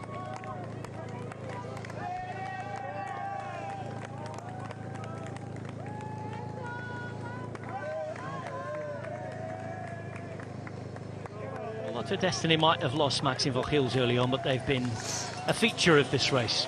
They won the other night. They've been in the break all day today. We've been talking about them all day. I think it's a job very well done for Cherie Pridham and her charges over the weekend. Definitely, you know, they come to these races thinking, well, we might have a chance with Arnaud Dewey at Quebec, but you know, before they arrived, it's kind of looking like an outside chance. But you know, with that win and then this ride from Florian Vermeers, they've fulfilled their contract with the organisers, you know, more than they could have imagined. And here is Vermeers, his motorbike by motorbike, car by car, they come flying past him. And that tells the story for him. He knows that when that happens, the game's up. The last one to go is neutral service. That means 30 seconds. And that's that. He's going to be really satisfied with this ride, you know, so he's been out there all day. It'd be certainly an experience he's going to learn off, you know, so that as he goes into the classics again next year, he knows he's capable of riding that kind of distance at that level of effort, and it won't do him any harm at all. Keep your eyes on Paulus and Healy here, because Magnus Cort has moved up onto second wheel. Paulus is around as well.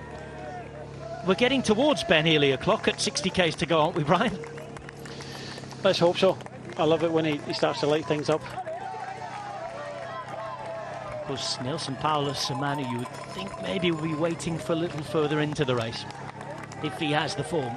He's a certain, genuine, possible winner of something like this. Well, half a lap ago he was towards the back, so we were suggesting it's hard to move up, so he has moved up.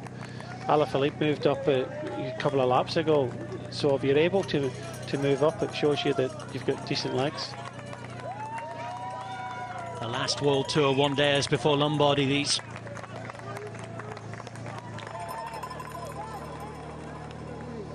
The last chance for success at this level until we get to the falling leaves in northern Italy.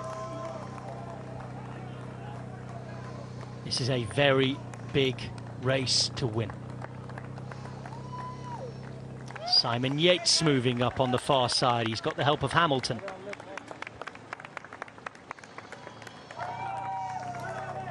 Left-hand side as we look at it. In fact, it's Harper helping him, pardon me. And I think Mauro Schmid might be about to pull the pin there. Not quite as quick as an ascent this time as it was last time for the peloton. No, back in the peloton, everybody knows that Florian Ramirez, his day's over. The race is going to reset now, so it's going to be a case of speculative attacks, from this distance, and seeing what groups go away and who's going to survive this climb. But there's been definitely a slowing down on this lap, just because everybody realizes that the game is now reset and it's all to play for. Alaphilippe on the radio. Schmidt's still in there. Cort now takes over the pulling. His teammates just disappear to sit a bit further back now. Just in about 10th position.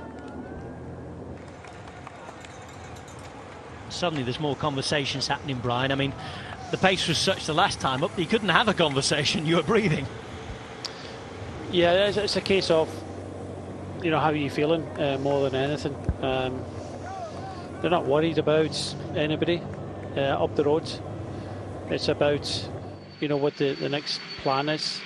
It looks as if EF Education Easy Post are more interested in riding now. I thought they would have sat back and maybe tried to attack. That seems to be the way that they ride. Ben Healy going on the attack, and Paulus maybe waiting, maybe Magnus Cort doing something, but they're prepared to put Magnus Cort at the front and ride that, keep the tempo high. A look behind, and he's still got half a minute. The way they were going before, he would have probably been expected to be caught by now.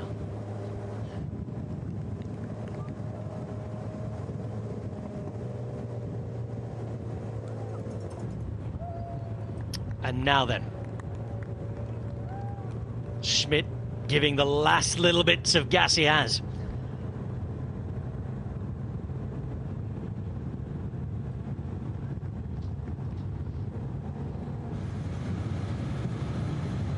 .58 kilometres remain. 30 seconds as the gap's growing a little bit again. A couple of riders able to get back on here. Simon Yates being one of them. Now then, why was Simon Yates off the back? Yeah, we won't know whether there was any mechanical or anything like that. We never saw anything, but what I did see was Michael Woods move up a little bit. He was like 3/4 of the way down the peloton. He's moved up. I think Simon Yates was one of those riders that had a kind of natural break there on the side. There's a rider from Jumbo and one from Jayco, so it must have been. It looked like it was Tish Benoot, and that must have been Simon Yates. Relieving their bladder slightly. Maybe sniffing and smelling the race, as experienced as they are, knowing that they'd reached that point where the last point where they could do that.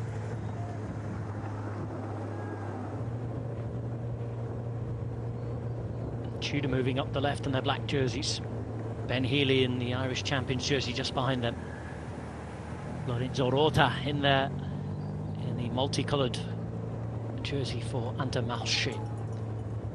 This is now Mauro Schmidt, and on his wheel is L'Enfant Wilder. Sitting further back is Julien Alaphilippe. Among the top 5 or 6 riders is Pavel Sivakov, the Frenchman. And this is Dion Smith at the back, the Kiwi fast finisher from the Belgian team Intermarché.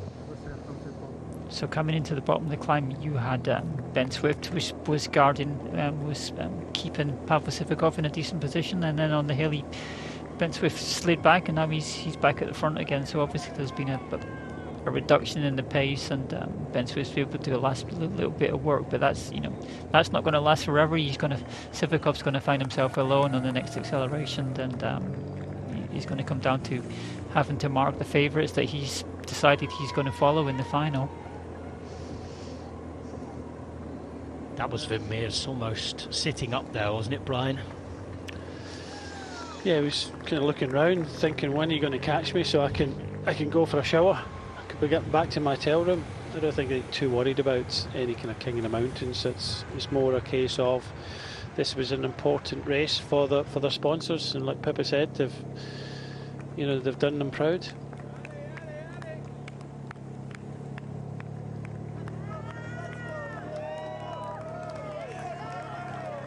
Down to 14 seconds for Florian Vermeers.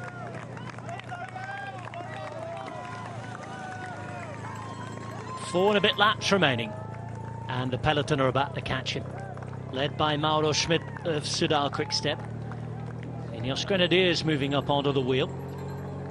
Lidl Trek have disappeared for now. They've used a lot of matches, haven't they? Groupama FDG have been pulling. They've got to hide again with Valentin Madouas. And we're getting towards the next phase of the race in a moment, with the breakaway about to be caught.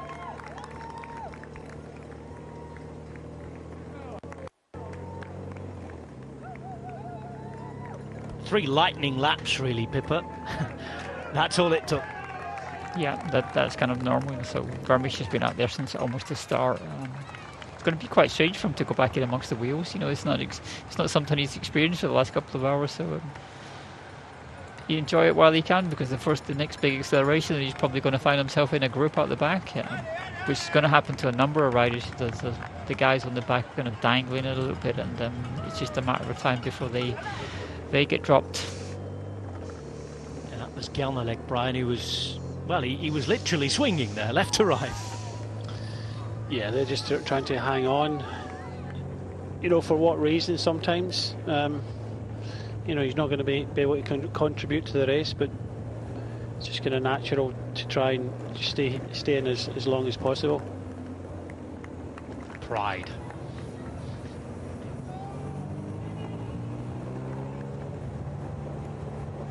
Look round, and Healy there. Rain still threatening.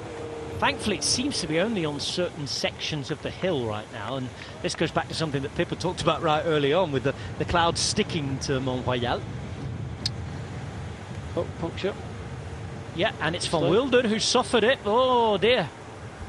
Oh, that might have messed the plans up a little bit for Soudal Quick-Step.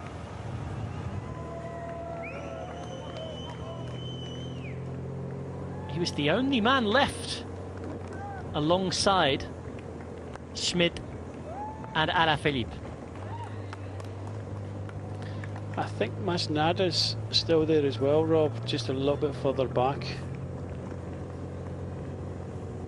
They seem to have eased a little bit now. Schmidt, they'll be given that radio communication that Van Wilder's had a puncture. Perhaps, as Pippa suggested, Masnada's role might be to make a move then at some point. Let's see. The breakaway's done. Well played, Florian Vermeers. It's a long time out there, 170 k's or so. I don't think he's even going to jump into the bunch by the looks of things. You can see him just looking for his teammates who wonder where they've been. He's gone down the line going, right, I haven't got any here, I haven't got any there. Oh, here's one. So he's going to get a bit of company for about, 15 seconds? Straight out the back. I think he might enjoy an easy ride into the finish line now. To spin all the badness out the legs as much as he can. It's rather quicker here at the front. It's Schmid who's still pulling on.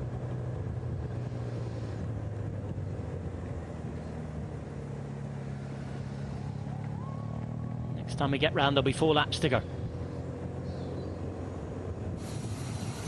Danny Martinez made an appearance in 4th position in the line there, and he's also the type of rider that is more than willing to attack from a decent distance.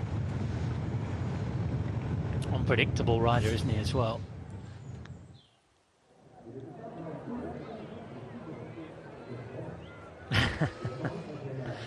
He's every right to be proud of himself today. He's determined to ride alone today, isn't he? Good for the photos, Brian. This isn't a bad look either, isn't it? Pulling the peloton along, and Schmid is doing his best.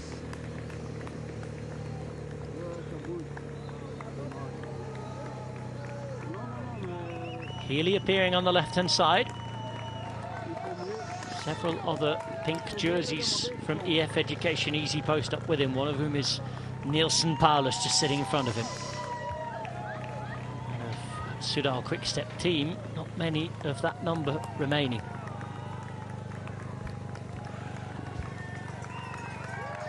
Micah starts to show his face. He's protecting Brandon McNulty. Philippe, Schmid's teammate here, is in about 15th to 20th position now.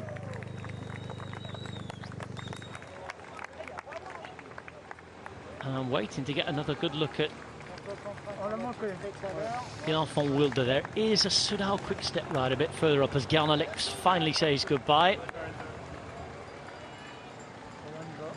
As does Antonio Pedrero, who's not having a good time of it in Canada. He's far too good a climber to keep getting dropped early, but he is doing.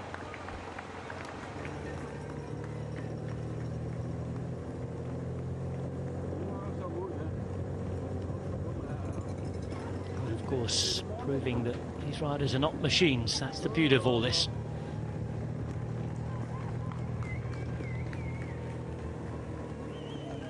Just outside 50 k's to go now, and coming towards the end of another lap.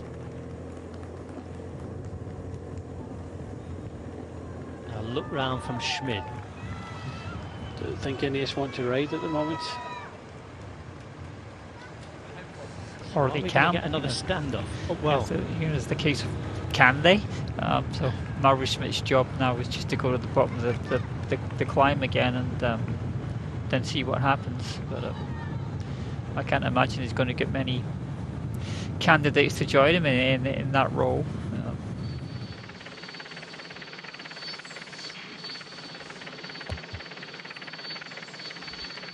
While it was raining, it dried up. I'm afraid the bad stuff's returned again.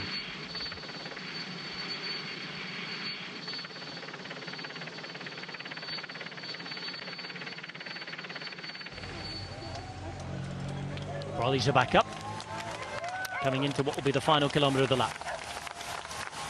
Mark Hirschi there had moved up onto the wheel of a couple of his teammates as well.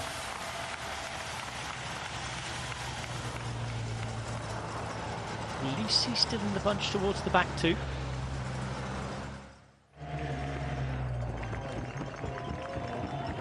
McNulty, his teammate, Alaphilippe's looking around. Let's see if we can see if Van Wilder's there.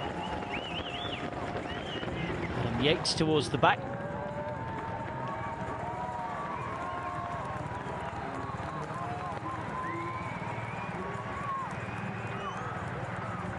West flies past the screen. Still Schmid. There aren't too many more Soudal Quick-Step jerseys left. The one that is left, though, shaking his legs, moving left to right. D'Artagnan's getting ready for action. Alaphilippe, the Musketeer, moves up.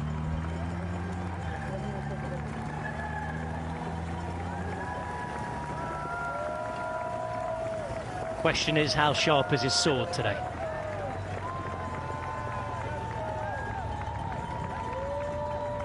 Mauri van Sevenant is the only other Soudal Quick-Step rider left in this bunch.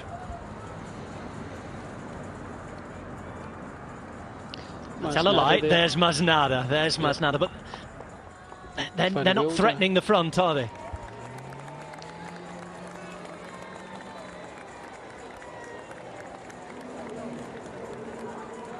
Masnada's the next one in position down here. And Seven up towards the back.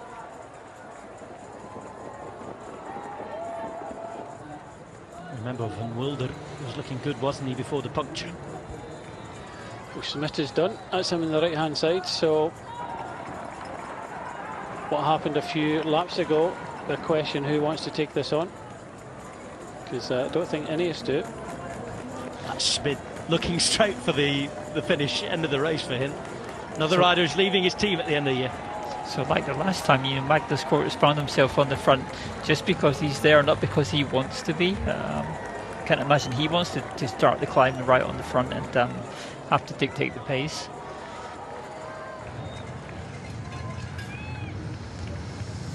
Into the final 50 kilometres and into the longest climb of the race. 4 ascents remaining up this 1.8 kilometre Côte de Camillien-Oude. 1.8 Ks at 8%, with a section near the top in double digits. All eyes on the prize now as we head uphill. Tudor again on the left-hand side. Caught through the centre, as Pippa was talking about, in the pink. UAE moving up with McNulty on the left as we look at it. And on the right-hand side, Ineos Grenadiers and Sivakov. A big move to the front as Ben O'Connor. Well, he's had enough of something. He wants a new bike. This stage in the race might be game over if we get some action, and that's what we're close to getting here. Groupama FDJ starting to make their first move.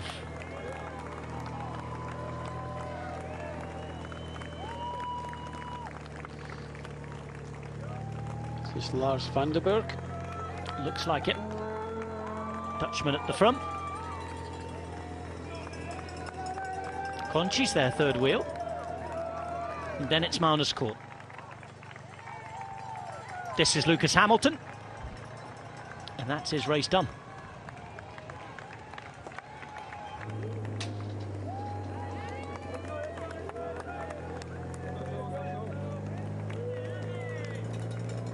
Fastest lap, still the first lap.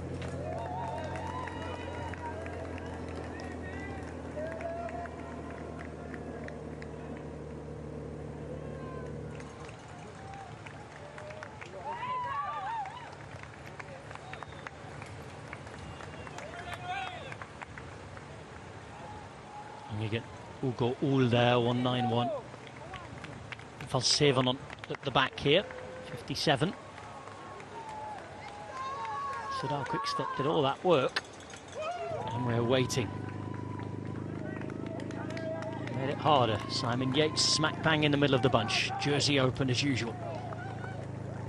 Alongside Jai Hindley.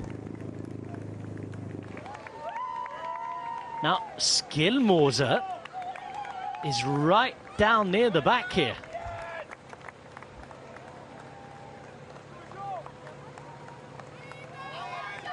Hillemors is there as well.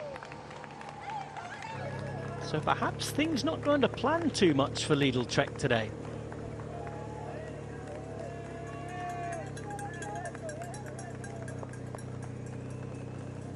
So Van den Berg here. That might be Pachel just behind him. This is Ull, and the former Tour de France winner on a stage last year is no longer in contact with this peloton. Neither is Arjen Livens. Selections are still being made, pedal stroke by pedal stroke.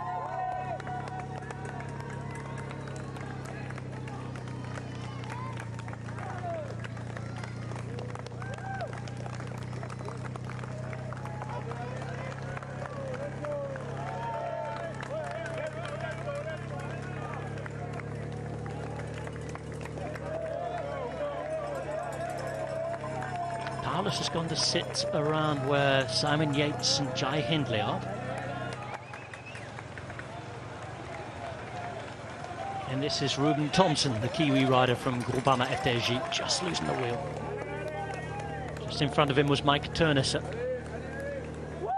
well, they survived till now.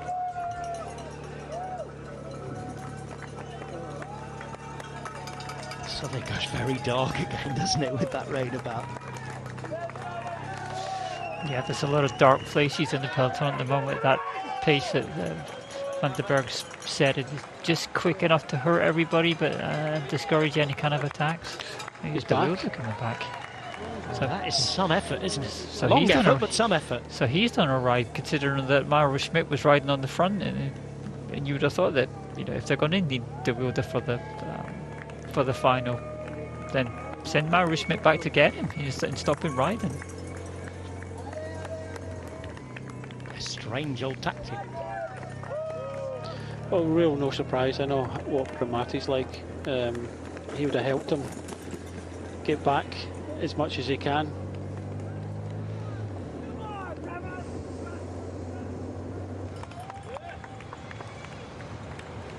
Thompson just hanging on here as much as he can.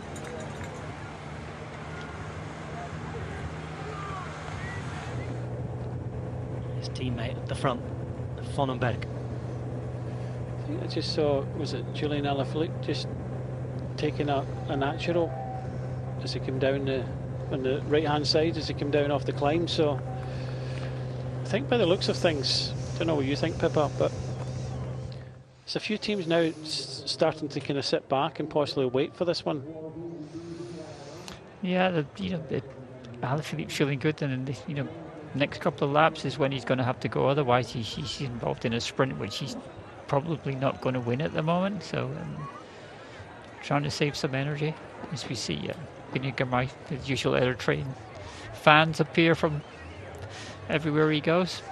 What a superstar. He actually saw them, stopped and waited and made their day.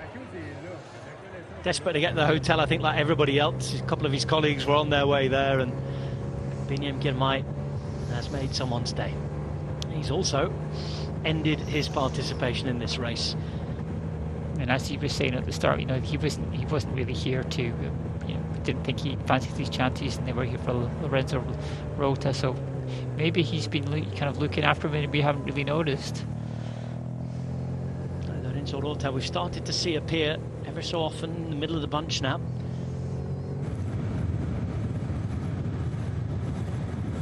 And this is Julien Alaphilippe, and well spotted, Brian. Yeah, but to do it, you've got a sense in the peloton. He's got no sense, of course, but you've got a sense in the peloton that nothing isn't going to kick off. He's now waiting for the team cars to pass him, so he can nip behind them. But he just got a sense that maybe this lap nothing was going to happen. That he could afford to do this. I think, Pippa, you said Simon Yates did exactly the same thing the lap before.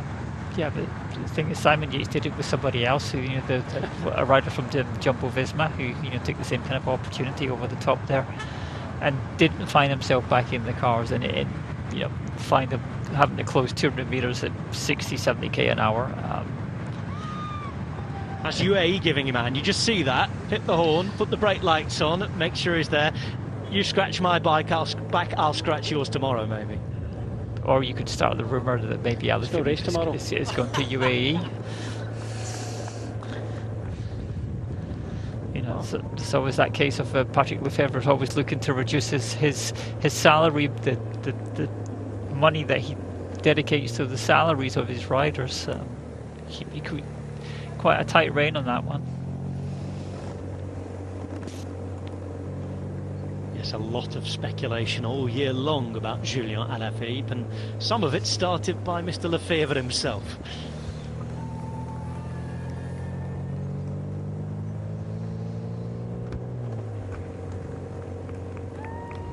So it's interesting that FDJ have kind of riding on the front. You wonder, Valentin Madouas was quite far back in that last third, so you wonder what kind of why are they riding on the front. So they've got Genius up there in fifth position. Are they going to fire him off on this lap and see what happens? Alexander Camp now at the back for Tudor Pro. And Julien Alaphilippe has made it back on.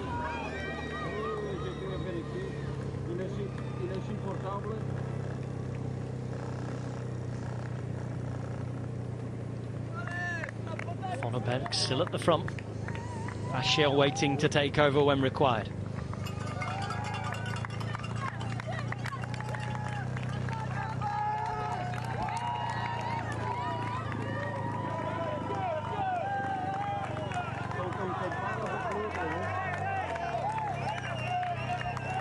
In the modern Montreal Grand Prix, there's never been a French winner, believe it or not. An opportunity for the French champion, maybe, Valentin Madouas. He's on form. He won a World Tour race for the first time in his home region in Prix. A Breton winning up there. And he's moved up to that kind of group of favourites where you've got Simon Yates and Ben Healy and all those guys. So Ben Healy's a bit further forward now, but you see you've got Simon Yates, Jai Hindley kind of dangling back there in 20th position, just making sure that they keep an eye on the other guys that they think are going to be involved in these last couple of laps. So he's started to pay proper attention from where he was when he started that lap. Best French performance here, by the way, came in 2011. Pierrick Fedrigo was second to Rui Costa back then. And the other Frenchman on the podium at this race, World Tour period, Tony Galopin, 9 years ago, in the year when Simon Gerrans was a winner ahead of, again, Rui Costa.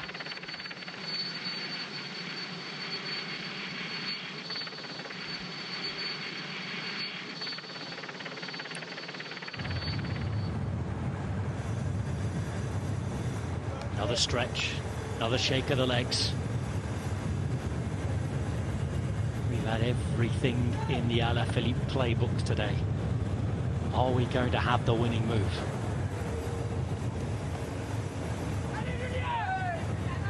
He's got the support, isn't it that? Can he back it up? Rivals from France who are pulling things at the front, and they're Dutch rider Lars Vonneberg. Came through the youth team, La Conti as they call it, in Groupama FDJ. One of the top teams to really adopted this model, adopt it early actually compared to a lot of other teams. The development team taking young riders into races and feeding them with the odd appearance in, we'd say in sort of old, maybe rugby football parlance, into the first team for a match, you know, racing in a smaller race with the World Tour team, and they've produced some fantastic riders who have both turned pro with them out and elsewhere. Plenty of young British riders have been benefiting from that setup in the last few years as well. The Askies and Stewarts of this world.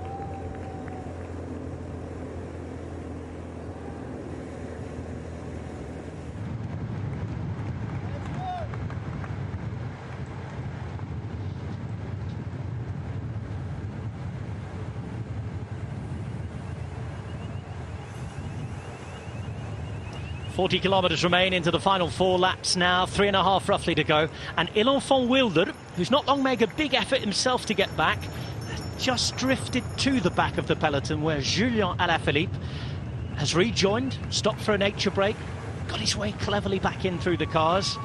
And he's doing his usual ritual of preparing for action, shaking his legs, stretching the back, making sure we see him. At the front, it's Groupama FDJ who are working. And we're just waiting for that move, for that moment.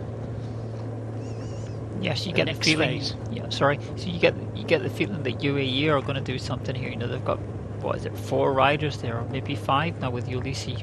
Obviously, Ulysses not going to go on the attack. He can afford to wait for the sprint, but he's a former winner of this race. So McNulty, it's in his interest. He's not going to win a sprint with these riders. So. It would make sense for them to fire off somebody on the next climb and provoke something to happen. Not everybody's going to keep waiting until we get to the big shootout that happens. You know, about 2 laps to go. And here we go. Arnaud Delis. Arnaud Delis. Wow, where did this come from? Hiding all day long, a winner on Friday night, and suddenly he's off the front again. I don't think they know what to do. I think they're a little bit surprised. Big day for Lotto Destiny today, with Vermeer spinning in front all day, a win on Friday and then going on the attack now. Well, we certainly weren't expecting to see Arnaud Delis attacking uphill, so he must be feeling really good. I've been looking all day in the peloton for him, and I have not managed to spot him once. I've seen the likes of Levens and Parsons hanging around. Again, just shows his racecraft, I guess, Pippa. He's so good at hiding. Like you said, he didn't even know he was there. So, like a jack in a box, he's appeared just at and a really strange moment as well. 40 kilometres to go. Is he strong enough to do this kind of thing? Obviously, he feels good. See, that's my question. If he feels good and he's got something left, why not just wait and try and follow some of the best? Maybe come back on the final laps. Just save everything for to follow. And we know he can sprint well, so I don't understand why he's making this move now. But he is making it, and behind they continue to do what they were doing before.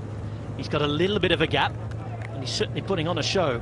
Lotto Destiny and Arnaud Delis, a winner in Quebec for the first time on the World Tour. His 17th career win, but his biggest. A huge monster talent from Belgium.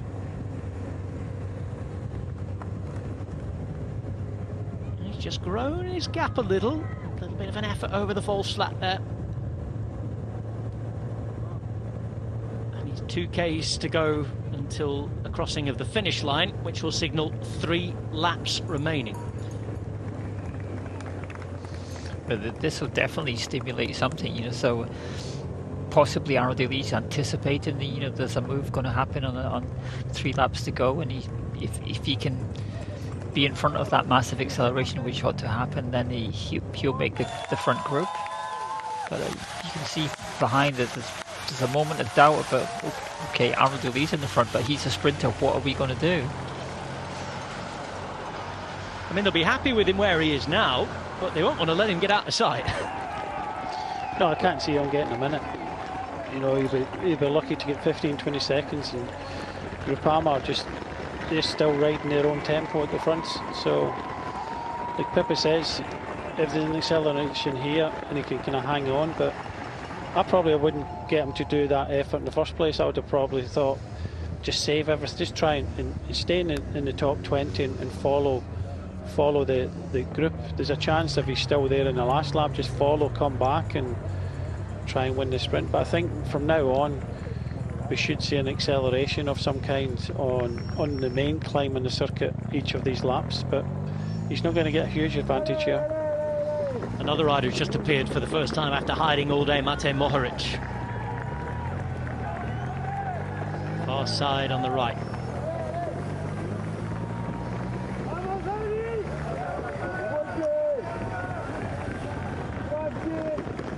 Philip's still sitting at the back with Van Wilder.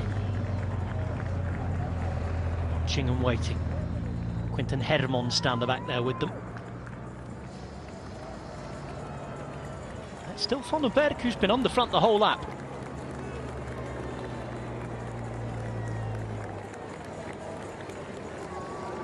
Healy moving up. Micah following him. Yeah, I saw Magnus Cort have a wee chat with Ben Healy. Maybe it was a case of how are you feeling, what was the plan. We go with this lap. Well, for someone like Ben Healy, you'd imagine that he'd want to use that opening climb on the lap to his advantage, wouldn't you, Pippa? Yeah, definitely. So, not attack right at the bottom, get somebody else to lead into it, like Magnus Cort to do 300-400 meters, and then get to that steepest part just near the top, about 500 meters from the top, and then unleash a sprint and at least drag some other riders clear. Sometimes you can attack but not full out, so you have friends as you go over the top, and that's worthwhile doing. And then next time you come round, you can whittle the group down a little bit more. There's Arnaud Delis, who's got a bigger gap than he had. He's pressed on through that start-finish line there. Just less than 3 laps to go. He has 12 seconds. It's about to get difficult for him. Uphill for 1.8 Ks. And uphill at 8% up this Côte Camillien Oud in Montréal.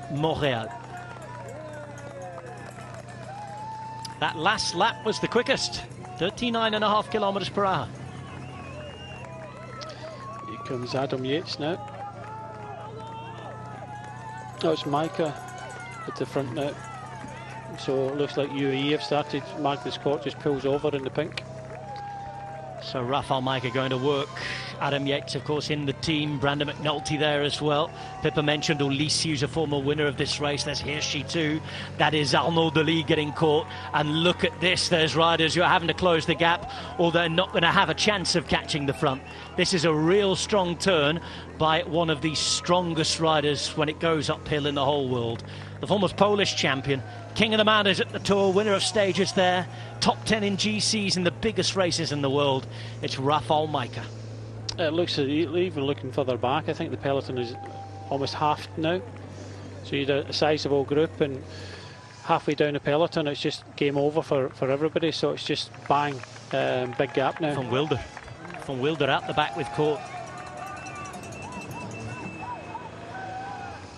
But even I think it's this front group, there was splits everywhere as well. So a lot of people feeling it. So acceleration this lap, and for the next 2 laps you can only think that it's going to happen again. Ben Swift out the way. There's the split you were talking about, Brian. Caught out. Here are the riders, including 205 Arthur Kluckers. Healy still holding on to the wheel of McNulty. Of course, they know each other very well, don't they, from fighting it out for Giro stages. Bergamo, one of those instances. Van Avermaet caught out in this group. Paré-Peintre as well. As is Mick van Dijk, although we didn't really expect him to be in the shake-up here. Tischbenot, his teammate, is. Scalmores has moved up again, Brian. I think I saw Elise just been distanced at the back as well. So Micah, Hirschi, McNulty, Adam Yates just a little bit further back in about 15th place, 12th place, next to Schelmos. Greg van Avermaet in his final appearance at a race he's won on a couple of occasions. Won it as Golden Greg in 2016. 3 years later, repeated the feat, riding his last ever Grand Prix Montréal. I think he's saying goodbye to the bunch here. Difficult to get back on if you've been dropped there, unless there's some sort of real regroupment. And this is Derek Cheek, also off the back.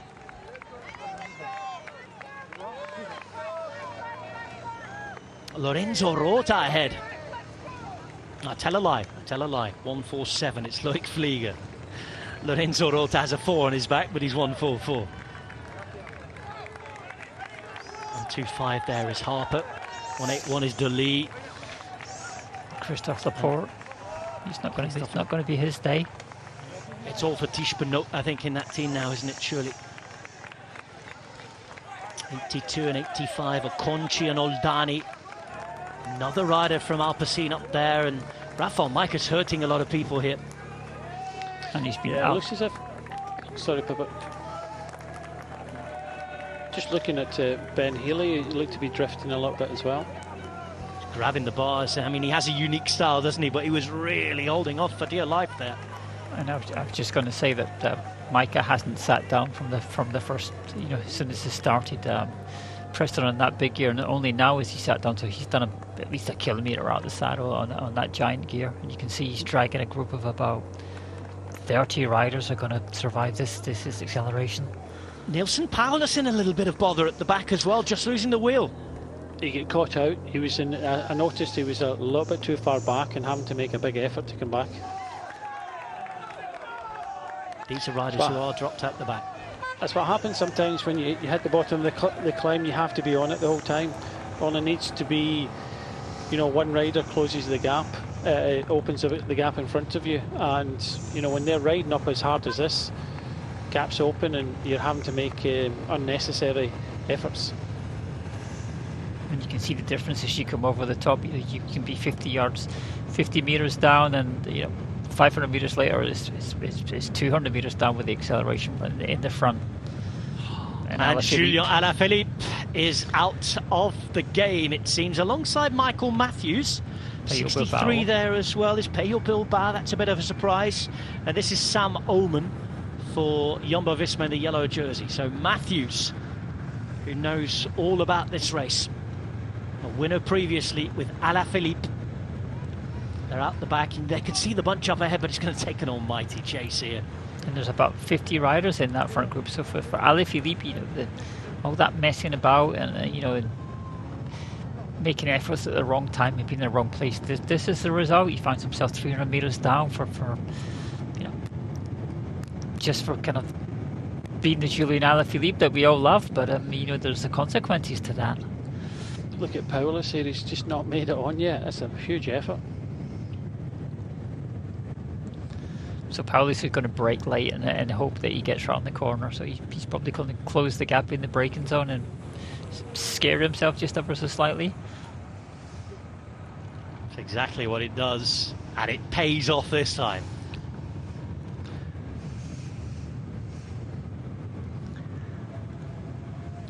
Paulus gets back on. Benoit Cosnefroy is still in there. And your Grenadiers are represented by Danny Martinez at the back. It's Rafał Majka at the front for a UAE Emirates team that has a wealth of power still in there. Hirschi on his wheel, McNulty behind, Adam Yates still in the bunch. It's much more selective than it was. 32 kilometres to go. Looking at Jaya Hindley and Tish Benoit near the front. Italian champion Velasco's still there. Matej Mohoric remains, but his teammate Peyo Bilbao has been dropped. You can see Pavel Sivakov close to the front too. We've seen Julien Alaphilippe drop. Only one survivor, I think, in here for Soudal Quickstep.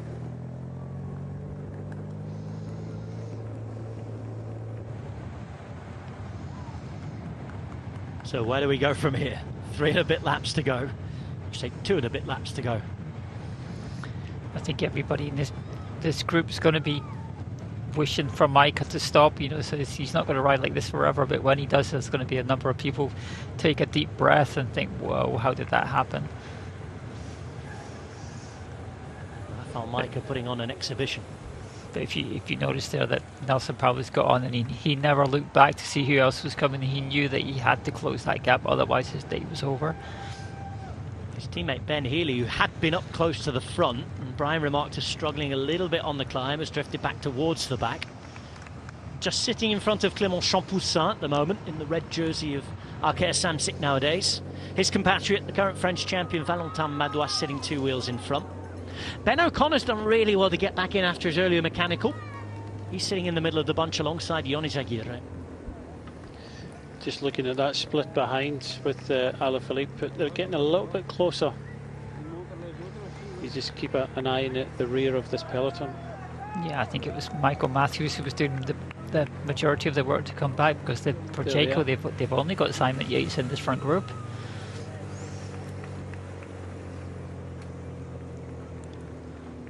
Van Sevenant is still in the group alongside Masnada, so 2 riders from Soudal Quickstep there.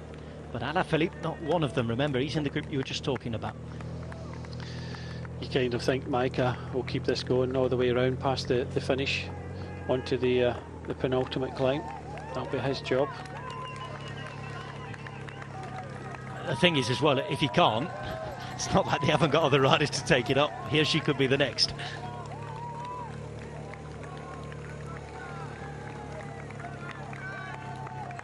Have firepower to control this. Now then, back to the groups who are behind. It is a bigger group now. Laporte. There's Alaphilippe. Delise in here. And they're nearly on. There's Paulus at the back. Ballman's here. Bilbao. 82 is Conchi. There's Michael Matthews. 151 is Dinham. Squinch is here.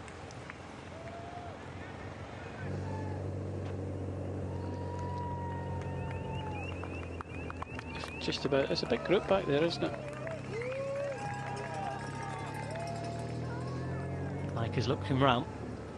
Yeah, and he'll accelerate now, give them a harder time. Or is he asking that question now? It was on the radio.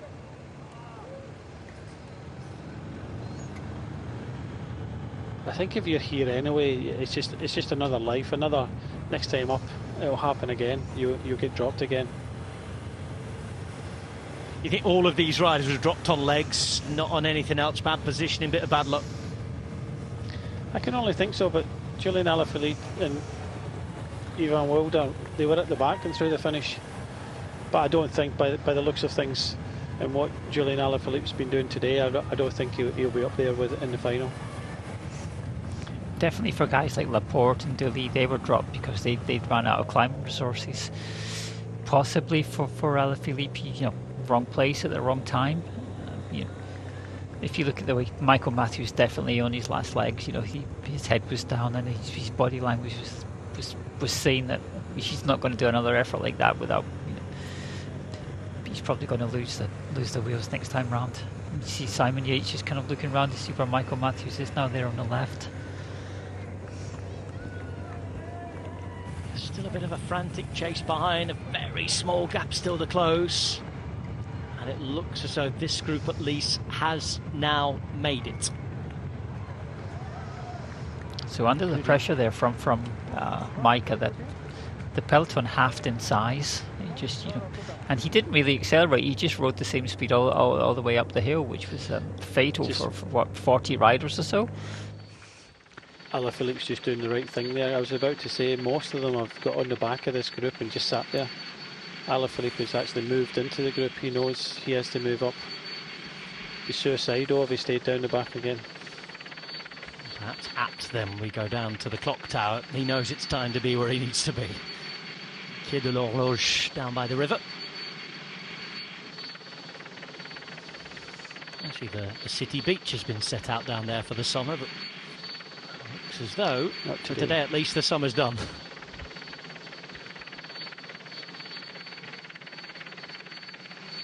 18 degrees maximum and absolutely lashing it down with rain today.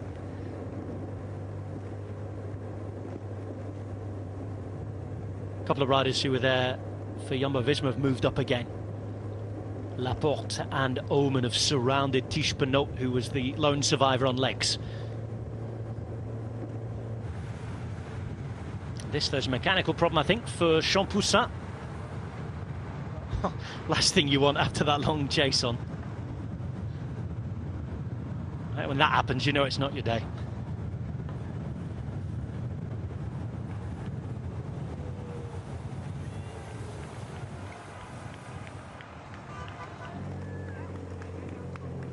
Uphill we go again. Micah, conversation with Hirschi. McNulty on their wheel. Alaphilippe not moving from the front this time. Dilly.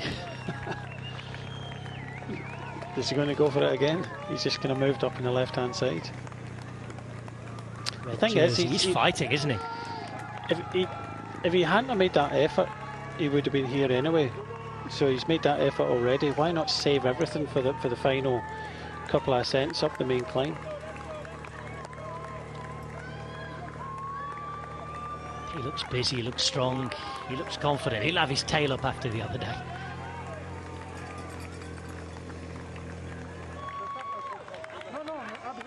This is Christian Sbaragli, Tuscan fast man. You know, watching that little bit of discussion between the UAE riders, Hirschi's asked McNulty to take up second position, so he's a bit better protected. It looks like they're going to do something this climb. You know, they can't just leave Rafa Micah just to make the same tempo and keep everybody kind of pinned in position. They have to break the group up even more. There's riders they need to get rid of still, aren't there? You know, you've still got the fast finishers in there, you've still got the fast finishers who can climb, the Mate Mohoric's of this world. Yeah, exactly, and then Mohoric is pinned on the back wheel of Hirschi now, so he'll have seen that interaction and realised what's going to happen, so you know, put himself in a position he might not be able to follow Hirschi, but he can definitely come back, you know, over the top where you need a whole lot of strength to close gaps.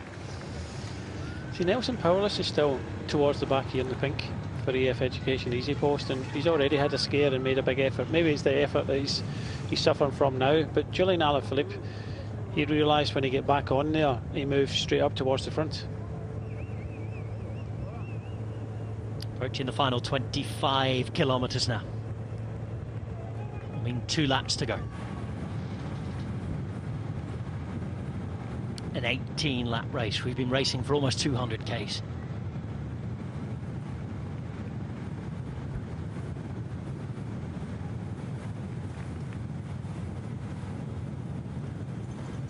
Here's the fast section down towards what will be the start-finish line.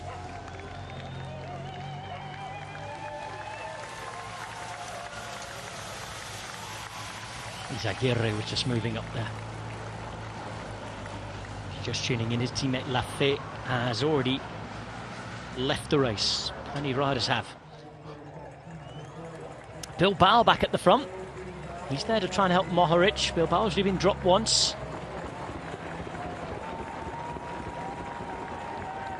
Camp here on the left-hand side, looking after Yanis Voisat.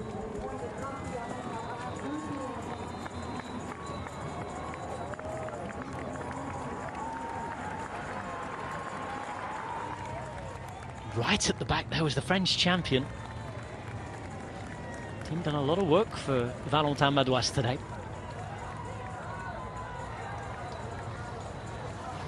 So you can just feel the tension building here. You know, they've got the riders who are a little bit short on energy, you know, on the hill there, like Matthews. You know, they're fighting for position too, so they can hopefully slide and survive another lap. And then you've got the other riders who are perfectly lucid, like Hirsch. You're just, you know, waiting to pounce on anything that goes. They've had to play the long game today. Adam Yates has gone to sit right at the back as Rafał Majka moves up here. Michael Matthews has tried to give himself some room. Alex Aramburu's still in here as well. Another man that they're going to have to get rid of, those climbers. Al-Moutouly, well, goes without saying, they need to get rid of him. Same with Michael Matthews. As Nada on the right-hand side. Just on his wheel, Sivakov. Skjelmose wants out of position already, make sure he's up through the centre. There's Christophe Laporte, another of the fast men who's still here. It's a good collection of riders coming into 2 laps to go in Montréal.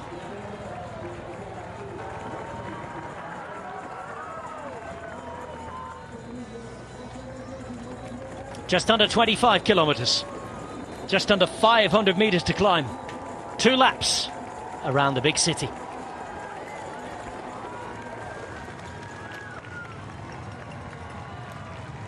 And its game faces on straight away, because that means just 2 ascents of this difficult climb. Something's going to happen here, Brian Smith and Pippa York, surely.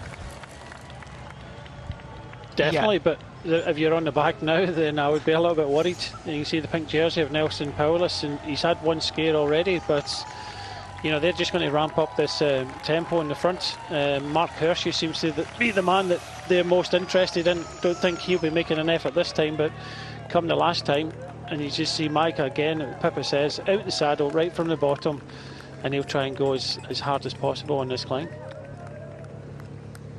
This is a man who has ridden for his own GC chances at Grand Tours. He's a sensational climber, and in this domestique mode he can do a lot of damage. We're seeing already that Powless is going to have a tough job to hang on. It's strung out. There's Jai Hindley, who wore the yellow jersey at the Tour this year, trying to follow. He's in 4th wheel at the minute in the green jersey. Skjelmose's moving up now, and Skjelmose is going to try and be there. Is he going to try and do something else? For now he sits on the wheel of Mark Hirschi. Sivakov follows him, and this is Rafał Majka still going. So you've got Ben Healy struggling as well. All those guys who were dropped the lap before, like Laporte, they're already struggling. So hopefully Alaphilippe's learned from that and not going to get captured by them as they go out the back. Oldani off the back. Do you think Powless is learned, you know, his gap's starting to open in front of you? Squeenge done. He did a big effort, didn't he, to try be with the front few riders in the first few 100 metres. Not his day, it seems. Sam Oman's going to lose contact here. Matthew Dinham there. He's trying to hold on to the wheel of Nilsson Paulus. Lorenzo Rota, 2 wheels in front, wearing 144. He's off the wheel of Arnaud Delis, who's still here.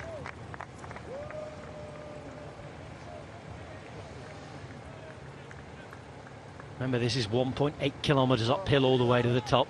Another kilometre of climbing before they get up there, and the hardest gradient's still to come. Alaphilippe sliding again towards the back.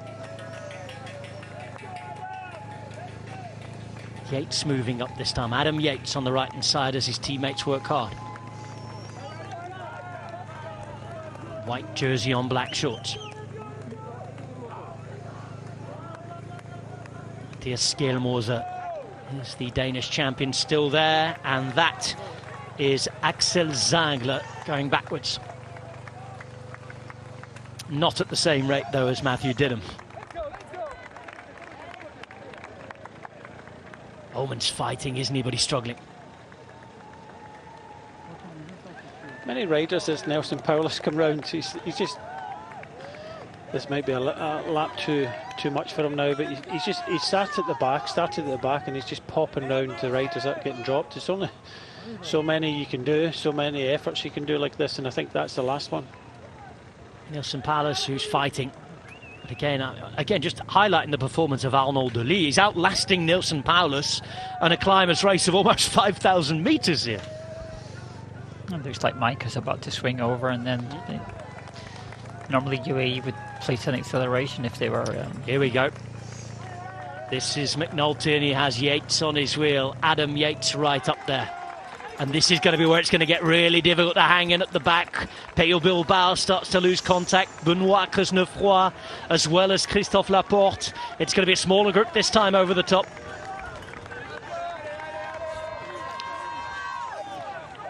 Cosnefroy won in Quebec last year. Rota just in front of him. There's Bilbao. And this is Rafael Maika. And just in front of Micah was Hindley and Michael Matthews, I think it was. Yeah. Arnold Hindley had been looking brilliant, hadn't he, for a while?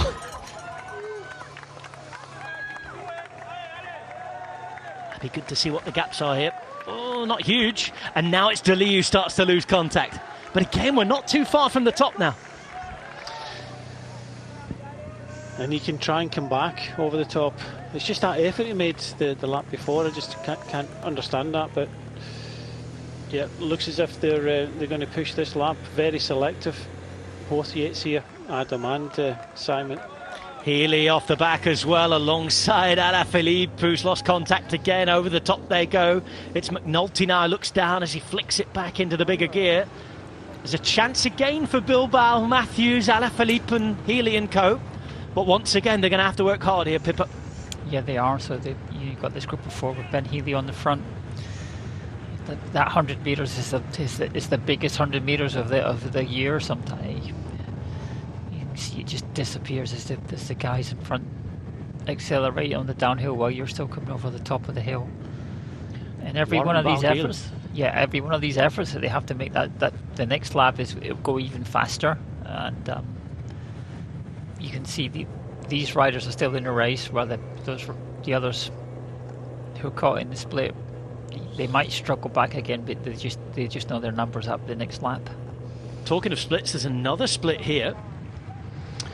Yeah, you've got Van Seven, and that split happened right in front of him. You've got Masnada here, but I think you've got Alaphilippe not that far behind, but I just don't think it's okay going back from him and dragging him back up, but I just don't think he's got the legs to match some of the riders here at the front of the race. Velasco sneakily hanging about. We've not seen him anywhere near the front, but he's not moved from that front group, the Italian champion. And again, Mohoric is still here. There's riders who will need to get rid of him. By the way, Warren Barguil was dropped off that back group, the first chasing group. Madouas is still here. Aleotti is the last remaining rider for Bora Hansgrohe. And breathe. 20 kilometres to go. And from the way that UAE are riding, it looks like they're setting up everything for Mark Hershey, because Hershey's just been so comfortable up until now, and they've still got Adam Yates to use on the next climb. So if they use McNulty to ride this whole lap, and then Adam Yates takes it up at the bottom of the final climb, there's not going to be many people able to follow any kind of attack that goes from that. Michael Woods just at the back on the left-hand side, Israel Premier Tech. Reminded to those of you tuning in late that they were the only team really to chase the lone breakaway for most of the day.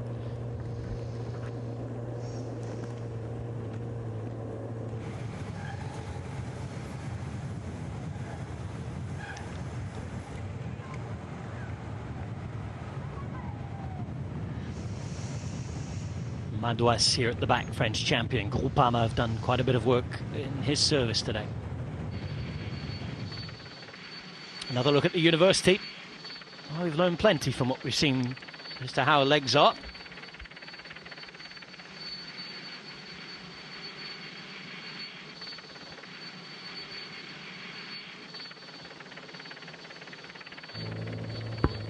Waiting to see who'll graduate from this group and move to the top of the podium.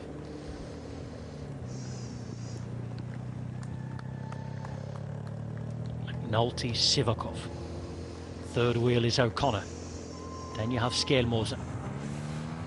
Woods, who Brian mentioned, has moved up, and here they come again, led by Ben Healy. And this group is Matthews. Hindley's there, Bilbao, Barguil, and Julien Alaphilippe. Get another life, another chance, but you have to feel for them the last time up the climb, because like Pippa was saying, it's been set up for a big launch of potentially Hershey. You've still got Adam Yates in there as well, so the Woods moved up, Sivakov is there. It's going to be a really entertaining final, but can some riders come back? This over the years has produced a very small group coming to the finish, and it looks as if it's going to happen again this year.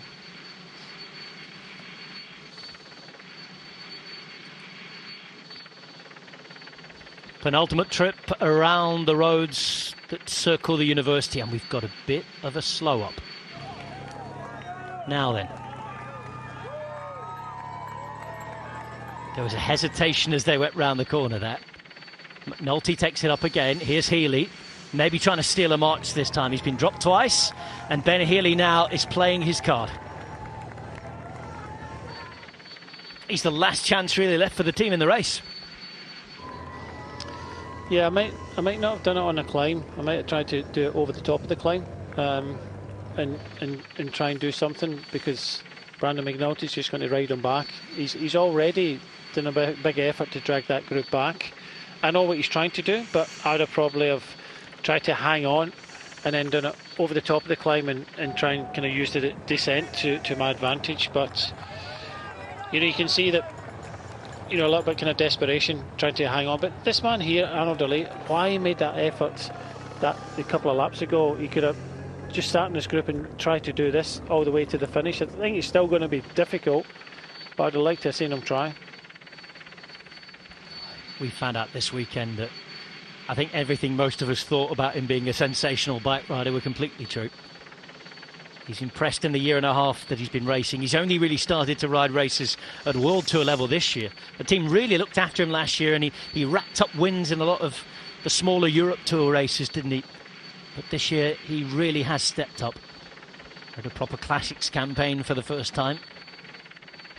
He's one of the most exciting things in cycling right now. Mike is still just following, see if he can be of any assistance if he gets on. Laporte just in front of him, and there's Dely, the man we were just talking about. Now Masnada has moved up onto the wheel of McNulty. Sivakov third wheel. And the rider from Movistar is wondering if it is still Alex Aramburu. In this company, would be a real contender to take victory, Brian. Definitely. he already showed that on Friday at Quebec. Got a good kick on him, and over the last few performances, he's been riding well. So he's got another teammate here, but I think it's a case Aaron Baru doing the right thing and following. That's all he can do. Follow, try and go with them, or come back to them in the final lap and try and take it in the sprint. Previous World Tour winner in the Basque Country, the 27-year-old from the same region. 6 wins in his career. Matteo Jorgensen, his teammate, still there as well.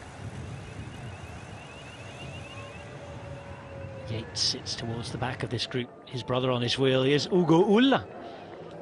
And he's having a moment with the fans as well. An extremely popular rider, the Québécois.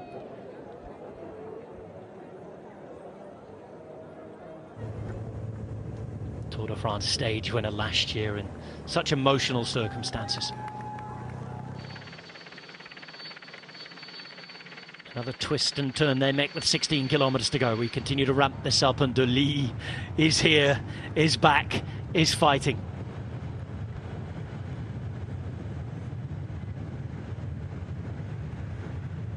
There's Barguil just off the back.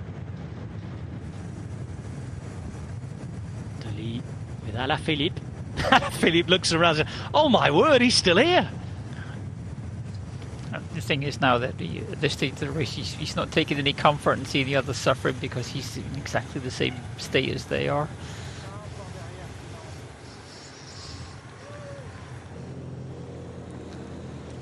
And Micah returns. Sorry, Pippa. Yeah, and so Micah's, he's going to give Brandon McNulty a rest for as long as he can, and then McNulty's going to take it into the bottom of the climb. And you have to unleash somebody then. Here's Matthews trying to get a head start. We saw Hindley on the right hand side. Here's Matthews on the left. It's the Australians at it, and look who's here from the back to the front. Arnaud Delis alongside Michael Matthews, and we are watching some sensational stuff in Montreal. I think they're doing the right thing. They know they're not going to stay with the climbers, and it's just Delis doing that a few laps before, and he's still here. If they can get together and get 20 seconds, but it looks as if Delis's legs have just gone. Yeah, that was more wishful thinking than having the ability to do that. But for Michael Matthews, he's doing the right thing every time up the Montreal climb. He's been slipping backwards, so if he can take 15-20 seconds, he maybe not stay with the first riders, but he may come back in a chase group that over the top. Going up Mont Royal right now. Formally inaugurated in 1876 after it was christened all the way back in the 1500s by Jacques Cartier.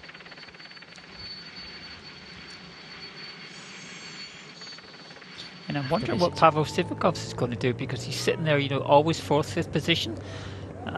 He can't win a sprint from this, so he's got to start thinking, right, where am I going to attack to kind of split this up, because from this group I've got no chance at all. Pavel Sivakov on his way to UAE next year. It's an interesting one. He's never won a one-day race. He's actually only won one race in terms of racing on the day. He's a 3-time GC winner, 3 of his 4 career victories coming in the general classification. He's a mightily good bike rider, we know. The Frenchman who was born in Italy, in Saint-Donat-di-Piave. But it's a different set of characteristics for a one-day race, so you need a certain level of explosiveness to survive in these races. And if you're a GC rider all the time, it's about avoiding that explosiveness and that kind of going deep into the red. Whereas for somebody like Matthews, you can see he's hurting profoundly every lap, and he's able to do that because that's what he's good at. It was a good try, but I don't think it's going to come off for Matthews. I don't think he's going to get any time whatsoever when he comes down to the bottom of the climb. Matthews is a warrior, though, isn't he? He's just a fighter, and I think we've come to love him.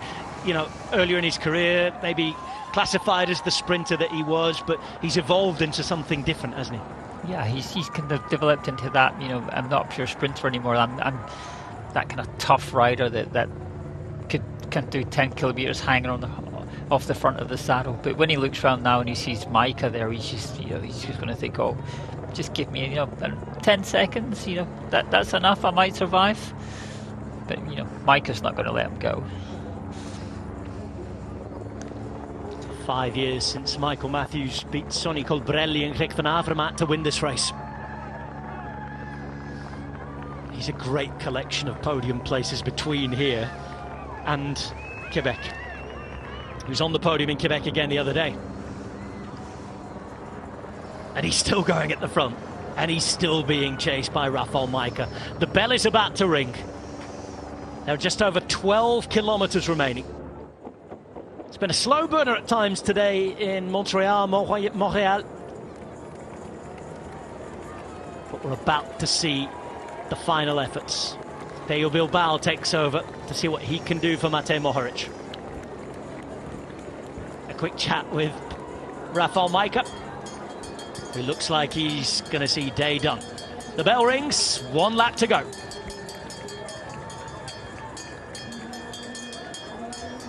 Matthews at the head of the Grand Prix Montreal.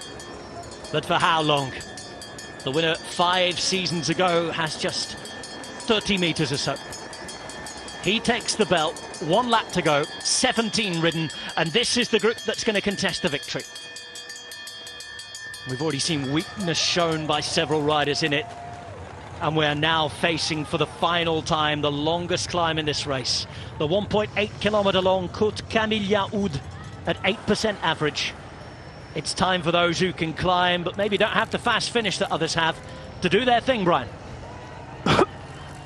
Exactly that. And Bilbao coming up, as you said, right from the front. So, yeah, Michael Matthews tried. It's not meant to be. Cosnefroy is still in here as well. He's a rider that's, won last year. He's just in the white there. He may try something as well. He's just kind of moving up. Jonas Aguirre for Cofidis, but McNulty, this sort of tempo is going to be very difficult for anybody to attack. And this time, this is the difference. When they've been dropped on the last 2 laps, it's been the last half a kilometre or so. Delis out the way in the first 100 metres. Bilbao does his turn, and that is that. Matthews is also dropped. It's a different game now, Pippa York. It is. So it's all going to kick off now. Those riders who led through they kind of chased each other down. They've been closing gaps before, but now Brandon McNulty's come past them. They look up almost disdain at how slow they were going. So he's going to take it as far as he can, and then imagine there has to be some kind of major action between the main favourites. Hindley, Cosnefroy, Laporte all out the back, as is Lorenzo Rota. Ben Healy can't hold on, and we're not even halfway up the climb yet. All of the effort of the 210 previous kilometres and the 4,500 metres of climbing that have been done already is on show. I'll tell you what, Alaphilippe is hanging in here for the moment anyway. I don't know if he'll manage to go with any accelerations when they come. Giro winner from last year, Tour de France yellow jersey wearer this year is done for the day, Jai Hindley. Healy still riding, hasn't quite given up the ghost, but he's been dropped, and it's a long way to get on if you drop this early on this climb. Irish champion has ridden hard today. Both Yates brothers moving up left-hand side. Adam first, Simon on his wheel. Here is Alaphilippe close to the front too. They started at the back, Adam Yates and Simon Yates. They were coming through the finish. They were the last 2 riders. Here comes Adam Yates now. Sits just behind Brandon McNulty. McNulty knows that. He gives another go, stretches it out one bit more. Alain Bourou is struggling to hang on at the back as well, as is Mohoric now. This is a different race now, and something's about to happen. That something is Adam Yates on the attack. Pavel Sivakov trying to follow. They look around, they try to follow. Not everybody can. It's Sivakov at the moment with his former teammate in front of him. Adam Yates striking out for glory. And behind, Matthias Skjermoser is there in the Danish champions jersey with Simon Yates of Jaco Alula on his wheel. Adam Yates just came up to McNulty and said to him, accelerate. He's got Sivakov for a company with him. Skjermoser doesn't have it to go in here, but... yeah, you've got the rider here, plus they've got Hershey in this group here. This is Alain Bourou now. Looked as though he was going up the back not long ago. He's moved up. He is on a brilliant day, the Basque fast man. And now Sivakov is struggling, isn't he?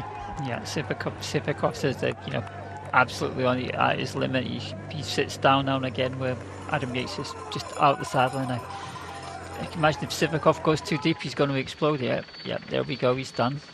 So we're going to find Adam Yates on his own. The top. And it's Simon Yates, by the way, out the back, who's splitting the other group further. It's like being back at the Tour on the opening stage again. Yeah, I was watching that Simon Yates chasing his brother, Aramburu, Skelmos, Hershey, Madouas, Jon Izagirre, O'Connor, Benoit. Look at Alaphilippe. Alaphilippe's just hanging on, hoping and wishing. If he does hang on, he'll be hoping that he'll be brought back and he'll do something like Michael Matthews did, because I think if it comes to a sprint, he's going to have nothing left. But that's if it comes to a sprint. Let's see what Adam Yates can do over the top. Sivakov killing himself to try and come across to him. But Adam Yates looks as if he's got a good pair of legs today. In the early part of his career, Adam Yates had a fine run of winning one-day races.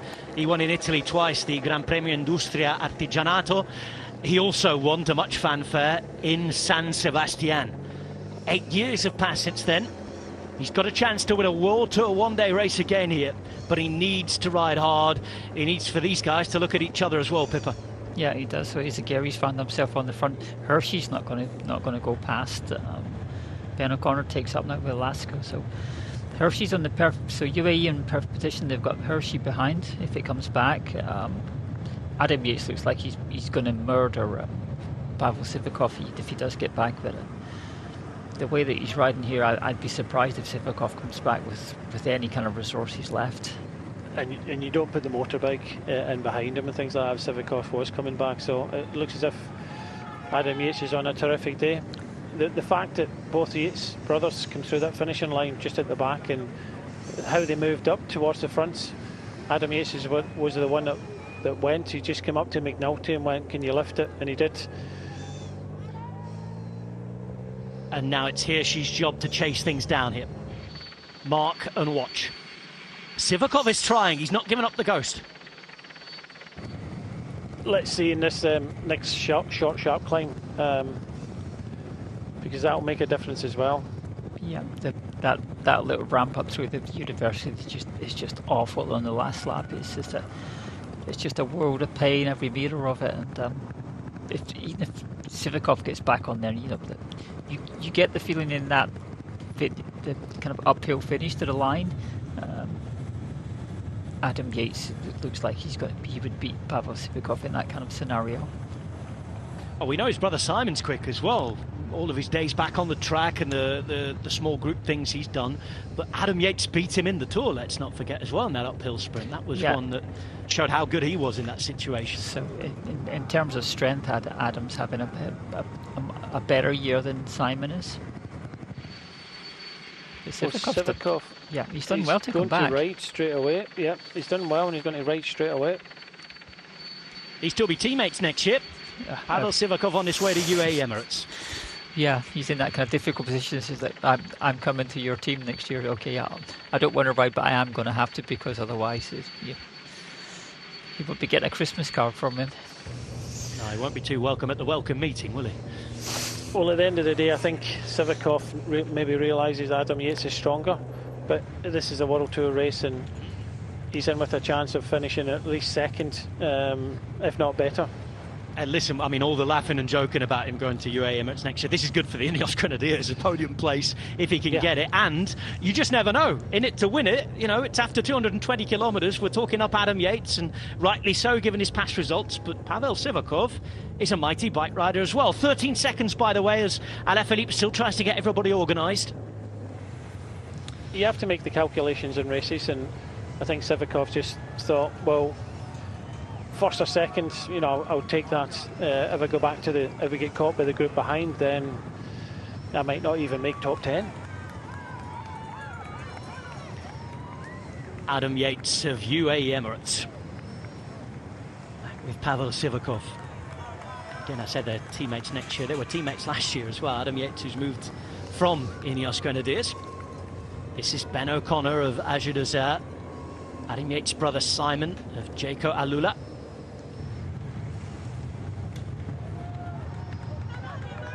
Again, I'm of the opinion that Simon's actually had a good year. I know he hasn't had as many wins and results, but he's been up there, and a 4th place in the Tour de France is certainly nothing to mess around with. As Skelmoser is another man who's had a fantastic year.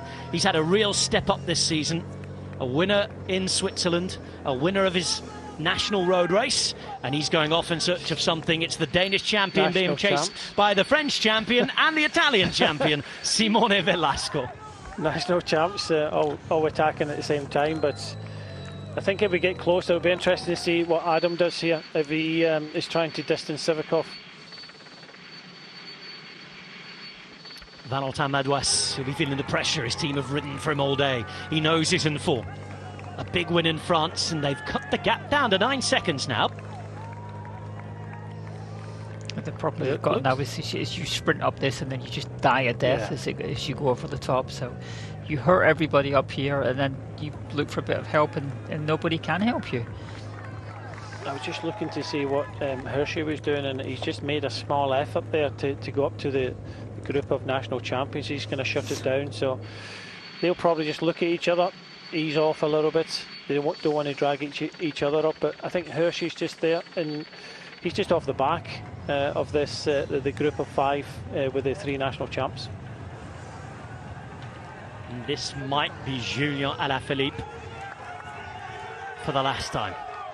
He's hurting.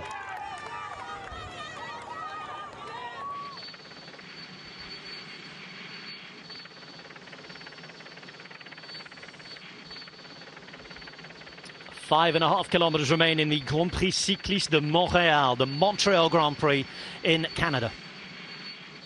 It's the end of a bumper week of World Tour racing in the Great White North. It's a very rainy north today. Simone Velasco, the Italian champion, diving down the hill from the university. 2 short climbs remain, the final of which comes up to the finish line. Here's Julien Alaphilippe, who's made a lot of efforts away from where perhaps he needed to today. And the lead is Adam Yates and Pavel Sivakov, UAE Emirates and Ineos Grenadiers. Had as many as 15 seconds and down to just a handful now. Yeah, the problem you got behind is the fact that it doesn't look as if they want to kind of help each other. They'll do a turn and then swing over. Of course, everybody's had a hard day's racing, so these guys, as long as they help each other, which it looks as if they're doing, the others are a little bit kind of looking at each other and not willing to kind of help each other. And the closer we get to the finish, the more that these riders behind will start looking at each other. And this is exactly what you talked about there, the look around. Skelmoser decides that he's going to take the bait first. Remember that Aramburu is still there, as Alaphilippe has made it back, and Alaphilippe being able to get back Pippa tells the story of what Brian was talking about, that hesitation. Yeah, there's been a hesitation there. That it was only about 6 or 7 seconds as they came off that descent, and now it's back up to about 10. So everybody looking at each other, they're knocking lumps out of the others, and that isn't the kind of ideal way to bring these 2 back. So as long as Yates and Sivakov keep the pressure on the front, then behind you, if they just keep attacking each other, they're never going to close this gap. The problem is going to be if that second group comes back, and then there's more resources. There might be a couple of teammates for somebody, and then they can try and do a bit of work on the front. Ben O'Connor will ride a little bit here. He's in that trail just detached, but the others are just gonna not. It probably needs. Look, we're riding for third here. Everybody just rides, and we come and sprint it out in the end. But this is bike racing. Everybody doesn't want to kind of help the other rider, and especially here, Ben O'Connor see Aramburu here, and he knows he's got a sprint. Ben O'Connor doesn't, and while all this has happened, all this kind of moment hesitation. Now, you could say here in the front, Sivakov could sit on Adam Yates a little bit because he seems to be the stronger rider, but you want to guarantee your best possible place. Hershey, we thought, was looking good, but even he's struggling to go with some of these attacks. Up Pañuelo, Mont-Royal for the final time. Pavel Sivakov in the red and navy, the French rider from Ineos Grenadiers. The British rider from the UAE Emirates, Adam Yates, is in the black and white. It's his brother Simon in the blue and white of Jaco Alula, who's trying to get across to the 3 chasers. They are Velasco, O'Connor and Aramburu. Behind you've got Hirschi, who's Adam Yates' teammate, marking it.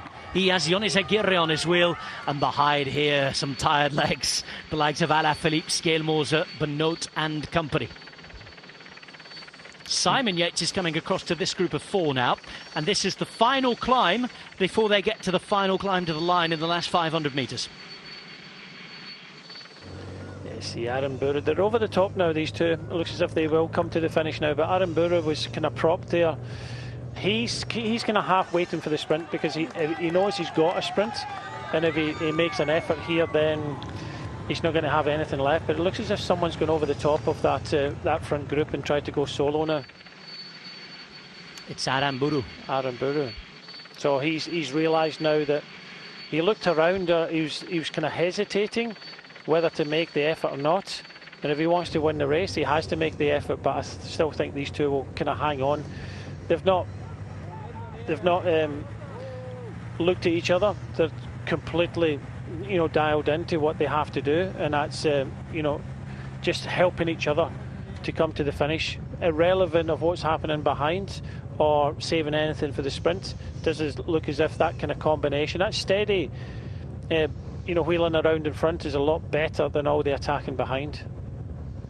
Inside the final 2 kilometres now, and this is the long, fast downhill circuit to around 500 metres to go, and that 180 turn. They're into the barriered section right now. The finale is coming for Sivakov and Yates, but they can't afford to think too much yet about how they'll win the race, Pippa. No, they definitely can't hesitate. I was just looking at the positions there, so Sivakov much more aero than Adam Yates. The problem that Sivakov got is that it's not that fast a sprint, on that false flat. So and Yates has been looking stronger. I was kind of worried about Sivakov taking on that last climb on the front, but he didn't sit down. And so I think Adam Yates was thinking about making an attack if he sat down early, but Sivakov for the moment able to match Adam Yates. Well, both of them are capable of winning this. You've got to remember last year, Pogacar beat Wout van Aert. Everybody was thinking Wout van Aert could have won this. So, look, it's what you've got left in the legs. Inside the final kilometre is Adam Yates, who hasn't won a one-day race in 6 years, but has some mighty fine one-day victories on his palmarès, coming down to the turn. Behind him, and now moving in front, is Pavel Sivakov, who has never, ever won a one-day race as a professional. They are both mighty fine bike riders, and they're going to fight it out for the finish. Behind, they realise that it's the podium they're fighting for now. The winner comes out of these two. It's been almost 6 hours of racing around Montreal. The roads have dried up since it was raining cats and dogs at the start, and it's now time for a final few hundred metres to the line. Ineos Grenadiers, UAE Emirates, Pavel Sivakov, Adam Yates, France, Great Britain, looking at each other. Former teammates who'll next year be teammates again. They look around, they have the time. It's still Adam Yates waiting on the wheel. Gets ready to change gears. Hands down in the drops behind. It's Ben O'Connor who's making his move now. 300 metres to go, and it's still uphill all the way to the line. Pavel Sivakov still being forced to leave this one out. Adam Yates in the perfect position if he can bounce. But does Sivakov have something special up his sleeve? Now Adam Yates moves. 200 metres to go. Up to the opposite side of the road. Steals a march. Takes the lead. Has a gap. Adam Yates looks around. Pavel Sivakov doesn't have it to come back. It's Adam Yates all the way to the line. And for the first time in 6 long seasons, Adam Yates is a one-day race winner. And he's done it at the very top level. The Grand Prix Cyclistes Montréal belongs to Yates. Sivakov second, and it's going to be a big race, one-day podium for Alex Aramburu from the Basque Country. It took its time to get to the boil, this one, but when it did, my was it entertaining. Victory for Adam Yates, who defends UAE Emirates title. Pogacar 12 months ago, Yates this time, and Pavel Sivakov with a fantastic race to finish in second place. Aramburu looking strong, and I guess the strong will out. He's on the podium, deservedly so. Yeah, I think definitely in that type of sprint, Adam Yates was always looking like he was going to be the strongest. He may not have been the fastest if it had been in a flat sprint, but on something like that, we saw from the first stage of this year's Tour de France, perfectly capable of winning that kind of strong man sprint. I think it was an intelligent move from Sivakov to ride straight away, because if they were caught, there was some strong finishes there. He pretty much guarantees at least second. He probably realised that Adam Yates was going to be stronger anyway, but sometimes you have to give yourself that chance. And the way he rode with Adam Yates all the way to the finish there, was always going to kind of guarantee him, the good result there. And I think that's what he wanted more than anything. Yeah, absolutely. So as long as he's two of them, he's got a 2-to-1 chance of winning. And you never know, any kind of mechanical or mistake by Yates, and Sivakov would have been a winner. What a season Adam Yates is having. All top-level victories. When he wins big. The final stage in the UAE, a stage in the overall in Romandie, the opening stage in the yellow jersey for a while at the Tour de France, and here in one of the top one-day races in the world. It's delight, it's joy, and it's a title defence for UAE Emirates. A 23rd victory in the man from Lancashire's career.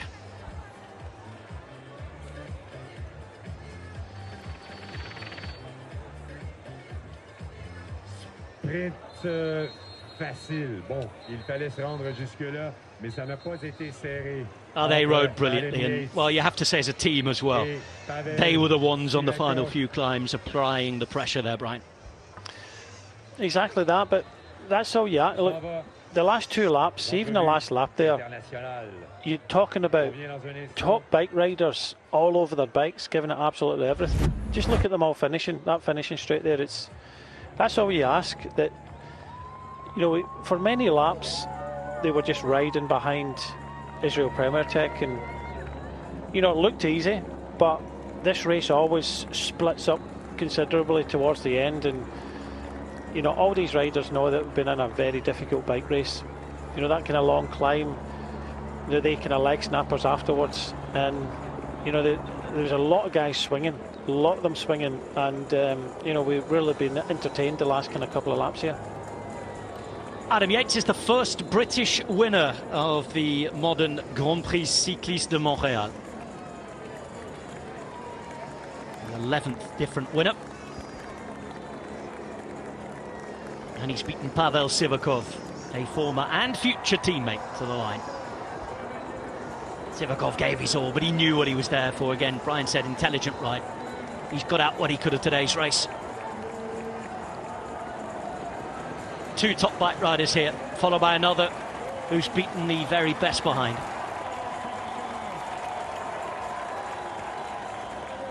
And almost 6 hours of fighting it out in the streets of Montreal. Aramburu in 3rd, 4th goes to Madouas, 5th to Velasco, rode a good race, 6th to Simon Yates. Every person coming across the line there, you can see them straight over the line, head down. Those of you watching on the television are going to leave us. If you want to watch the podium and the interview with the winner, stay with us on GCN Plus and Discovery Plus.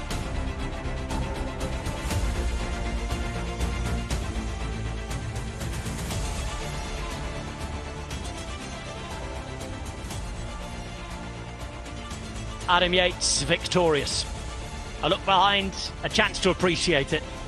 All that hard work finished well off by Adam Yates.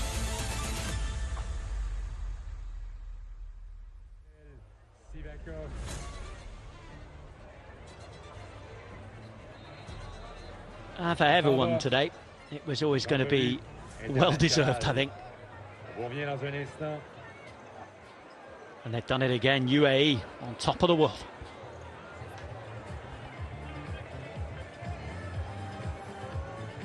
Sivakov beaten by Yates, Aramburu taking 3rd place. Here's the classified finale in the Grand Prix Cyclistes de Montréal, the Montreal Grand Prix. Adam Yates, Pavel Sivakov, Alex Aramburu, with Madouas, Velasco, Simon Yates. Ben O'Connor rode well for 7th, Jonis Aguirre 8th, Scale fighting for 9th. And here she did a very important job in the last few kilometres there, chasing down a couple of moves, putting on the anchor and taking a top 10 himself. So happy for you, Adam Yates. You made it look easy. It certainly wasn't. Please tell us about this last lap here in Montreal, the way you played it. Yeah, I mean, the race is super hard, There's a lot of meters climbing, and, in the end it's almost like 6 hours, so it's a super taxing day, and the guys did a good job to look after me. And then we started to wind it up. 3 or 4 laps to go. The guys did an amazing job to set their pace really high. I'm not super explosive, but I can do this really heavy, dull pace. So we knew if we could do this, then we'd have a better chance. So we did that, and then the last lap I just went full gas. So perfect. You had been second in 15. You were 4th last year. This race had to be on your mind. You had to win it eventually. Yeah, I mean, I've been trying for a few years now. 2015 was a long time ago. It was also raining then, and it was with Tim Wellens, my now teammate. So good memories. And now with Pavel, we worked really well together in the final, and super happy for him as well to come second. So all in all, good day. Were you worried at all by the presence of Pavel Sivakov, or in your mind you were unbeatable? How was it? No, for sure. I mean, I went super fast on the climb. And he was still there, so he obviously has super legs and good condition. So he was always a threat. I thought maybe I could be a little bit quicker in the sprint, but I'm getting older these days, so I'm not as quick as I used to be. So I managed to get him on the front for the last K, and then wound it up from there. So perfect. Any more objectives at the end of the season? With the legs that you have now, you can hope for maybe 1 or 2 more wins. Why not Lombardia? Well, I mean, I think first I'll celebrate this one, and then maybe some Italian races after that. But first celebrate this one and enjoy the night. Listen, Montreal deserved you. Congratulations, Adam Yates. Thank you so much. Thank you.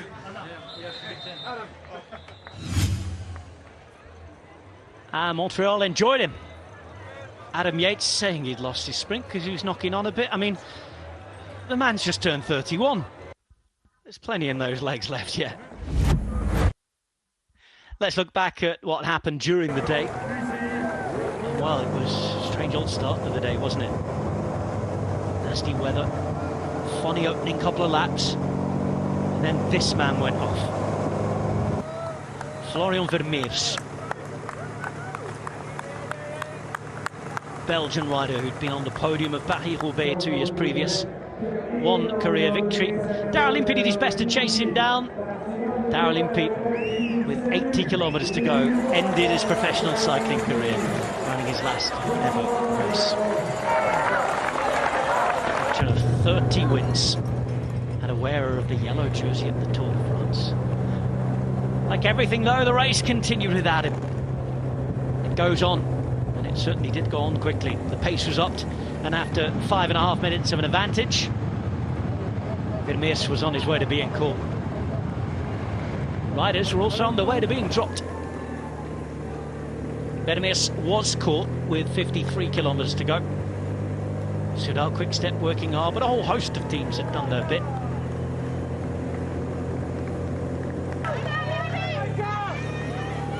Into the final 25Ks, and Rafał Majka made the big difference. McNulty with the final express turn, and then the launch pad saw the rocket launch off.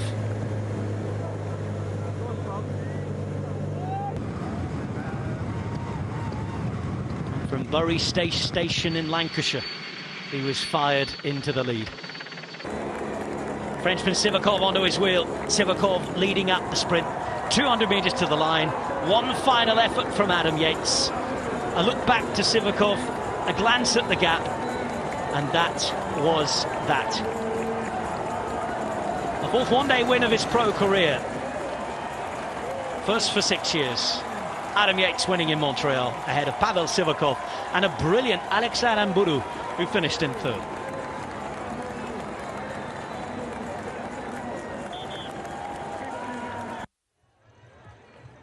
The moment of victory after 6 hours of racing. 222 kilometres, almost 5,000 metres of climbing, and 18 laps of the same circuit.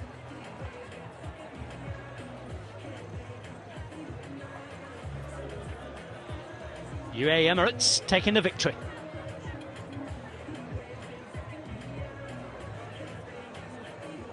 At this time more selective than last year when we had the rather larger group, not so much, but maybe 5, 6, 7 riders were chasing it out. Yates was involved then. This time manages to win in that group of two.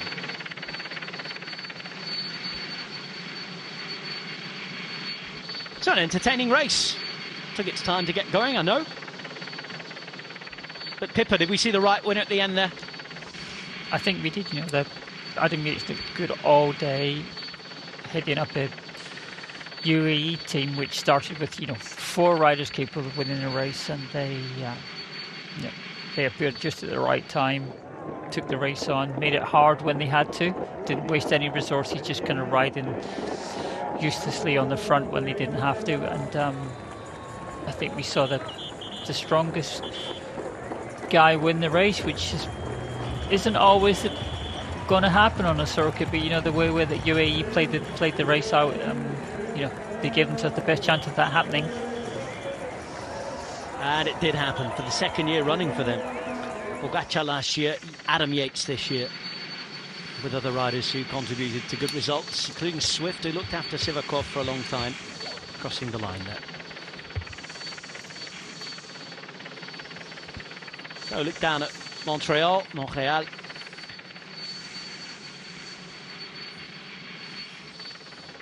And we wait for the podium.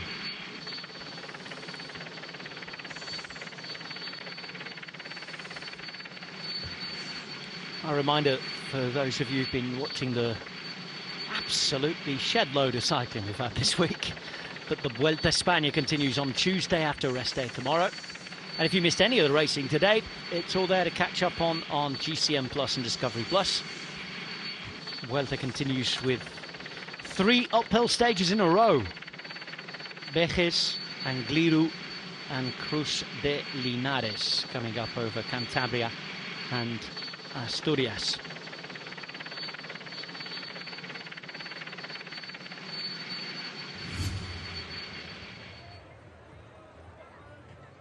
Juan Ayuso is UAE Emirates' main man there, but it was Adam Yates here who took the victory.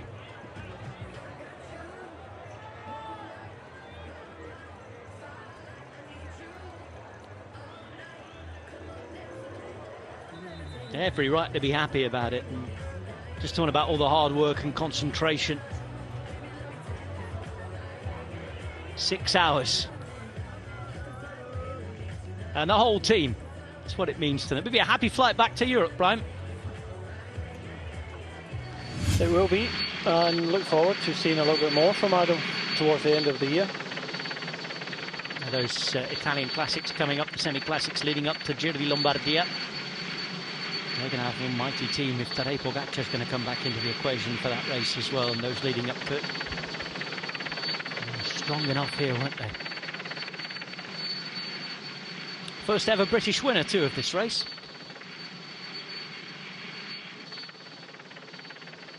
Now, Sivakov, by the way, equalling France's best ever finish here. Fred Rigaud, 12 years ago, the only other second place.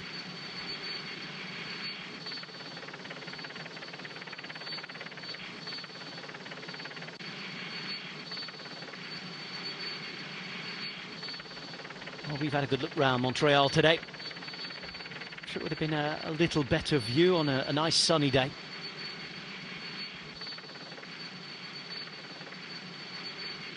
But what a beautiful city it is. In Quebec as well, that we saw on Friday. And once again, 2 of the best organised races going. I think the riders do enjoy coming here once they get here. I know the idea of a trip at this point in the season across the pond can be a little bit daunting. A lot of riders now feeling the fatigue of months of racing, the training camps before that, but brilliantly organised races and well raced with one of the best start lists of the year.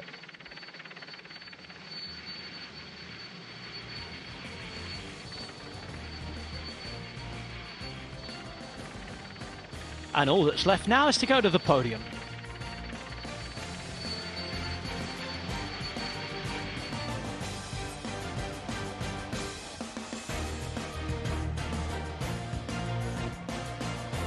Trophies at the ready.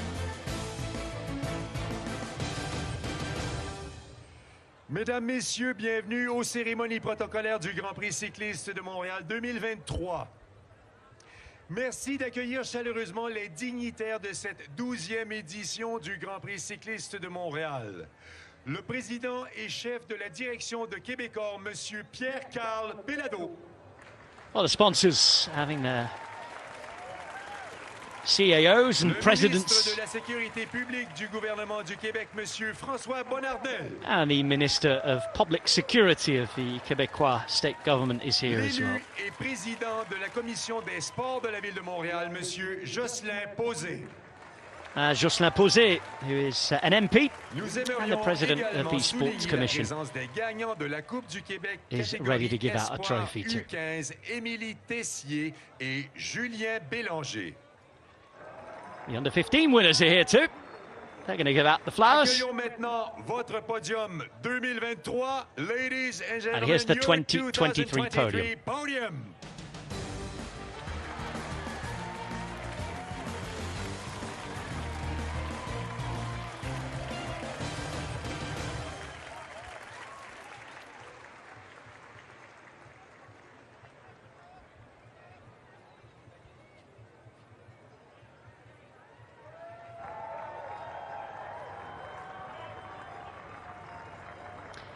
Alex Aramburu alongside Adam Yates there, and here's Pavel Sivakov. Looking at the right numbers, making sure they remember where to go. Alex Aramburu. There's Alex Aramburu, great performance by him. He's a gifted rider, doesn't win too often. Hasn't won today, but I'll tell you what, he's been in esteemed company. Deuxième à Montréal, the He's had a good couple of races out here. Sivakov. Here's Pavel Sivakov.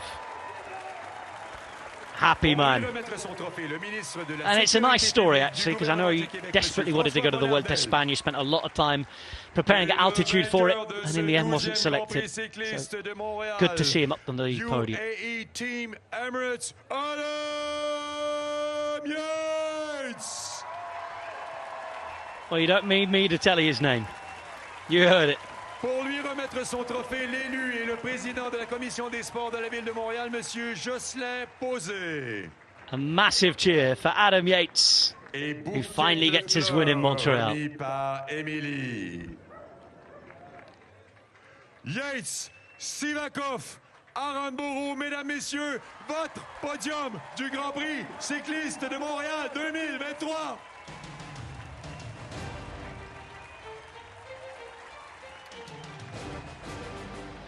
Yates, Sivakov, Aramburu. And the final family photo Merci. Congratulations. in front of a very, very happy Montreal crowd.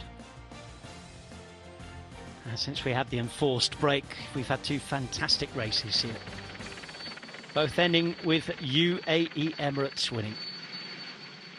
Well, we've been here since the very start today. This is the final result. Adam Yates, Pavel Sivakov and Alex Aramburu. I know many of you will have been elsewhere watching other things. Join us later. For those of you who did that and who put up with us from the start, thanks very much for a very entertaining afternoon and evening.